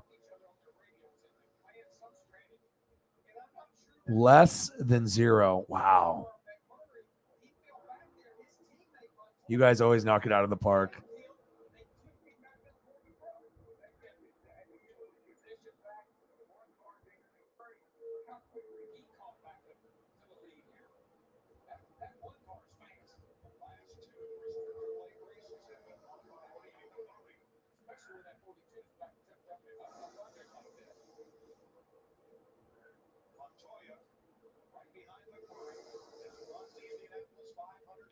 Wow. Boom, boom, boom, boom, boom, boom, boom, boom, boom, boom, boom. Bang, bang, bang. Thank you.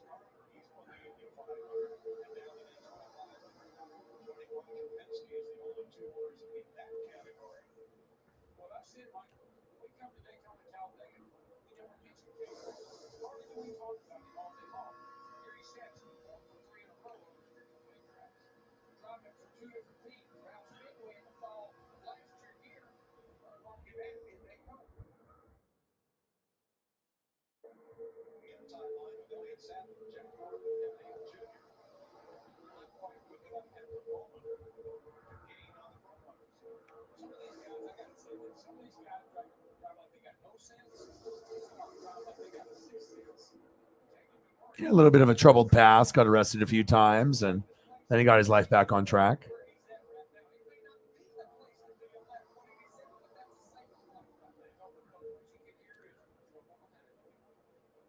This looks like a candid shot.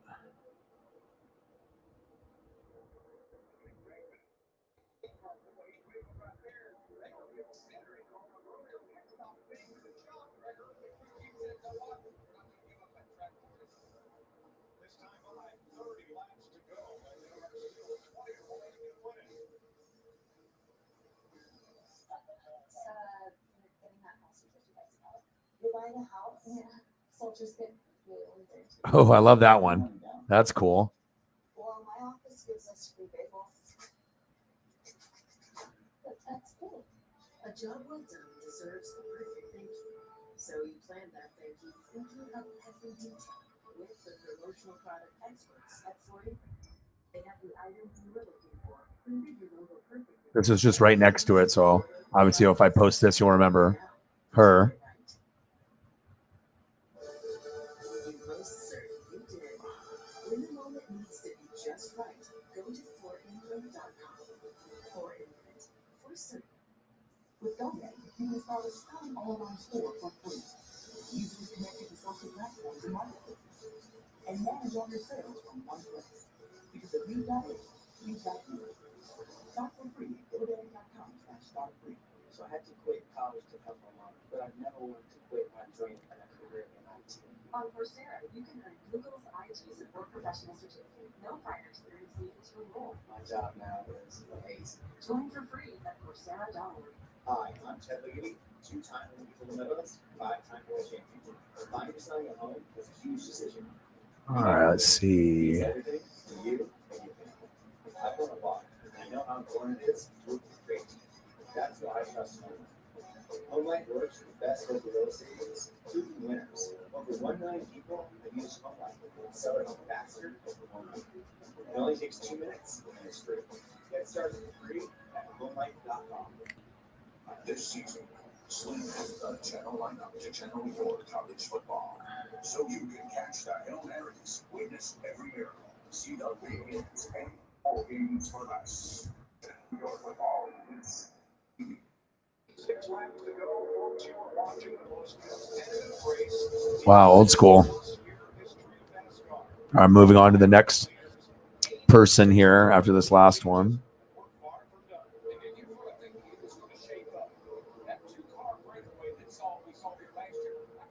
Go through a quick recap.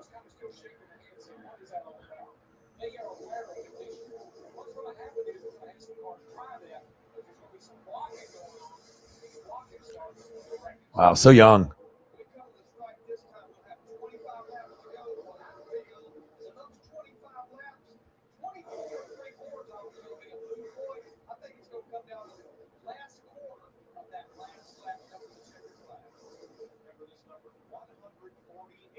Wow. All right. And it's been such a clean race. But man, just with restrictor plates, the way these cars are, you've got to get aggressive and start pushing. Oh, no, it's okay. I take care of everybody. We'll just do those. I'll do a couple of each, and then we can get back into food. It's no worries. I mean, like I said, you know, people come here, and I try to make everybody happy. Everyone's got their own thing that they like, and sometimes it's nice to have something new. So we're fine. Let's see here. Plus, I want to see some of these things because it makes it fun and exciting.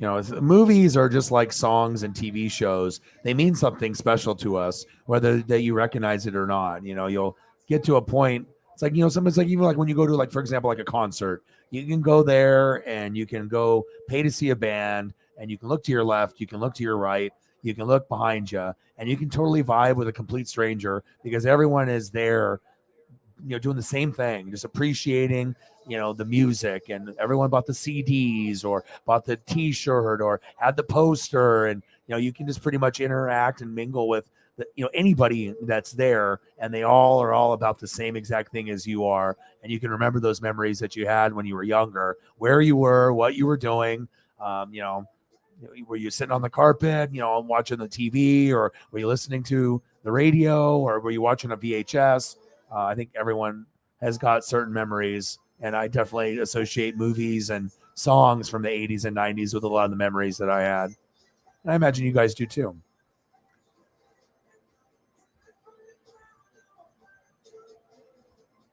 Sometimes we forget, to reconnect. That's why I always go and watch 80s cartoons every night, at least 30 minutes to an hour. And I'm always watching a little Transformers, maybe 15 minutes, a little G.I. Joe, boom, 15, 20 minutes, a little Ninja Turtles, just getting some of that He-Man, Skeletor, getting some of that in.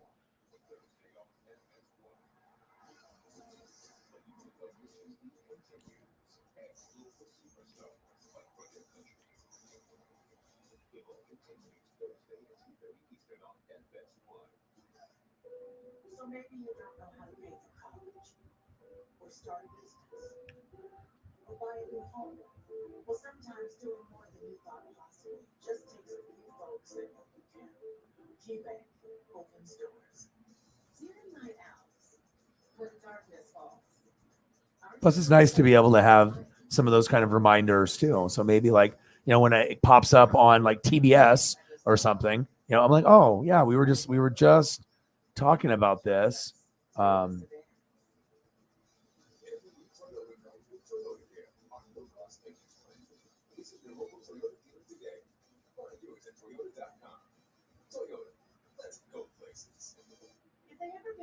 I got a couple here.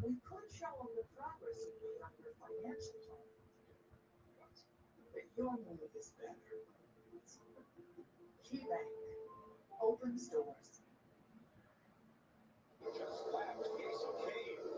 Wow, there it is.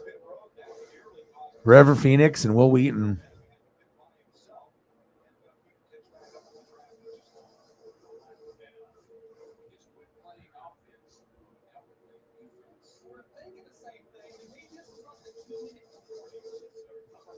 And I'll end it with this one, and then we'll go to the next, and we'll go to some food. No worries. I don't know. I like looking at this. I like looking at stuff like this. We did rock bands. We did Brazilian and Korean barbecue. We did animals. Baby animals and penguins and elephant. I mean, it doesn't matter, man. Like it can really be. I mean, it just depends on our mood and what we're feeling at that moment. And you have a feeling, you express it, and I take care of it. It's like you have a certain need or want, and boom, I got you. Plus, it gives me joy too. So, because I get to see your guys' kind of personality.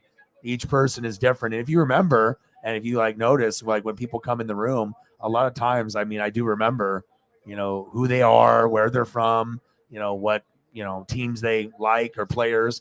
There's a lot. Ooh, look at that.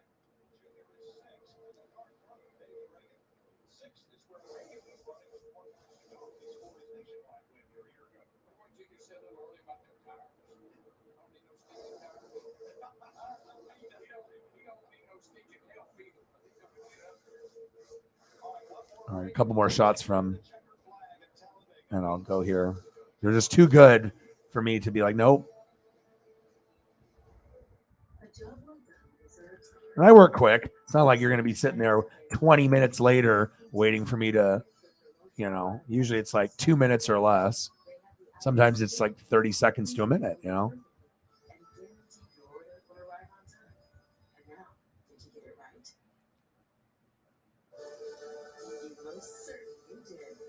When the moment needs to be just right, go to forimprint.com. Forimprint. For certain. You're so interesting. I love your browser history. I like that you're not hiding anything from me. By the way, how's that anniversary? I like your neighborhood. You are so special. This ad is just for you. I learned so many things from you. You are so generous with your personal data. Switch on privacy. Off trackers and viruses. Go to NordVPN.com. NordVPN. Safely with you. This is Sandra. She gets her financial advice. Great movie too. Very iconic movie. Like people remember this movie. Like it's not just like any movie. Most people have seen it at least once. I mean, at least if you're over 30.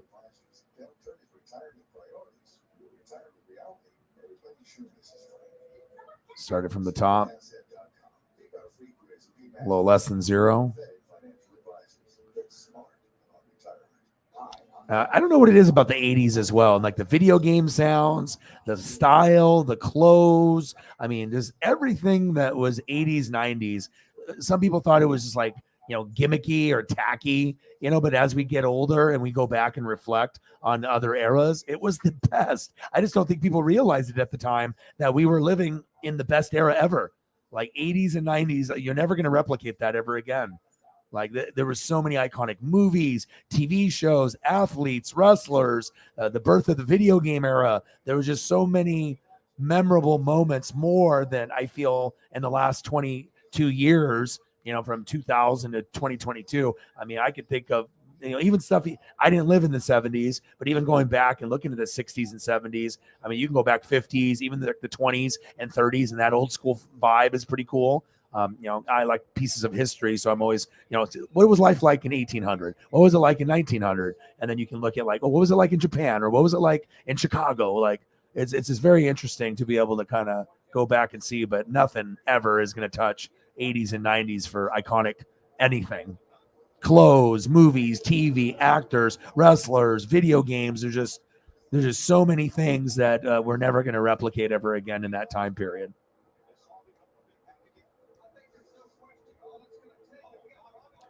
I mean, it's, I don't know, because even though I'm 40, I feel like my mind is more like 60 to 80, like not like I have dementia and Alzheimer's and I'm old, but I just like history and like paying homage and like remembering stuff before even I was born, like, and appreciating stuff from like, pre 1980, like the 70s and the 60s and the 50s. And what would it be like if I lived in that time period and got to experience stuff like that? I mean, I don't got a time machine just yet. So, I got one. But, it's still a work in progress, but it fucking does the job, okay?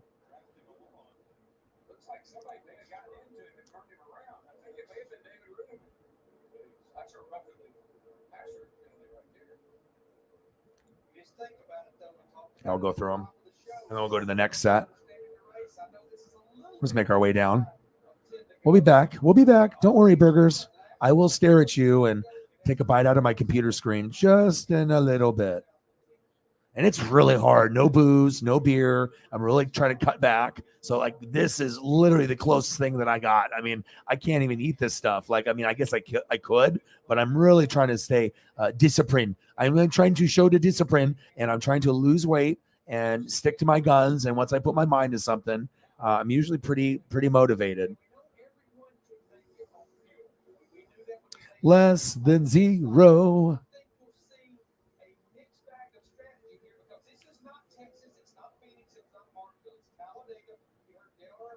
Stand by me.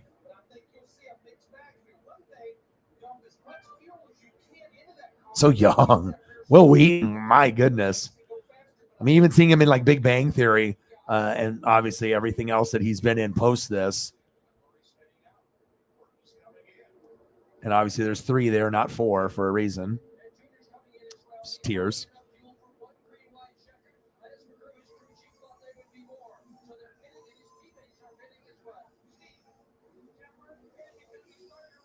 J. Crew at commercial closing saw 16 candles. Yeah. I got a really nice J. Crew leather jacket. It's like $500-$600 from like 25 years ago, 22 years ago. I was like 97, 98, 99. Really good quality too. Oh man, I mean, like you said, even when you just look at the quality of the cartoons and the shows and the way that we felt when we were watching those shows, like nowadays for sitcoms, like they have The Neighborhood, which is pretty good, and like the Goldbergs, but other than that, there's like nothing. It's not the same like Roseanne era, Full House, Step by Step, Family Matters. I mean, there's Murphy Brown, and you had MASH, and there's just so many variety of shows. Saved by the Bell, like you can really target like any kid or any like adult or older individual, OG, and you can find something that they can kind of connect to. Cheers, even going to Seinfeld, Friends, like you just go back and to the different eras, and I mean, Total Recall, Terminator 2, like Predator, like there's just so many things that come to mind that were just like so freaking special to me. And I'm, a big collector. Started collecting in the 80s. And obviously the stuff in the 80s is worth the most for a reason. But I just think that certain people can understand how special a moment is when it's happening. Like one, for example, for me, I don't know, because I'm just different and I'm a weirdo. And obviously, once in a while we'll hop in here, but sometimes you can be like aware, like this particular day, I knew that this was going to be the most impactful day of my life, as far as, meeting an athlete is concerned. 7 years old, and I had the comprehension of this guy is going to be good. This guy's going to be a Hall of Famer. This guy's going to be the best player, maybe one of the best ever. And this was at 7 years old. I remember kids trying to trade me for the card, trying to trade me some like garbage, 5-cent card or $2 card. No, it's not happening. I mean, and honestly, my Michael Jordan rookie card is worth $30,000, and I had to sacrifice, certain things. And if I didn't have dreams and goals, I mean, do you really think I would have given up a card that's worth $30,000 now? He's not even dead yet or passed away, Mr. Michael Air Jordan. Once Michael Jordan passes away, that card will go to like 100,000. So it's like for me to give up something that I could put a down payment on a house and almost have like a third of a house paid off, or buy some like, insane Lamborghini or something, if I wanted to go that route, but to, have, something that could be worth that much, a piece of cardboard. And then when I got it for $1,000 when it was worth $2,500 on eBay on 2003 LeBron's rookie year, and then ended up selling it for like 6 or 7, and then now it's worth 30. It's going to be worth 100, and I knew that. But sometimes you got to take, the opportunity to not really just take a chance on yourself, but sometimes things happen for a reason. And I think everything kind of lined up for me to be able to take the channel to the next level. But this right here is just as sacred to me than the Jordan. The Jordan I can get again. This, I'm not going to get this again. This particular card with his DNA, with him signing it, with that memory. And of course, I'm going to have the memory with this. But if I get another card that's signed, just like this one, it's not this one. And this is probably one of the most sacred items that I have. And it's not even worth that much, probably $100 to $175, because it's just from its 1989. It's from his rookie year. So normally Griffey's $150, but just the fact that it was actually in 1989 in his rookie year, maybe add another $20, $25, and it's a nice signature, but I think we have these memories. And once you have these memories, you never forget them, and they live with you forever. And I mean, the reason I am who I am today is not only because of my hero, my dad, but, also Griffey and Koufax. Look at your boy with hair. I had so much hair, I could just donate it. You want some? Here you go. Memories.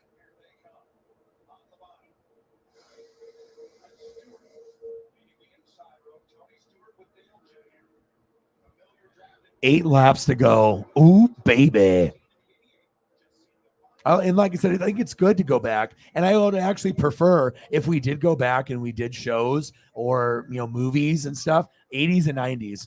That's just going to be, I mean, I can appreciate stuff from the 70s, 60s, and 50s as well, and stuff from 2020 or 2000 to 2022. I appreciate that era too, but it's just, I think, depending on how old you are as well, I think that anyone is like 38 and up, you're gonna understand as you get older and older what eras and what things made you happy. And like nowadays, they just copy what they did in the 80s because they're too stupid to come up with something original, like the Top Gun. Like they can't come up with another concept. Nope. We just got to feed off the greatness of Tom Cruise and the success in the 80s, and we're gonna just copy it and just do another one. If you notice, a lot of the remakes come from stuff that was created in the 80s and 90s, right? Or there was an influence there, from a cartoon or the movie, and then, to go to another direction.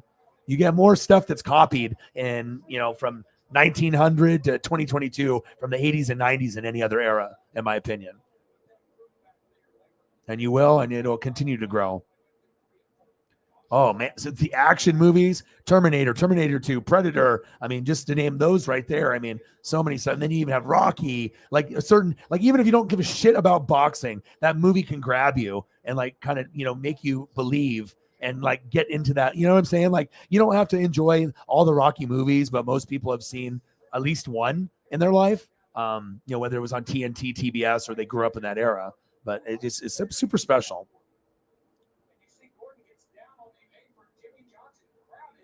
Yeah. And see, for me in the 80s, I was a kid. So, I mean, I had really had that appreciation. I feel I was like kind of an old soul at a young age. Like, even when I was 7, I didn't feel like I was 7. Felt like I was like double the age. Like, I had like a hustler mindset. I was already thinking like a teenager, like a 13, 14, 15-year-old kid. I had that hustle, whatever cards, I'm doing Pokemon, Magic the Gathering. And it wasn't necessarily, oh, I want to play this guy and beat him in Magic. No, I want to play for cards. And so if he's got a Shivan Dragon and I got a Force of Nature, I want that Shivan Dragon. I want that expensive card in that set, even though I do basketball, baseball, football, hockey, but I still kept up with Pogs and Magic the Gathering and Pokemon because I knew that shit was going to be worth money. So I was always hustling, even at a young age. But that Griffey moment, I went from a boy to a man at 7 years old. I'm telling you, like, just the feeling that I had meeting Griffey at 7 and meeting Koufax at 10, I can't even describe to you what that felt like. And understanding at that young age, even if I was double or triple that age, and with that excitement that I would have, I had that type of excitement even then, just because of my dad and with all the research and reading and the baseball cards and the games and going to the card shops and just having my dad explain shit to me back then. I owe a lot to him, for sure.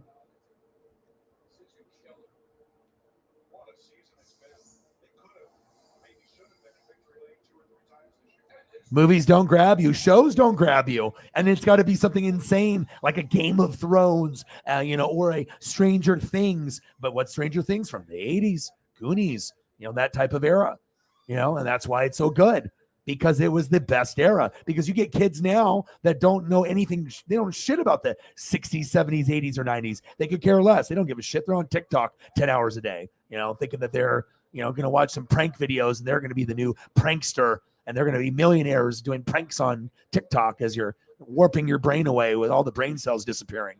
It's ruining the youth.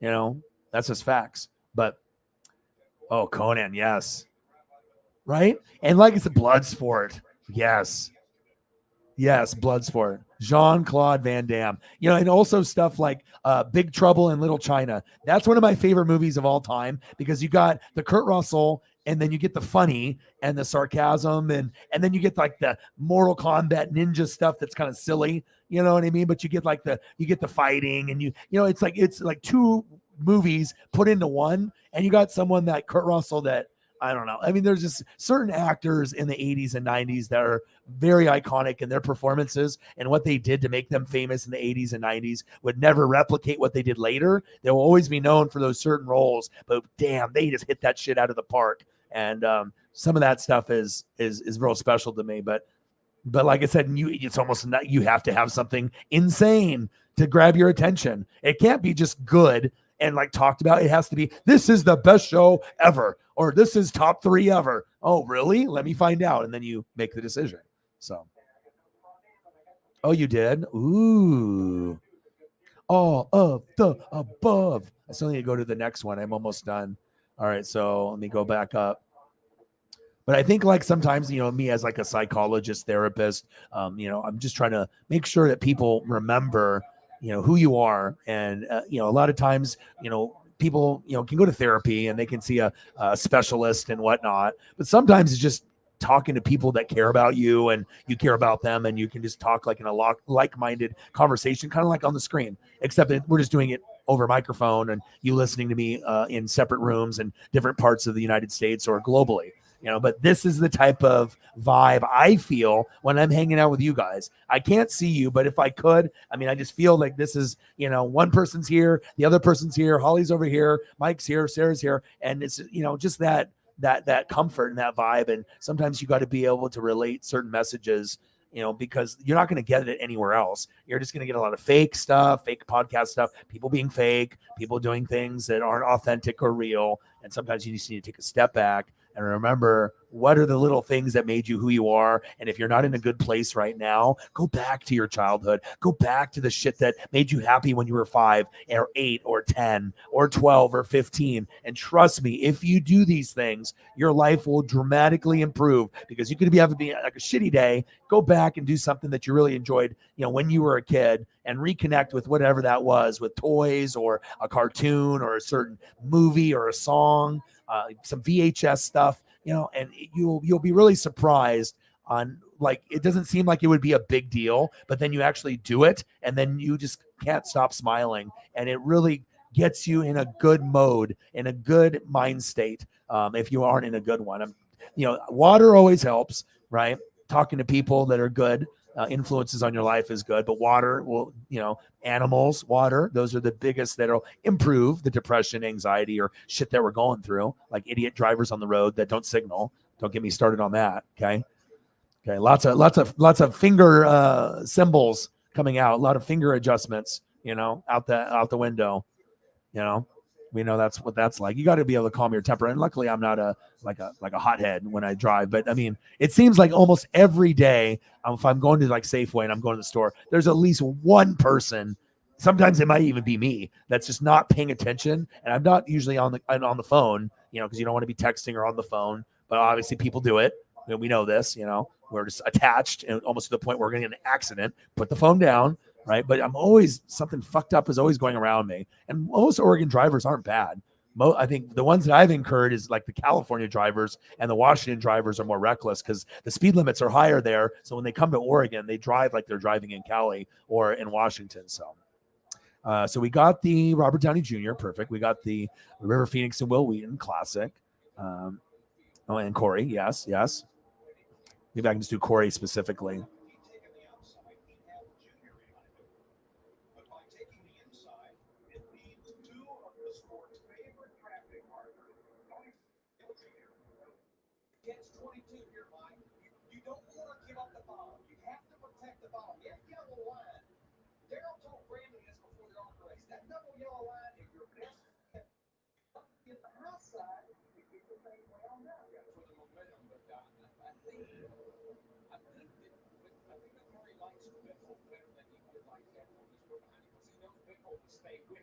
Corey Amon, Jason Patrick, the Lost Boys. Let's see this. Oh, of course he wants to argue with me. How dare they?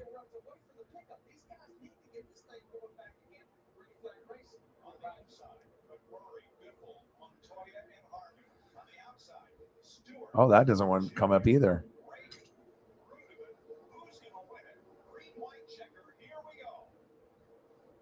I found one of Feldman and Corey. Hold on.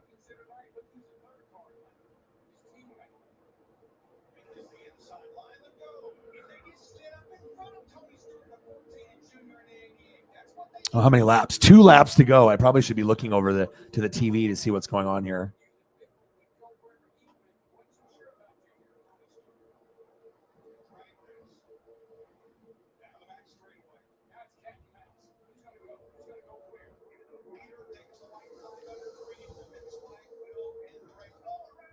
Oh, wreck. Boom, boom, boom, boom. Wreck. 8 cars, 9 cars, 10 cars, 11 cars, 12 cars, 7th caution. Cars everywhere.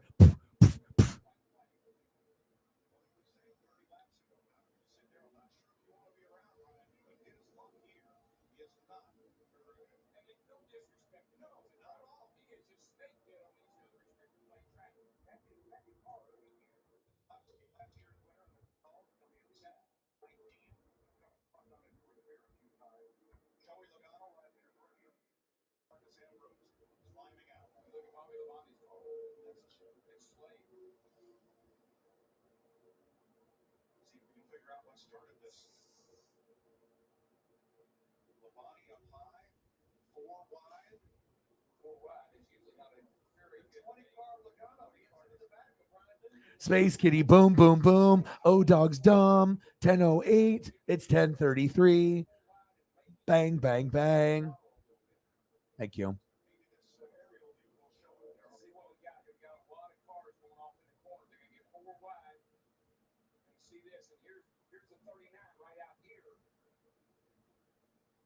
Oh, the nostalgia is the best. And I think that's why people love it, here.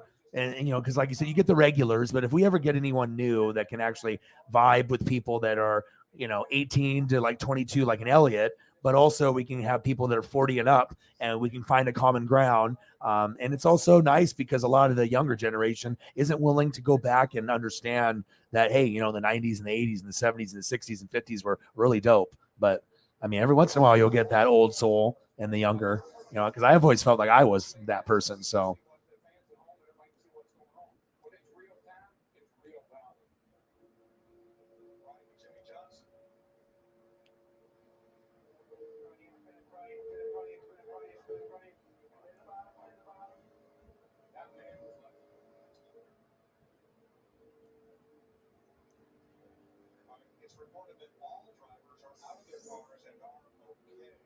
You know what, though, Holly? That last week, you literally played the perfect game. And if you score 150 or more, you're supposed to win.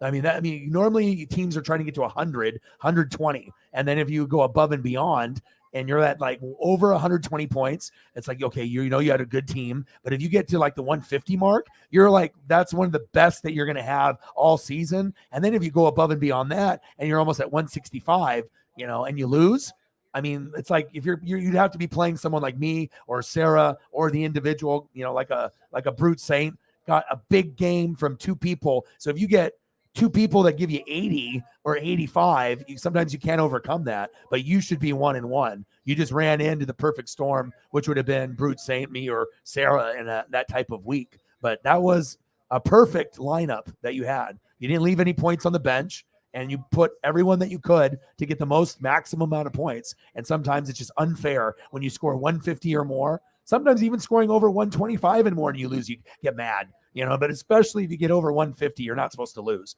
You can ask Sarah. It's like, unless you play someone really, really good, and then it's going to be like 150 to 200 and whoever gets it, gets it. But you should be 1-1.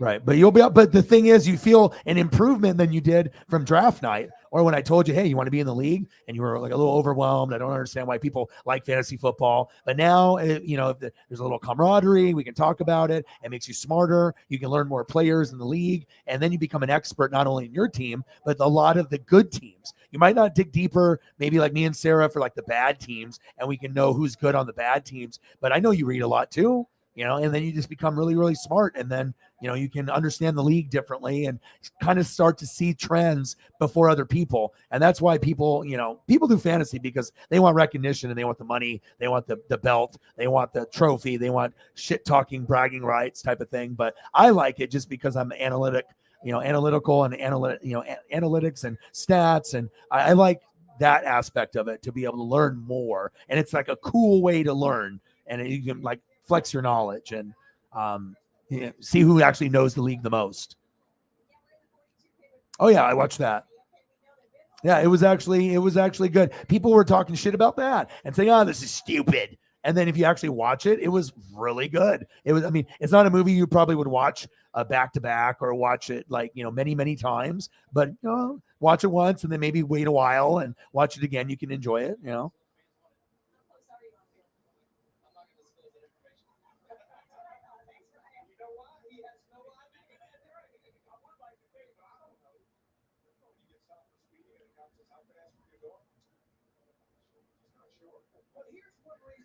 Yeah, but sometimes you can have the best names in the lineup and guys just don't produce. It's like if you, like for me, I had Justin Jefferson. Of course I wanted 20, 30, 40 points, but you could be projected 16, 18, 20, but end up with 10 just because of the flow of the game, or the other team just kicks that team's ass, so it's too early. Like I said, and the top 4 teams make it. So even if you start off and you're like fucking 6-4, that doesn't mean the season's over. You know what I mean? Of course you want to be higher up, undefeated, 10-0, 9-1. But like, fuck, you could be 6-4 and win the championship. I've seen it before. You just got to be able to get hot, just like in NFL, at the right time, have the right players, make the right adjustment, make the right moves, made the right moves up to that point, and anything can happen.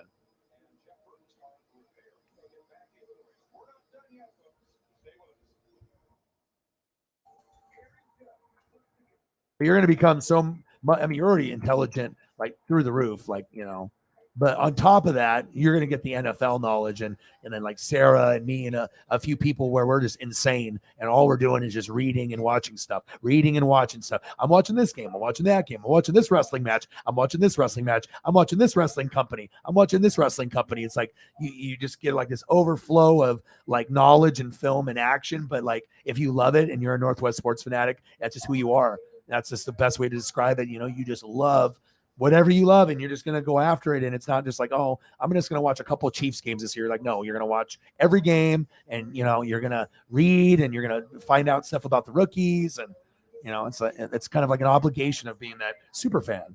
You don't want to be that fan that doesn't know anything about the team. Of course not. Come on out. I'm on it. A Space Kitty, Pandora, bang, bang, bang, go Ducks. Oh, yeah. Oh, yeah, yeah, yeah. Boom, boom, boom. Bang, bang, bang. Pew, pew. Tara. Tendara. Thank you. Appreciate you. Old school. Casey Kasem. When you put Dick Clark, that's the first name that comes to my mind. That you can all tell we're all old as hell in here, right? But there's just certain memories that you associate with certain channels and certain memories that you have. And it's like you say one, the other one, comes to mind, not just because of Saved by the Bell, but just what everything Kasem did when you used to hear him. Tendara. Bang. But I'm telling you, if you guys do go back and you try to make an effort to make it a habit to go back and watch something or listen to something that you really enjoyed when you were younger, maybe from 5 years old to like 18, that's the key demographic, 5 to 18, because you have a lot of memories from 5 to 18 that'll be super influential on who you are today. But typically for me, it's 5 to about 13, but you can continue it on to 18 if you had a really good vibe in that particular era of your life. Everyone's life is going to be different. But some of my best memories and things that have happened to me when I was 5 to 13, but it still was, some good stuff happened after that as well, for sure. But your overall mood will change when you go back in time. Look at some old baseball cards, watch an old movie, listen to an old album that you used to fucking listen to religiously on like no skip repeat. Song 1, song 2, song 3, song 4, song 5, interlude, song 7, song 8, right? We all had those things, either records or tape or CD or burnt CD or anti-skip. You had the Walkman, and then you had obviously the CD, the Walkman, the Discman, no anti-skip. It's still skipped.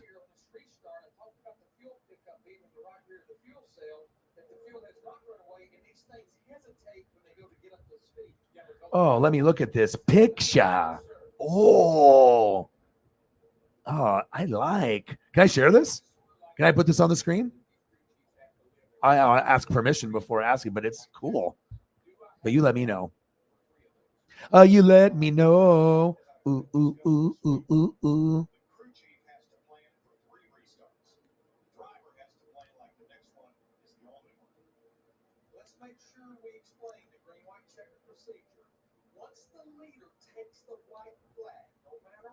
Right. Of course, you have so many, but that's what makes you special too. You're so busy. You don't have time to worry about this, worry about that. You do your job. You do a good job at what you do, and then you decide, where am I going to spend my time? My time's important. I'm going to be here. I'm going to be there, and if I'm not going to be online, at like a Grossi Posse or NWSF or RGR or anything that's special to your heart, then you're going to work on your artwork, or you got something else going on. But when you get to the point when you're sipping on some wine or taking a gummy and you just start clicking buttons on that fantasy app, clickety click, clickety clack, a tight end here, a kicker there, that's all you got to do. You don't even have to go to any other website, just the app. Boop, boop, beep, beep, beep, beep, boop, boop, fantasy expert, beep, beep, beep, boop, boop, boop, beep, beep, beep, beep, beep, beep, beep. Okay. And then all of a sudden, click on this, click on that, bang, bang, bang. And then Holly becomes a genius Holly, which she's already at that level, but above and beyond that.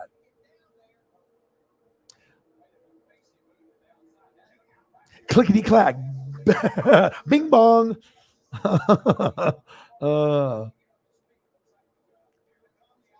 And trust me, if you listen to what we talk about, like you don't even have to go out of your way. Like if you just listen to what like me and Sarah or anyone that actually knows fantasy, like that actually is good, if based on what they say, you can just take that as like a tip, like secret information, But drafting is so critical, as you can see. If you don't draft correct, right? If you don't have a good draft within the first, let's say there's 10 teams and you're not in the top 5 in the draft, it's going to be very hard for you to come back. You can do it, but you have to really, the only way you're going to come back is if you have to work extra hard to learn more about people if you don't already know about them, those guys already. But also, you can even know about people, but sometimes you can be surprised if you don't keep up. Like a lot of people have no idea right now, like the MVP or one of the MVPs in fantasy is Amon-Ra St. Brown on the Lions. He's like this sleeper, like no-name guy, but he's getting like 12, 13, 14 targets, gets like 8, 9 catches every game, scores a touchdown almost every game, sometimes scores twice or more, and he's just not a big name. But if you got him like Sarah did, or a Gabe Davis, number 2 option with Allen. It's a good offense. So a number 2 option on a great offense is just as valuable as another number 1. We know Diggs is going to be great, but also if Gabe is getting very similar looks, he's going to outscore Diggs sometimes. And he sometimes will have 20, 30, 40-point games. At least I knew that going into the season. Sarah did as well. Same thing with Mike Williams. Herbert could be a big year. If he can't go to Keenan Allen, boom, Mike is there. Maybe this is a little uptick in production. So you always have to look at those guys, and sometimes you can win a league by just getting the best number 2 thing, the best number 2 running back, the best number 2 wide receiver options. And if you got guys that, because you're going to have like the Tyreek or you're going to have Justin Jefferson, but who's the next guy? And then usually you're not going to have a guy as good, but if you get someone that's not a wide receiver 1, but they're the best wide receiver 2, you have a huge advantage over the league. Because then you got a guy that's pretty much going to have a number 1 receiver, like a Devontae Adams, and then you got this Amon-Ra St. Brown with him. So it's like you got 2 Devontae Adams. It's like cheating. You know what I mean? But you have to be smart and know, and sometimes you don't have to go really out of your way. Clickety clack, blingety blang, beepity boop, right? And then click clack, sip some wine, bing bing bing bing, and then information goes in brain and it's stored there. So.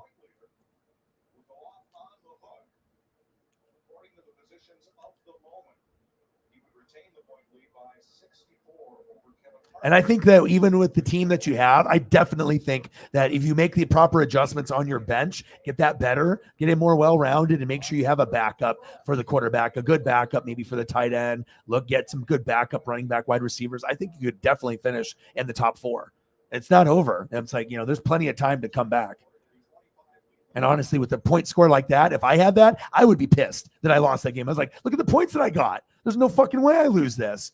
And then the only reason you lost is because you had a very good week with everybody, but then the other team had 2 guys that had career, fantasy weeks at the same fucking week, at the same fucking time on their fucking team. You know what I mean? Like it just so happens that you ran into something like Arnold Schwarzenegger for the Predator, get to the job. Okay. You just ran into the guys that got 40 and 40. Like if you had like Diggs on top of like Lamar, and when you run into guys that get 40, it's almost impossible to win unless you have 2 guys that did it also. And most of the time you don't. You might have one that had 40, but then another one had 25. And then that's how you end up losing by 10 or 15 points because you killed it. But the guy Brute Saint had like the miracle game. Like you get that maybe a couple times a season where you get guys that hit that big, 40 or 50. I mean, it's unheard of. And so don't worry. I'd be mad too. And you're fine. The team can improve and you can get there. Because that's really going to come down to me, Sarah, and then probably you and Brute Saint and one other person. And those are going to be the people that are, as long as people don't have any serious injuries. Time to post the Robert Down Jr. This is awesome. You know what I mean? And sometimes you just need someone to remind you that you're awesome. It's like you can have this passion and dream, and you probably never thought that you could get someone to pay for your art, because that was never the point. You did it because you love it and it's a piece of who you are and your soul, and you just enjoy doing it and it gives you happiness. But the thing is, then it's like up to people that understand, people that have talent, that yes, it's never about the money, ever, ever, ever, ever. It's zero about the money, right? But it's good enough where people would pay to show love, that it's that good. And a lot of people can't get their art purchased because it's not good enough. Plain and simple, no matter how much passion they think they have, it's you got it or you don't. And you lady, Miss Holly Hundo, Hari, Space Kitty, you got it.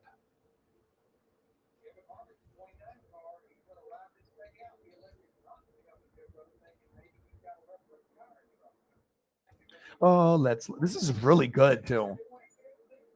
Like, I'm not even joking. This is fantastic. It's just like him.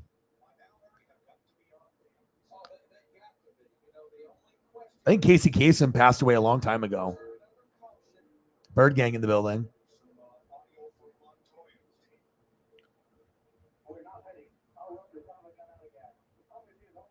Juan Pablo Montoya. He's like, we fucking ran out of gas. The drawing of Robert Downing Jr. dated July 26, 1989. I'm sure it was inspired by Less Than Zero. It absolutely was. You can tell by his hair and just his look, the cigarette. It's awesome.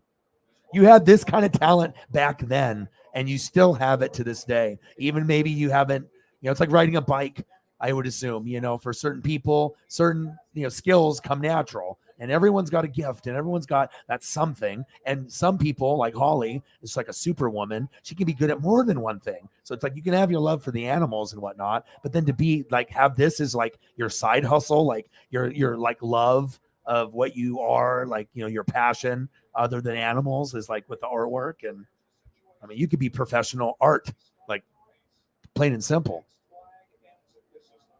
Let's look at this. I love it. And like I said, I always love to support people that I feel that are incredibly talented. And you have to let them know.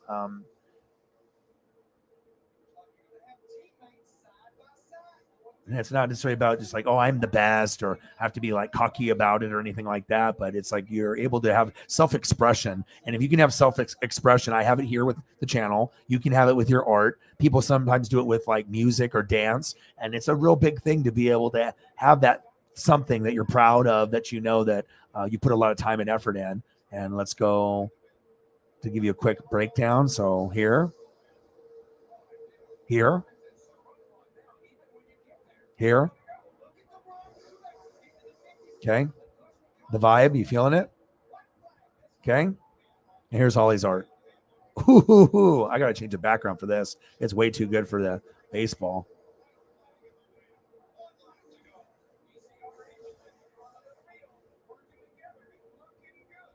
Oh, yeah. That's good.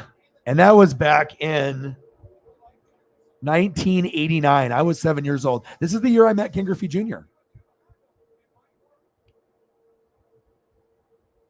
Robert Downey Jr. I love it.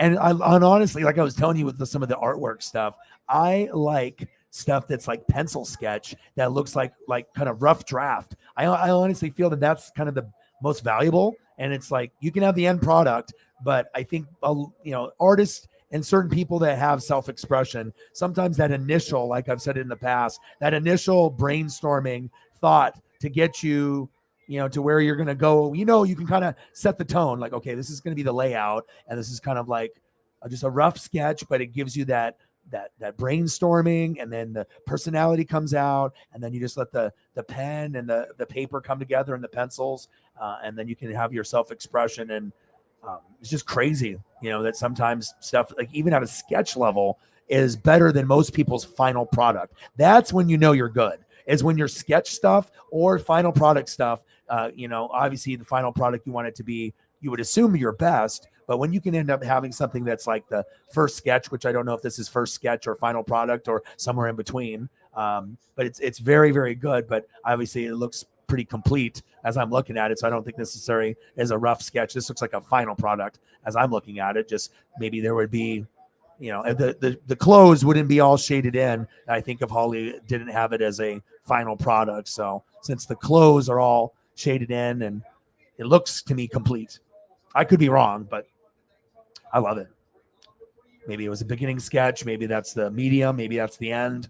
I mean, I guess it just depends on how far you want to take the creativity. Do you want to take it just to a sketch, or do you want to further elaborate and then try to make it full color and, go above and beyond? So I love it. It's awesome.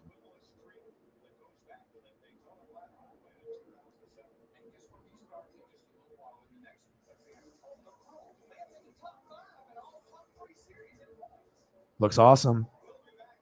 And it's always good to be able to feel like loved and supported and, and have that reassurance when it's honest, it's genuine. It's not for, any type of fake praise or, I'm not getting anything out of that. Like I'm just, sometimes when you see someone that's got talent and, you can still be shy about it or, maybe you don't think it's as good as other people, but I mean, people like me, well, I'm going to keep it real. If the shit is not good, I'll be like, you know what? It's not that good. It's like you got a lot of potential, but I mean, it's not your best. But almost with every single piece it's on point. I can't believe that you drew that in 1989. That is incredible. Keep your feet on the ground. Keep reaching for the stars. Superwoman, superwoman, a Superman and a superwoman. Clickety clack, blingity blang, blippity bloop. Fantasy expert.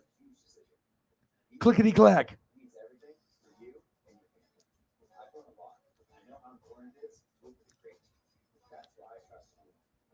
All right. But also, too, you're probably playing, it just depends on who you're playing with because there's fantasy leagues where you have like 10 Sarahs playing against each other. Can you imagine the competition level on that? 10 Sarahs just going at it in fantasy? That some fantasy leagues are like that. And those are the ones that you pay, $100 to $300 to get in. And if you win like $1,000 or $1,500. So that way you could be like, look at here, Sarah 1. I just beat you, Sarah 7. Take that.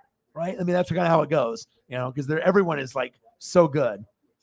Clickety clack, blinkety blang, blippity bloop. Boop, boop, boop, boop, boop. Fantasy expert. I got you.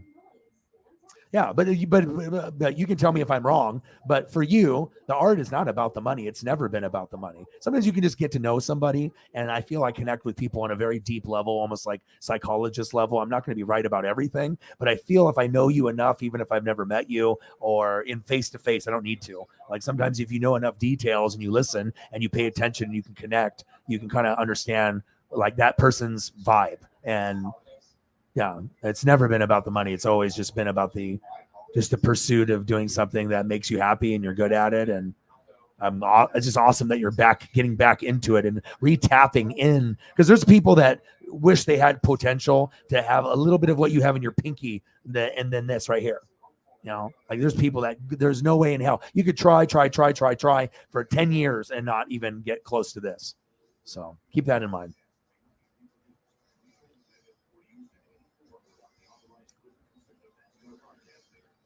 Question, thoughts on the Lions and the Jags? Thinking about doing a bet on them making to playoffs. Way too early.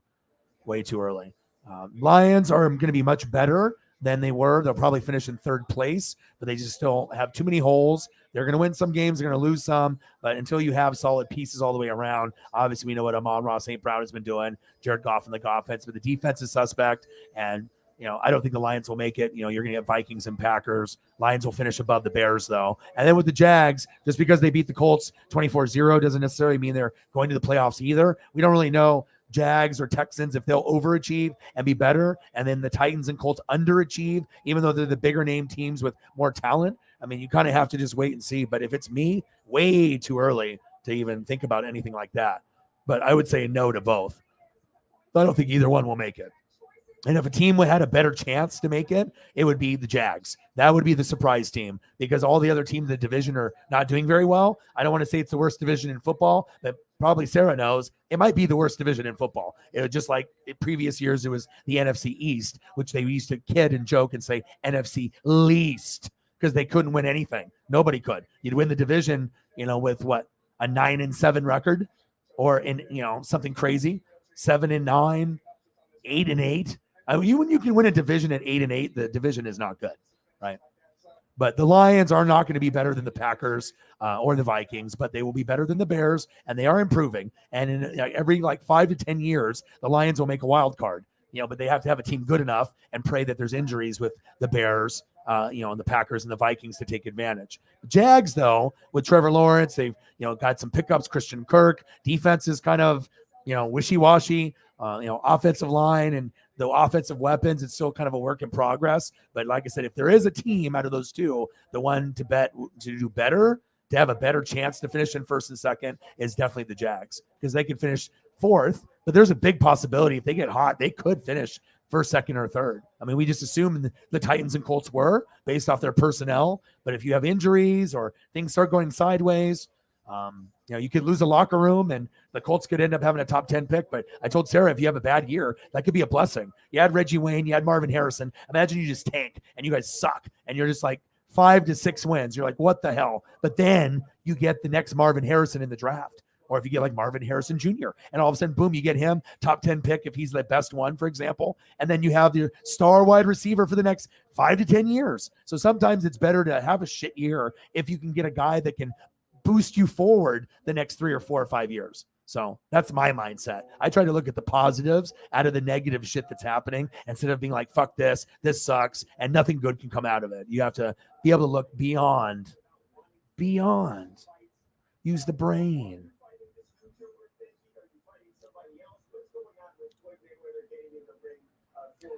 And the only reason that I say Jags is because the whole division is bad. But with the Lions, Packers, and Vikings, it's just the talent level.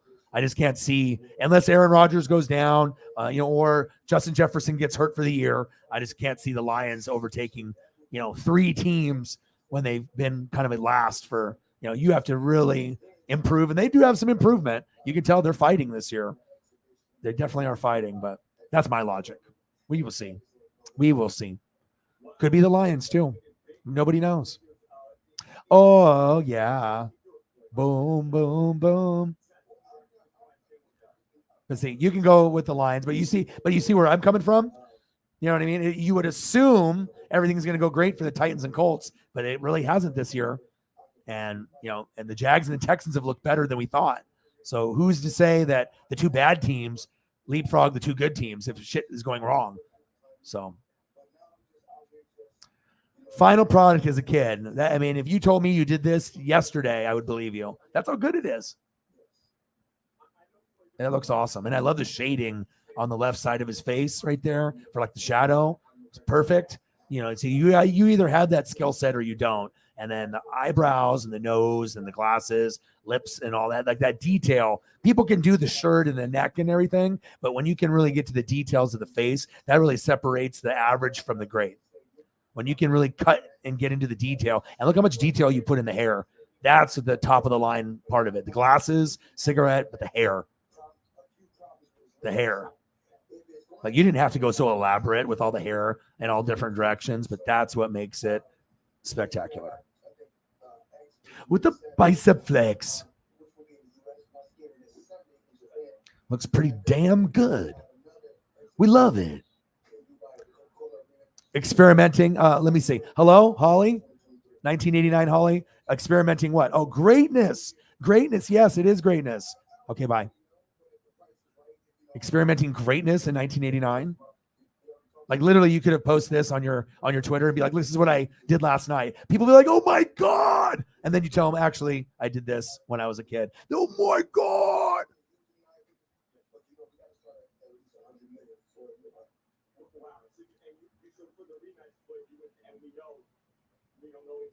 All in one bet of making the playoffs. Eagles, yep. Chiefs, yep. Baltimore, it's kind of wait and see for me. I'm not sold on them yet. Chargers, if Herbert's healthy. Jags, Detroit, those aren't probably going to happen though. And then San Francisco or Washington. Washington could overachieve and finish in second, but will they have enough wins to get into the wild card over a team like a San Francisco or like a borderline team like the Cardinals? That's the question. That would mean that Washington would probably have to be at minimum 10-7. This is me using my Asian brain. So, or do we really think Washington can finish 10-7? It's possible, but then that would mean the Eagles are winning 12 or 13, which is also possible. And I think the Niners will do good with Jimmy. I think that they'll be fine. It's just Kittle needs to get on the fucking field. But Washington could overachieve and be number 2 behind the Eagles at 10 wins. But, I mean, most people think probably 5-7. But after the start they had at the beginning of the year and the way Carson is playing, maybe it looks like instead of 5-7 now, it's kind of looking maybe 6-10. 6 on the low end, maybe 10 on the high side if they can keep it together, because they do have really good weapons at wide receiver. Oh, man, yeah. But I don't know. Washington and San Francisco could, but I'm just thinking Detroit and the Jags. I mean, that's where you'd lose it. You might be able to get every single one of those teams in that you have there in the message, but the Jags and Detroit, and let alone both, it's like that's a recipe for disaster to lose a bet if you have to get all of them. Because I don't think, the Jags to be the worst team in football 2 years in a row, and then they're going to go to the playoffs. I mean, they must have a hell of a coach, because that normally doesn't happen. And then Detroit, has always been a bottom feeder with the Bears, and then the Vikings and Packers just have better talent, and they could overachieve. But the only way Detroit would win the division is like if Aaron Rodgers goes down with ACL and he's out. And then the Vikings would have to lose like Cousins and Jefferson or something crazy. And then you can like leapfrog and go up. But I just don't think you're going to have those significant enough of injuries to who knows? Maybe, something I don't. But I definitely wouldn't do that. And the way that you would lose would be normally Jags and Detroit. All the others are, Washington is the suspect one. But that one seems more like plausible than Jags or Detroit. Like Washington getting to 10 wins rather than the Jags or Detroit. That just seems a little bit more believable based on how Carson Wentz has played so far. That's my opinion. Boy, James Amazing. What to do, bro? Mike Morgan with the 20. Get to the chopper. Mike Morgan. $20. Get to the chopper. Love me some Arnold. Mike Morgan. 20.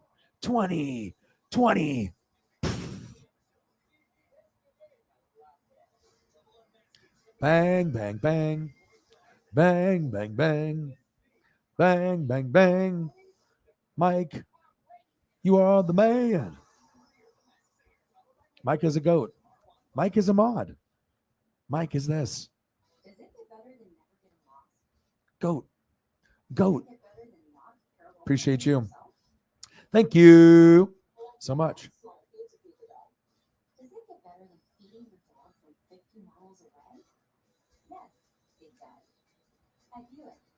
Bang, bang, bang. James Amazing. We're pulling up photos of started off with Burger. Mariners just sucked. We had one hit today. It's depressing, bro.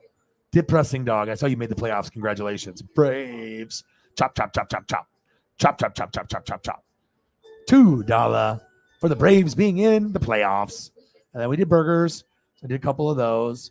And then we went down Stranger Thing rabbit hole. And then Holly has some old 80s movies. So we did like Less Than Zero, which is not something I think most people know what is. And so we got like the Robert Downey photos from like in the movie and the black and white and the female and just him and his vibe with his glasses and his booze in the car.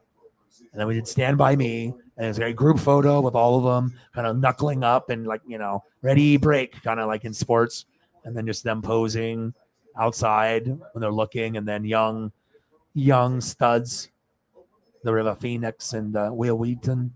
Stand By Me, top photo, bottom photo, what they look like in the movie, and then below one missing that's no longer with us, and the other three in suits looking conservative and much older. And then them sitting in the room, playing cards, just vibing. And two of them just chilling. And then we got Predator, and I got this amazing Arnold photo, just like from the movie. Muscles out, guns out, right? Sun's out, guns out, right? And all the guns, Arnold, get to the chopper. And then we just looked at Holly's art. Robert Downey Jr., 1989. Not even recent. But you're so good that you could say, I did this yesterday. People would believe it. And you'd be getting compliments off this. Like, this is good. And art is an interpretation. Sometimes you'll see other artists out there, and sometimes maybe they can draw a face better, or maybe they can draw a nose better, or an eye better, or hair better, whatever. There's always going to be interpretation of art, but it's not about competing with other people about the similar stuff. Like, there's all these Chiefs artists that are out there. Lots of them are competing. I'm good. Like, we can just appreciate the person for their personality and being able to put that on the paper and share it with all of us. And that's what I like. I like to be able to see what you're able to do, and then, and understand when you get the praise, it's genuine. If it was not good, no matter if people are friends, if you're a real friend, people will tell you, hey, it's not good, man. Like, it needs work. It needs work. But this doesn't need work. This is awesome. I can't believe you drew this in 1989. I was 7 when you drew this. This looks incredible. And so how did you find this? You were digging up in the attic and you ended up finding it? Is that what happened? The attic? Is that what happened?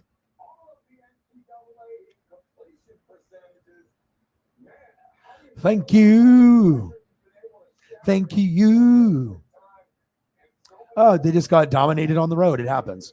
The other team has a team that's going to win the division. That's one of the top 4 teams in the NFL right now. And so when you run into that and you're at home and they get drunk and they scream and yell and it's a very hostile environment and they got good players and good scheme and good coaching. And even though the Vikings beat the Packers, you can do that one week at home, but then you go on the road and you can look like shit. And that's what they did. And guess what? Week 3, they're going to be back at home and they're going to play good.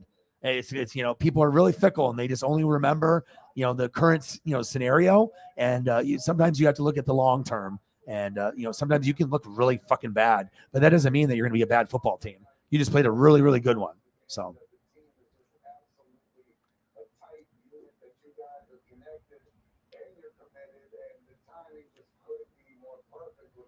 Oh, yeah. Vikings have a chance to win the division. I mean, they didn't look like it when they played you. You know what I mean? But if the Packers don't have Devontae, there is going to be wiggle room for the Lions and Vikings to be a little bit better than people think. And the Bears are just trash. The Bears are horrible. So everyone can beat up on the Bears. But as far as the other teams, it'll be more competitive. Probably the most competitive it's been in a while between all 3 teams. You got Rodgers, but no Devontae. And then the Vikings got a brand new coach. So brand new scheme. And then obviously with the Lions, they have that coach in place biting kneecaps and whatnot, right? But when you watch the Hard Knocks, you feel it. You go, wow, like these guys are genuinely passionate, and you have to buy in. And if you're able to buy into someone, and you truly believe them, people are leaders and some are followers. And certain people have the charisma, but it's not fake. It's not rah car salesman, phone sales. Hey, your shoes look really nice. Go get a fucking sale. Like that's not an honest compliment, But when when you see it and you feel it, then oh, wow. You're like, this team, they maybe just need talent. And then they add a couple pieces and they got, Hutchinson, 3 sacks. You got a guy that's going to be one of the best defensive players in the league already. And he's a rookie, and you haven't even had Jameson Williams from Bama yet, and then you got Amon-Ra St. Brown. Goff is better than people. Everyone doesn't really want to talk about Goff or Garoppolo and some of these guys that are like middle of the pack. But, even if you're not top 10, if you're somewhere between 11 through 20, that doesn't mean you can't be a good quarterback. Like you can be like 14th best and still be kind of solid, or 15, like a Jared Goff. Goff is probably, somewhere between 14 through 20 or 14 through 22, but sometimes he plays like he's a 14, top 15 quarterback. Other times he plays like he doesn't belong in the league. But You know, sometimes you have to look past name recognition in the media and how they portray someone. And once you get the bad rep, like a Baker, it's over. You'll never be able to get a good rep ever again. Because like once your rep is tarnished, like he could throw for 400 yards, 4 touchdowns, no picks, and people would be like critiquing the game and not saying it's him. It would be, oh, the wide receivers or the defense. Like, you know, it's just kind of fucked up. The media does that, but that's how it goes. Oh, awesome. Randy Kirsch. Yo, boy. That's cool, man. Just hang out when you can. Hey, appreciate you, new mod, Mike. I appreciate you tremendously. Thank you for holding down the stream, and we look forward to seeing you again. Have a wonderful evening. Oh, hello. All right. I got your voicemail. Oh, thank you. Thank you.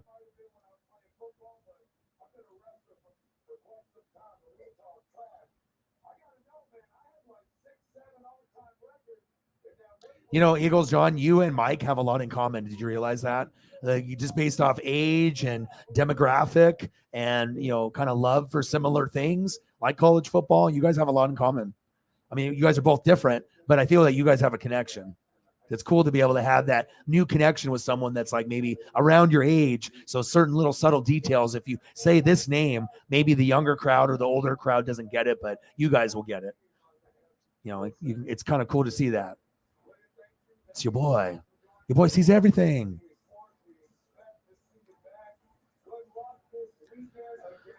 Yeah, I mean, with good coaching, you know, I definitely think the Niners have a chance. Everyone's going to say Rams, right? But sometimes you have a Super Bowl hangover, offensive line, no more Whitworth. They have a couple injuries on that line, and Stafford can't get cup the ball. Then it's not going to matter that Aaron Donald's over there. And if you have good coaching with Shanahan, who's very good, he's one of the top, you know, minds in football. Sometimes he can't score fourth quarter points in Super Bowls. But other than that, you know, fourth quarter points is tough. He will learn. He will win a Super Bowl before his career is over. But I totally agree with this statement. They could win the division. It's like a sleeper thing that, I mean, as long as, I mean, we've seen it before, like where they're just like 9-8 or 10-7, and they're scratching in and they get in by like the last number 6 or 5. And they go like all the way to the NFC Championship game. You're like, what the hell? How did they do that? And they do that with good coaching and good personnel. So, yeah, I saw Grossi's message. I'm on Twitter all day, every day. And I even saw Bankert. I saw him post and stuff. So, yeah, anything that Grossi's on or Bankert or anything, you know, usually NFL related, that's probably going to feed into my timeline at some point. And if not, Sarah will send it to me or I'll send something. So, yeah, I'm glad he got a job.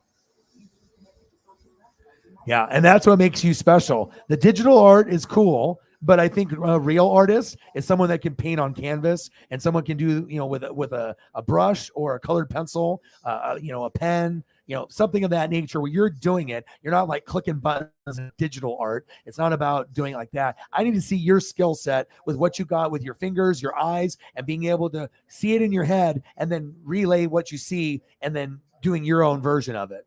That's skill. To me, not that saying that the digital stuff isn't skill. It is. It's a very skill. But I think what you're doing, that is more a skill. That's like, you know, there's a reason why there's so many iconic photos and paintings and pieces of art that are out there. So.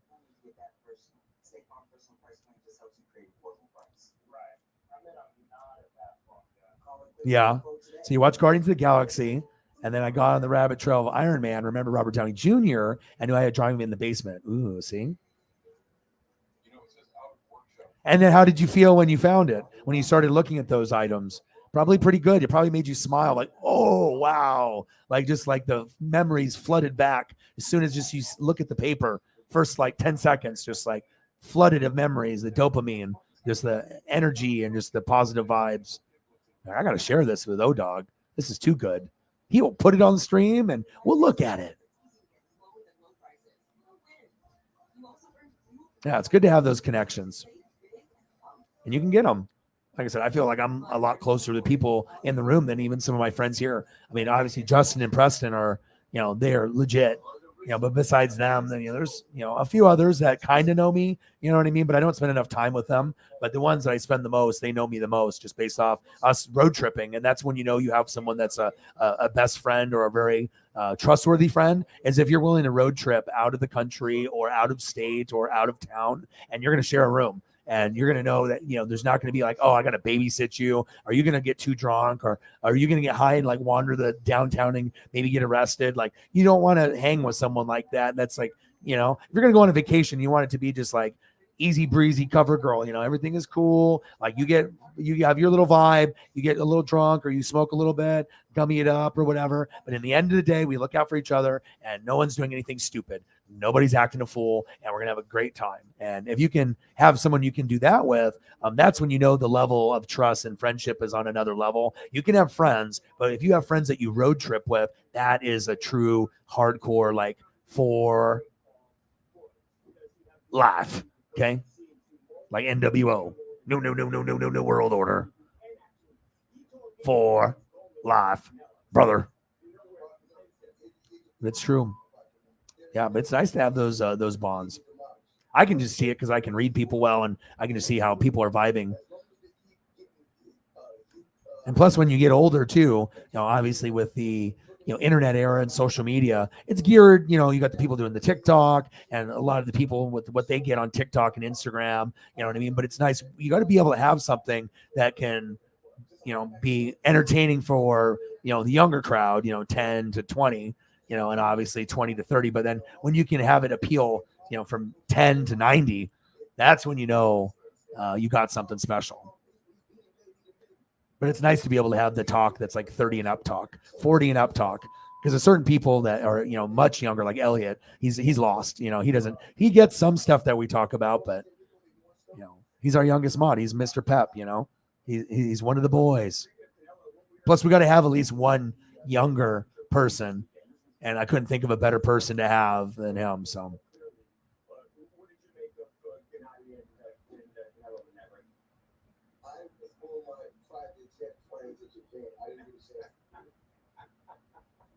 Oh, yeah.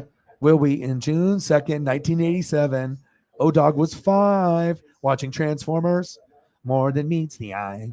Transformers. More than meets the eye. Transformers.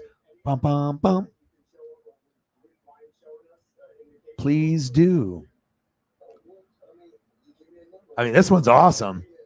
If I was going to give this one a grade, it'd be like a 9 or a 10 for sure. Like, this is not 8 quality or 7 quality. This is like 9, 9.5, 10. This is like 10. This is great. I like the subtle cigarette, attention to detail with the glasses. And then obviously I look at the hair. That's the big one. When you have attention to detail, then you see things that other people don't see.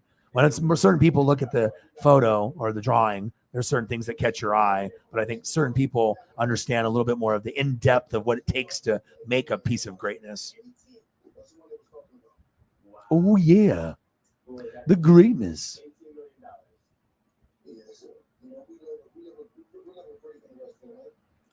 Anything that you decided to put on paper is great. That's what I try to tell my friend Brooks. You know what I mean? No matter what you come up with, some are going to be heaters and some beats aren't going to be maybe as catchy or make me move my head or my body, but it's a piece of who you are. And if you are okay with who you are and you can have self-expression, it doesn't matter. Some are going to be, maybe more popular to others, but maybe you have one that maybe doesn't sound good to most people, but to you, it's the most special because you put the most work into it and it's like an unusual sound or it's you. It's it's a connection and a piece of you, and that's what I try to tell my beat maker because I was like, he's so talented, and I don't want him to think that he can't make it big.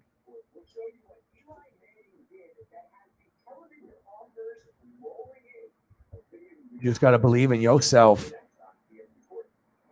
You just got to believe in yourself.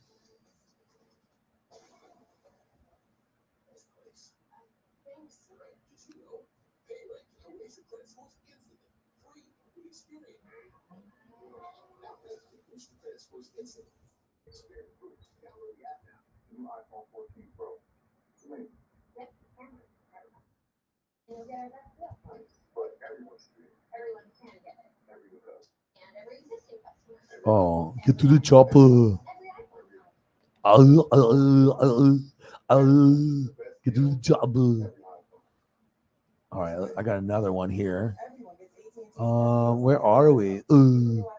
Let's see. Oh, yeah. Here we go. Here we go. We're going to go from one icon to another. One iconic movie to another. Does it get better than feeding your dog from 50 miles away? Yes, it does. At Buick, we see a future that's even better. Because the life-enhancing innovations you never even dreamed of, Buick is dreaming of them every day.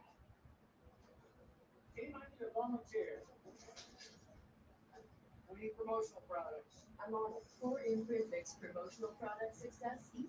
For high-quality items, go to 4 This is my favorite time. Like, just like the last hour or two.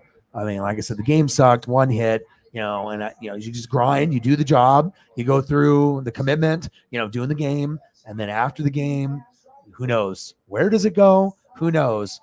It's like going in. I know this is the game I'm doing. This is the race I'm doing. This is the wrestling match. This is the wrestling show I'm doing. But afterwards, who knows who shows up? Who knows what we talk about? Who knows what greatness you'll be able to see on the screen? It's just I'm providing the place, and it's a very selective bunch that we've had to boot out a lot. Lost a lot of subs, but it's just protecting the vibe and making sure that I haven't worked this hard just to let anybody come in and fuck everything up. You know what I mean? And just to be annoying and just to cause havoc and drama, and something that is so close to me, like Paisley. Like, this is my baby. Like, I mean, I gave up a card worth $30,000. Do you guys understand how crazy that is? I mean, as a collector, for me, like toys and everything, you probably don't have a toy that's worth 30,000. You know what I mean? Maybe you have a toy that's worth 100 to 1,000 if you're like a big baller boss collector, but you normally don't have anything above that. I mean, it's a big deal. Sometimes you got to make those sacrifices for your dreams. You got to believe in yourself. Yeah, that's the best part, since the raid and everything else, just being able to group the right people at the right time and have it come together perfectly. And honestly, for the amount of people, you definitely need more in normal circumstances to be able to do this full time. Depending on each day, we never, it's not going to be some huge number, but also too, it's special because if I'm still able to make a living and I can survive and we can have less people and have it be a little bit more intimate, you don't really get that with streams anymore.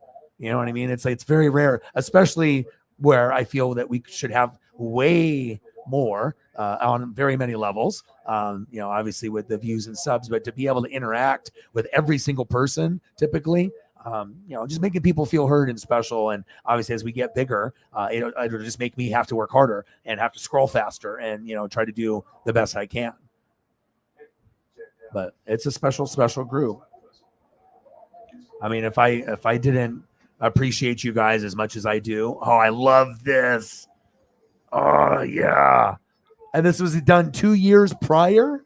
You are so skilled, like no joke. And when I say it, right, I hope you believe it, because obviously I'm not going to, give someone the smoke and give them all this belief that they're really, really good when they're not. I wouldn't do that to you, even as like, a friend or a quote unquote fake friend trying to boost you up when they know it's not, just to get like some type of, vibe or friendship off. It's like, just straight up being 100% real. If something's good, you're going to know it. If it's not as good, I'll be honest. And some people will have a hard time being a friend to say, hey, you know what, this isn't very good, because it's a hard thing to say, especially when someone cares a lot about everything that they do. But if you're real about it, people can take the criticism, because they know it themselves. Like when you did the Andy Reid and Derek Thomas and certain folks, certain ones that you felt in your heart that were better than other ones, right? Every artist has their favorites and what they think in their head, contrary to other public opinion. Like, this is, to me, is my favorite, or these ones I feel are very good, or maybe these are the ones that I think the fans and other people would like.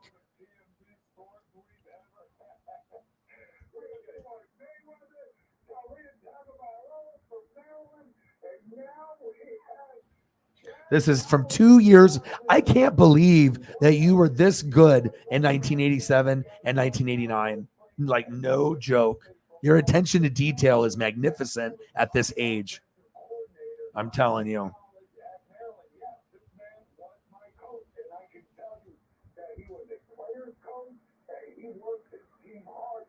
Reconnecting to something that you love is something that no one can ever take away from you, and to be able to do it back then, and then still maybe not do it full time or not even do it that much, and then jump back into something that you were great at, another 5, 10, 15, 20 years, and then maybe taking it more seriously and going after that second journey, and then seeing where you were and where you are now, and you haven't missed a step. It's like, that's special. Like Arnold. Get to the chopper. Okay.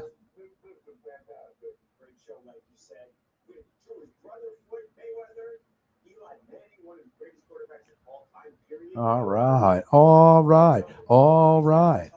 So this one's 1989. And then we can go to 1987.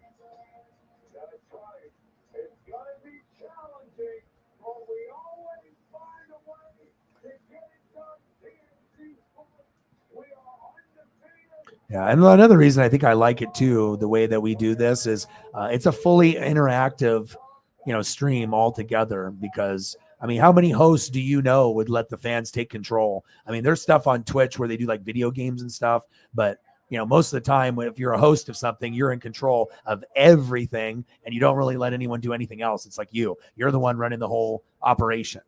But to be able to have something where you can let go of that power and let the fans do them, and then it ends up being better, especially if you've got goats like this in the room. Are you ready? So this is 1989. This is 1987. 3, 2, 1. Bang. I love it.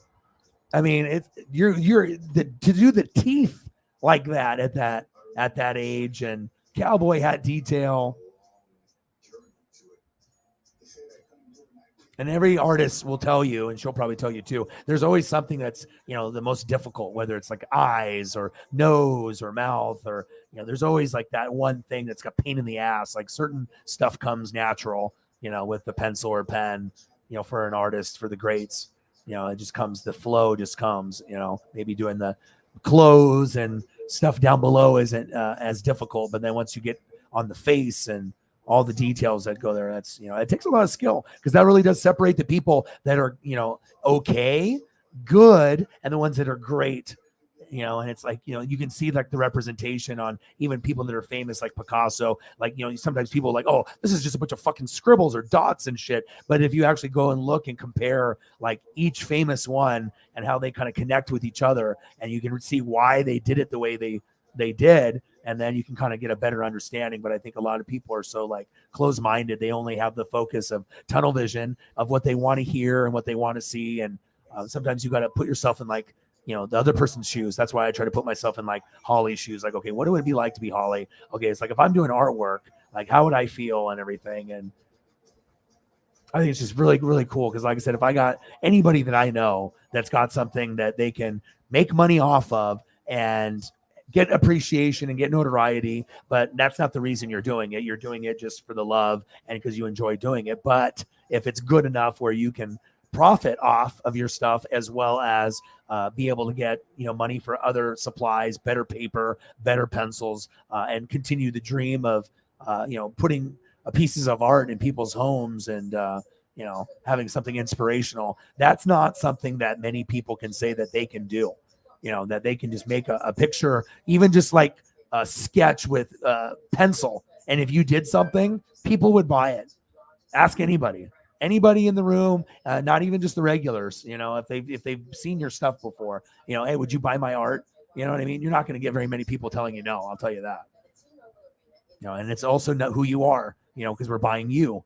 It's like when I did phone sales, people were buying me, instead of just any other person that was trying to rip them off, even though you never could see me and it was always over the phone. But sometimes you can get a vibe on tonality and vibe and aura. And you can kind of gauge it when you meet someone or you talk to somebody, first like 2 minutes, You kind of have a vibe. Are they sketchy? Or are they kind of like unreliable, a liar, or a thief, or like there's something off about them? Or do they present like a good aura vibe? And sometimes you can meet someone and instantly you are going to kick it off and it's going to be good because they give you those vibes, even though you don't know them like completely or that much at all. I love this. 1987, 1989. You took a big gap here. So like this is really awesome for just like the detail in the face and the cowboy hat and eyebrows and the teeth is the first thing that comes out to me because sometimes people can't do teeth in art. But I guess, I mean, I'm not in art myself, but I mean, I pay attention to a lot of different things. And some people can't do eyes. Some people can't do teeth. Some people can't do noses. And if you can't do something like that, I mean, you're not going to be able to be good at art. You have to get that on point. And that's the first thing I notice is the teeth. Most people probably would look at the cowboy hat as the first thing because it's just big, or the coat. I love it. And this one's awesome too. Cigarette, great touch, glasses on point, perfect. But the most impressive is the hair. But I don't think anyone would really notice it. Oh, it's a great picture. But the hair and the attention to detail with the hair, that took effort. Some people notice things and, you know, sometimes, you know, you just see things differently. Each human is different. Each person is different. I love this, though. That's so on point. 1989, you're crazy.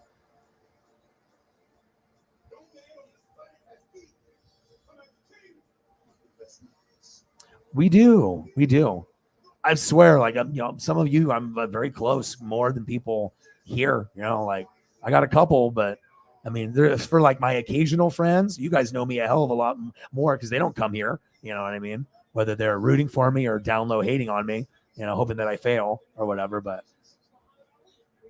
yeah, it's just nice to be able to vibe with people that are just awesome and genuine and lots of personality. Everyone's so different, and that's what you need to be able to have a great room. Oh, no problem. It's my pleasure. It's probably the happiest you've been in a while. You know, you've got some good and you've had some bad, some ups and downs, right? You had some issues with politics at work, but you can come here or Grossi or RGR and you can have fun, right? And now you found your art. See, you know, things can drastically go like this, you know, like all of a sudden things are good and then, oh, it's fucking bad, good, bad, good, bad. But you just have to keep it right here. Not get too high, don't get too low. And I'm not flexing with them, even though it looks like I am. I am not a snake. Okay? But that makes me happy. Because it's a pleasure for me to be able to. Because, I mean, if I was doing art, I would share. You know, it's like, you know, it's just most people aren't willing to do things nice for other people. And even with channels, you know, a lot of times people want to be in control of everything. You know, they always want control, but I want the opposite. I want you to be able to have that flexibility that everyone can feel a part of it instead of feeling like you're just, you know, fan XYZ 1, 2, 3, you know. It's awesome. How does it feel? So I'm all getting into like O-Dog, Dr. O. It's like Dr. Phil, but much cooler. You don't even have to come to my office. It's all remote, right? With a bunch of other cool people. Therapy sessions. And the thing is, since you're so shy, like introvert, right? Some people introvert, extrovert, right? If you're like shy or if you're outgoing, right? But for someone that is so shy, look how much you've come out of your shell with us, even though that's not your personality. Normally you're very reserved and you're very kind of to yourself and shy. And, you know, you don't want to boast or be braggy or, you know, try to make a scene like, hey, look at me. And then to be able to share stuff like this. I mean, yeah, because I would be completely honest with you. If it was really, really good, I would tell you. If it wasn't that good, I would tell you too. But you know, that type of stuff takes a lot of courage too, because a lot of times if you have self-doubt, a lot of people do. But look at you. You have all the self-doubt about all kinds of things, right? But you just need someone like me and the rest of the people in the room, like Sarah and the rest of the goats, to tell you, hey, your shit is really awesome. You know, it's like we don't need to say it to be your friend, you know, or anything like that. But it's just like you got to make sure, because sometimes the people that are insecure or, you know, they have doubt, you know, they are the best because, you know, you're just so humble about it. But then sometimes you just got to put your foot down and understand that, hey, I am the shit. Like, I'm good at this. Like, you know what I mean? Not only I think so, but the people that are my friends are telling me, and you can use that confidence to make amazing things that are going to impact people's lives, and people will pay money for it to hang it up in their studio like me. You know, I definitely would. And the thing is like some people could pay like 10 to 50 bucks if you're like an amateur, but you're just kind of like average, right? But if you can get people to buy your stuff for 50 to 500, like legit people would spend that, that shows that, you know, you're not just like anybody else. Like, you know, you're on the upper echelon of, you know, people wanting to purchase a piece of you and then having that represented in their apartment or townhome or house, you know. That's how I feel. No, so just keep that in mind. Keep going. Keep doing it. As long as it makes you happy, keep doing it. You know, because there's people that wish they could draw like this, you know, and so as long as you're alive and if you have the time and you still have a passion for it, keep going, because like you have so much more to share, and there's so many people that have your back that are going to support you genuinely. And like I said, it's never about the money, but if you can get enough money to pay your rent just by doing something you love to do, you know, that would be pretty cool. Lots of extra money to do a lot of other fun things. You know, if you could do a couple drawings and, you know, have your rent paid, you know, that, you know, takes out the gap quite a bit, where you could, you know, have more money to go travel, maybe go get more games, you know, do other things that normally you wouldn't do, like go to a Royals game or something, you know, because your stuff is good enough where people would pay, you know, to make sure they support you to continue to keep going so you can get better pencils and paper, but it's just good. And they like you. So this is awesome. Don't you feel better about it? Like I said, the genuine and the honesty I know is kind of freaking people out sometimes, you know, because it's just not something that we're used to. Well, you got a lot of these friends and people you associate with your life. You think they're your friend, and then they're just using you or not being genuine and real. And you've dealt with people lying, you know, to your face and behind your back. And, you know, it's just not normal, you know, to be able to have a group of people where we can just be genuine and just be honest and real. And it's rare, you know what I mean? But that's what makes it special. And that's what makes NWSF special compared to other channels out there. You don't get that just anywhere. It's a special thing. It's all about connection. That's my gift. Connection. Knowing how the connections work. It's like we're all little pieces of like Legos and we go together, you know, and everything happens for a reason. People meet people for a reason. I've been doing this for 70 years. I covered the first 53 Super Bowl. I covered 55. No problem. At least 40 World Series and a bunch of NBA finals. Yeah, pretty sweet. The single most exciting moment in sport. We had guys out there. And you haven't lost your touch. You know, so it's like you had the passion and you had it back then, and you can still do stuff now, and it's still like up to par or better. Yeah, so that shows you it's like you didn't pick it up. You didn't pick up a pencil or share it or look at it. You know, just kind of buried it away. You know, and then now, you know, make you understand that, you know, you just got to believe, and you can do whatever. Just you put in the effort. You got like literally the best support system on planet Earth. Like NWSF or a support system, you know, you can have psychologists, therapists, you can have friends, you can have family. But if you got the connection that's deep, you know what I mean? That's real. That's not common. That's not common. Yeah. You know what you should do? You should frame them. Are they framed right now or no? Because that's what I would do. I would do that tomorrow. You got to live your life, you know, and I just know how to connect. But if this was me and I found this, I would grab, you know, both of these. If you don't have to do all of them on all the different ones you found, but at least two, and, you know, just go get a frame if they're not framed already. Hang them up, look at them, put them in your office, put it in the bathroom, put it in the living room, put it somewhere wherever you're sitting in front of the computer so you can look at it. There's nothing wrong with admiring greatness, you know. Everyone's got a gift and they're great at something, but the greatness factor, that's up to you, you know, and depending on how much time you want to put in and if you have genuine talent, because obviously we know with the goats have genuine talent, and talent can take you so far, but also you have to believe in yourself. You also have to have perseverance, and you have to have just that that mindset that you're never going to quit and you're going to achieve something, and you're not going to do it for the money and the fame and the notoriety. You're doing it for the love of this is who you are and this is what makes you happy. And this is your second like love. You like animals, but then this is like, you know how many people that are out there don't even have one love, and you have like two, and then you've made an impact in both, right? Animals and getting into that type of work with veterinary work, right? And taking it to the next level and doing this, putting them away, storing them away, not appreciating them. And then now looking at them, sharing them, and you will frame them and you will look at them, and this will take you to the next step and move you forward in your artwork journey. You see that? O-Dog, therapist, Big Brother, Boys and Girls Club, counselor. He's like, oh, this O-Dog is a very smart dog. He know me so good, dog. How does he know? He must be Aryan. He must be from future.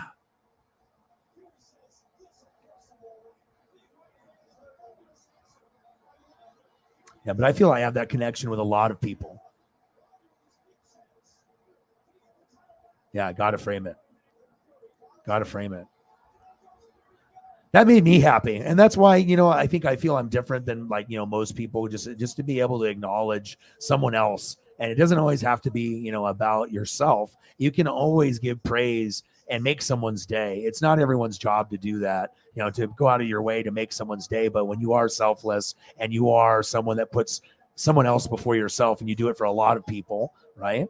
If that's you, right, and you're like me, it just comes natural that, sometimes people take kindness for weakness, but it's not about how much money you make or what you have for possessions. It's how many lives did you influence in a positive manner before you're gone. The legacy. That's what matters. What people remember you by. How were you? How did you make them feel? What kind of person were you? Good stuff. Good stuff. Well, we broke the 5-hour mark, but I'm glad that you decided to share and come through. Does it creep you out? Be very honest. Does it creep you out a little bit? That I might not be right on every single thing I say, but there's like this really deep, I have never met you face to face, right? So, that the meetup, right, has not happened, but it's sometimes you don't need to. If, you have that certain type of bond and connection, and if someone listens and you can understand people, the connection is very, very real.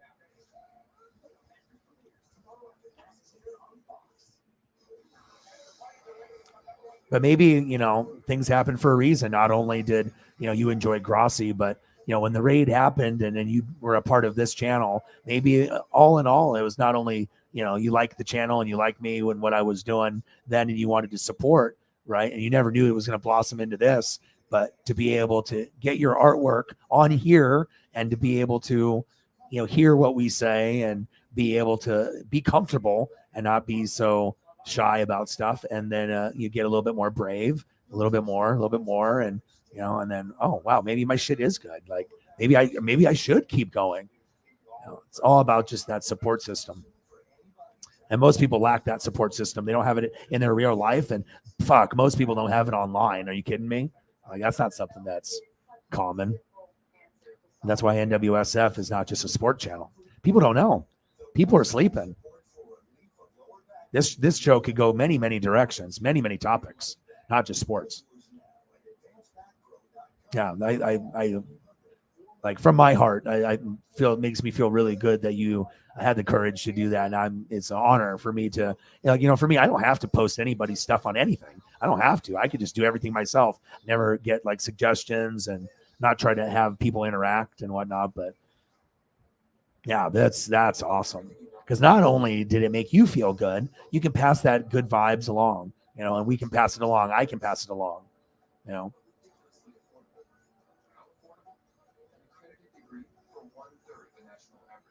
Oh, dog, very smart dog. From the future, dog. Time traveler. That was my samurai voice. He said, no, it doesn't creep me out at all. I believe in intuition. Yeah. I think all of us are going to, kind of just call it. I just wanted to go over the drawings and spend time and vibe. We all love each other. It's a nice big family. Go through some of these photos here one more time. And it's cool because we're doing like rock and we're doing like Ozzy and like Slayer and, we can always go down other avenues too. So it's just nice. It could be food. I can always sprinkle a little bit of that in, but when we can get into other things too, especially things that are on our mind, either currently or something that maybe subconsciously, unconsciously you want to see. This is very iconic right here.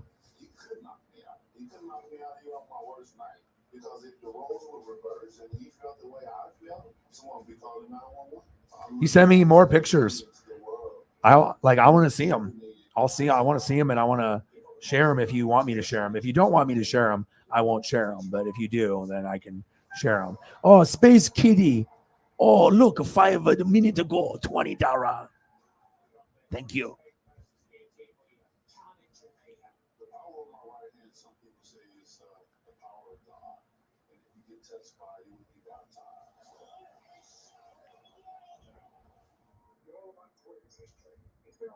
We got to look at some cats, some corgis, and then we'll end it. So we'll probably end the stream here within the next, it's 5 hours and 19 minutes. So I think I'm going to go for 10 minutes or less, and then we'll just call it a couple photos here, and then we'll just end it.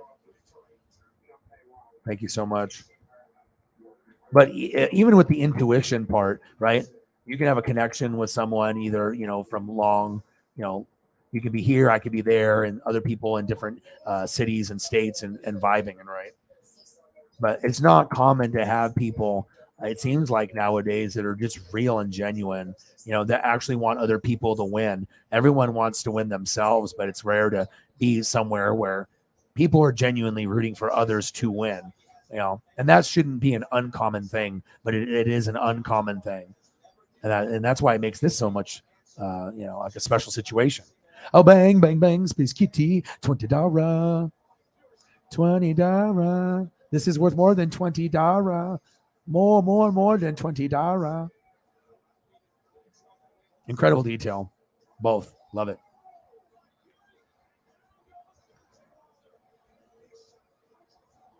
Oh, bang, bang, bang, bang, bang, bang, bang, bang, bang.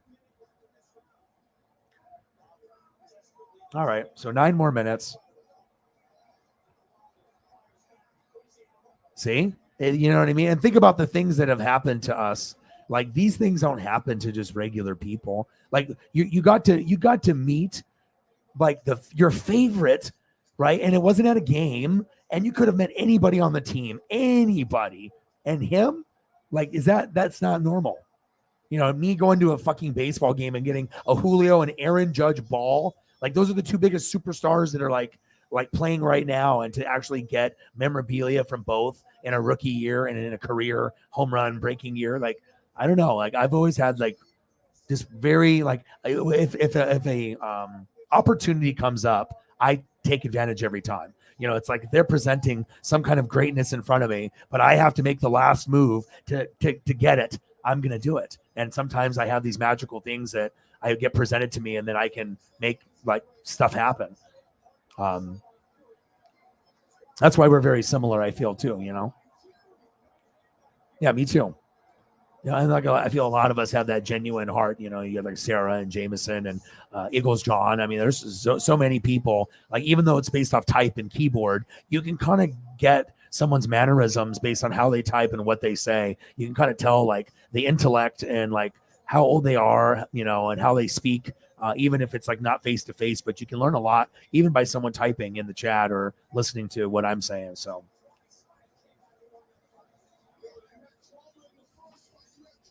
Right. I mean, think about that. You know what I mean? Like, we were talking about him, and like, it's like you probably never really talked with people about just like him, and then let alone being able to we talked it into existence. And not only that, right, but not only talking about it, but just the ESP, and you can't always understand everything that's going on, right? It's just sometimes things are like supernatural. It's but It's like out of anybody. And then we're just posting the photos, and it's like the coolest thing ever. And not only is it cool for you that you got it, us to make it like we enjoy it. Like there's other people that follow him on social media now, and we actually look forward to looking. And it's like, I don't mind it at all. It's like I actually look forward to, because when you know someone's got a passion or a love for something, and it rubs off on other people, and then all of a sudden, boom, beer cooler. I just said this. It's like you couldn't even like scripted that any better, right? Like just amazing. But I really do feel if you are a good person, right, and you do good things, right, certain opportunities will be presented to you, and you can either take advantage or you won't. But those opportunities aren't going to be presented just to anybody. The opportunities are, it's only certain select few. But I really feel like the gods, or the sports gods, or any of the gods, the higher ups, they know what people are doing. People are monitoring, and as long as you're genuine, true to yourself, sometimes people might take advantage, but at some point, at some grand juncture, and time and place, like magic happens, and sometimes it's hard to explain, but it's like I always feel like I have like extraordinary things happen. But also too, I work really hard, and sometimes if you are a grinder and you work hard and you're genuine, sometimes stuff will fall into your lap, and other times things will be very unexpected. And but just the whole process of Grossi Posse, Raid, here, your art, now your life is going in that direction. Would it still have gone in that direction if you didn't meet me? Yeah, I think it was already trending that direction, because I think you subconsciously have been thinking about it and wanting to talk about it or share it or get back into it. But maybe I was just that piece, that bridge for you to step on, and okay, yeah, I'm going to do this. Oh yeah, it's a great one. And like I said, I've gone through it too. So it's like, when people go through that, I mean, like I said, I was in bed for 3 weeks, got fired from a fucking job. And, all I did was, go to the bathroom. Sometimes I didn't take a shower. Some days I did, but I went days. I normally take a shower every day. And I know I went at least a couple days without. I never went like a week or anything, but I know people have done that, and it happens, but I would rather just be asleep and not be in reality. I would rather be in the matrix, instead of being in the reality. But at some point you just got to look at yourself in the mirror. And sometimes there'll be like these subtle messages. Like I was watching TV, and they had a commercial about depression, and it was like kind of at that time where, hey, you've been doing this too long, cry a little bit, you know what I mean? Toughen it up, look in the mirror, cry, and just like, this is the time to move forward and do your best. And you can get better. You can move forward, and things will get better. You know what I mean? And it's okay to be weak, and it's okay to feel, lonely, or feel sad, and feel sometimes for no reason. Sometimes it just, in our brains, so if you can keep yourself busy, and spend time with your job and with your art and with me and with Grossi and RGR, then there's no time to think about being depressed anymore, because you're not going to have time for it, or criticism. You're just going to do your thing and do what makes you happy. And when you do that, then that's when, good results and great things happen. It says out workshop. I'm almost there.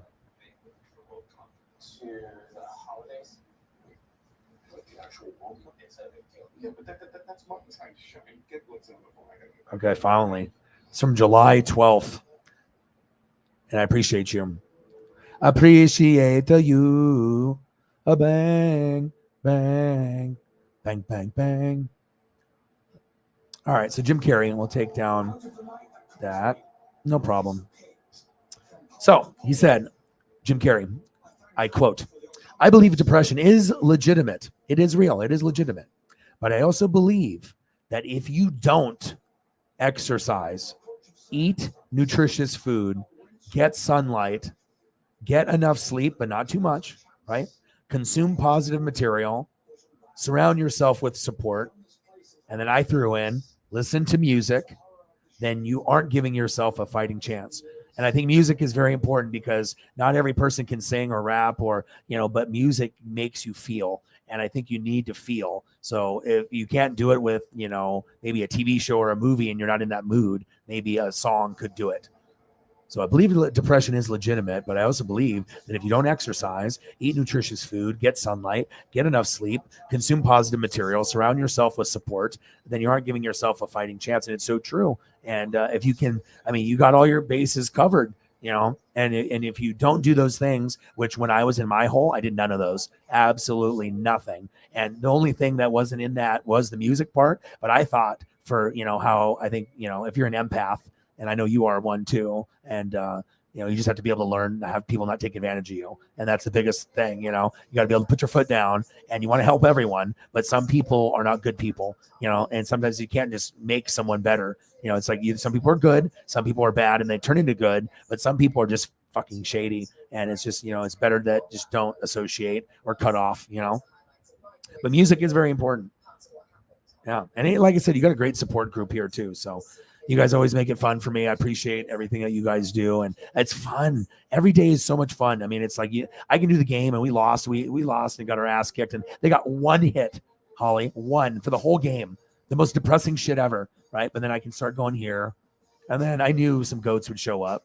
And obviously when you show up, the show gets much, much better. And you never know where the show is going to go. And then, boom, we have a topic as we end the show here, as we can go through some of these photos. Good times every day. Appreciate everyone in the room. And it's all about connection. That's why this will be very, very big one day. People lack the connection. I'm here to bring it back. But it's so cool that with your art, though, very proud of you. And sharing, too, is cool. It's one thing to find it, let alone to share it. And share it, it's not like you're going to be criticized like it's bad, but maybe in your head you think, oh, if I show it to them, what happens if they think it's bad? Or maybe he won't put it on the screen. But, I'm always going to give you it to you 100% and be real and genuine. If it's not good, it's not good. You'll do another one. It'll be better. But if it's good, we appreciate it, you'll know. And yeah, it's awesome. Appreciate you guys tremendously. Thank you so much for all the support. And yeah, great show as usual. And music is very important. Absolutely. And like I said, you have to have that. If you don't have it, something's off. You know what I mean? Think about it. Anytime, when you have your routine, some people drink coffee, Monster, they have their routine. But sometimes you got to make sure that if you go more than a day or two without music, you have to get back into it. It's too good for the mental health, for sure. No problem. I appreciate you. Thanks for sharing. Get some frames on those within the week. I'm not going to say, hey, do it tomorrow, but getting it tomorrow would be good. Oh, all the apps. Do I have to check them? All the apps need to be checked. Oh, thank you so much. Oh, for the mental health.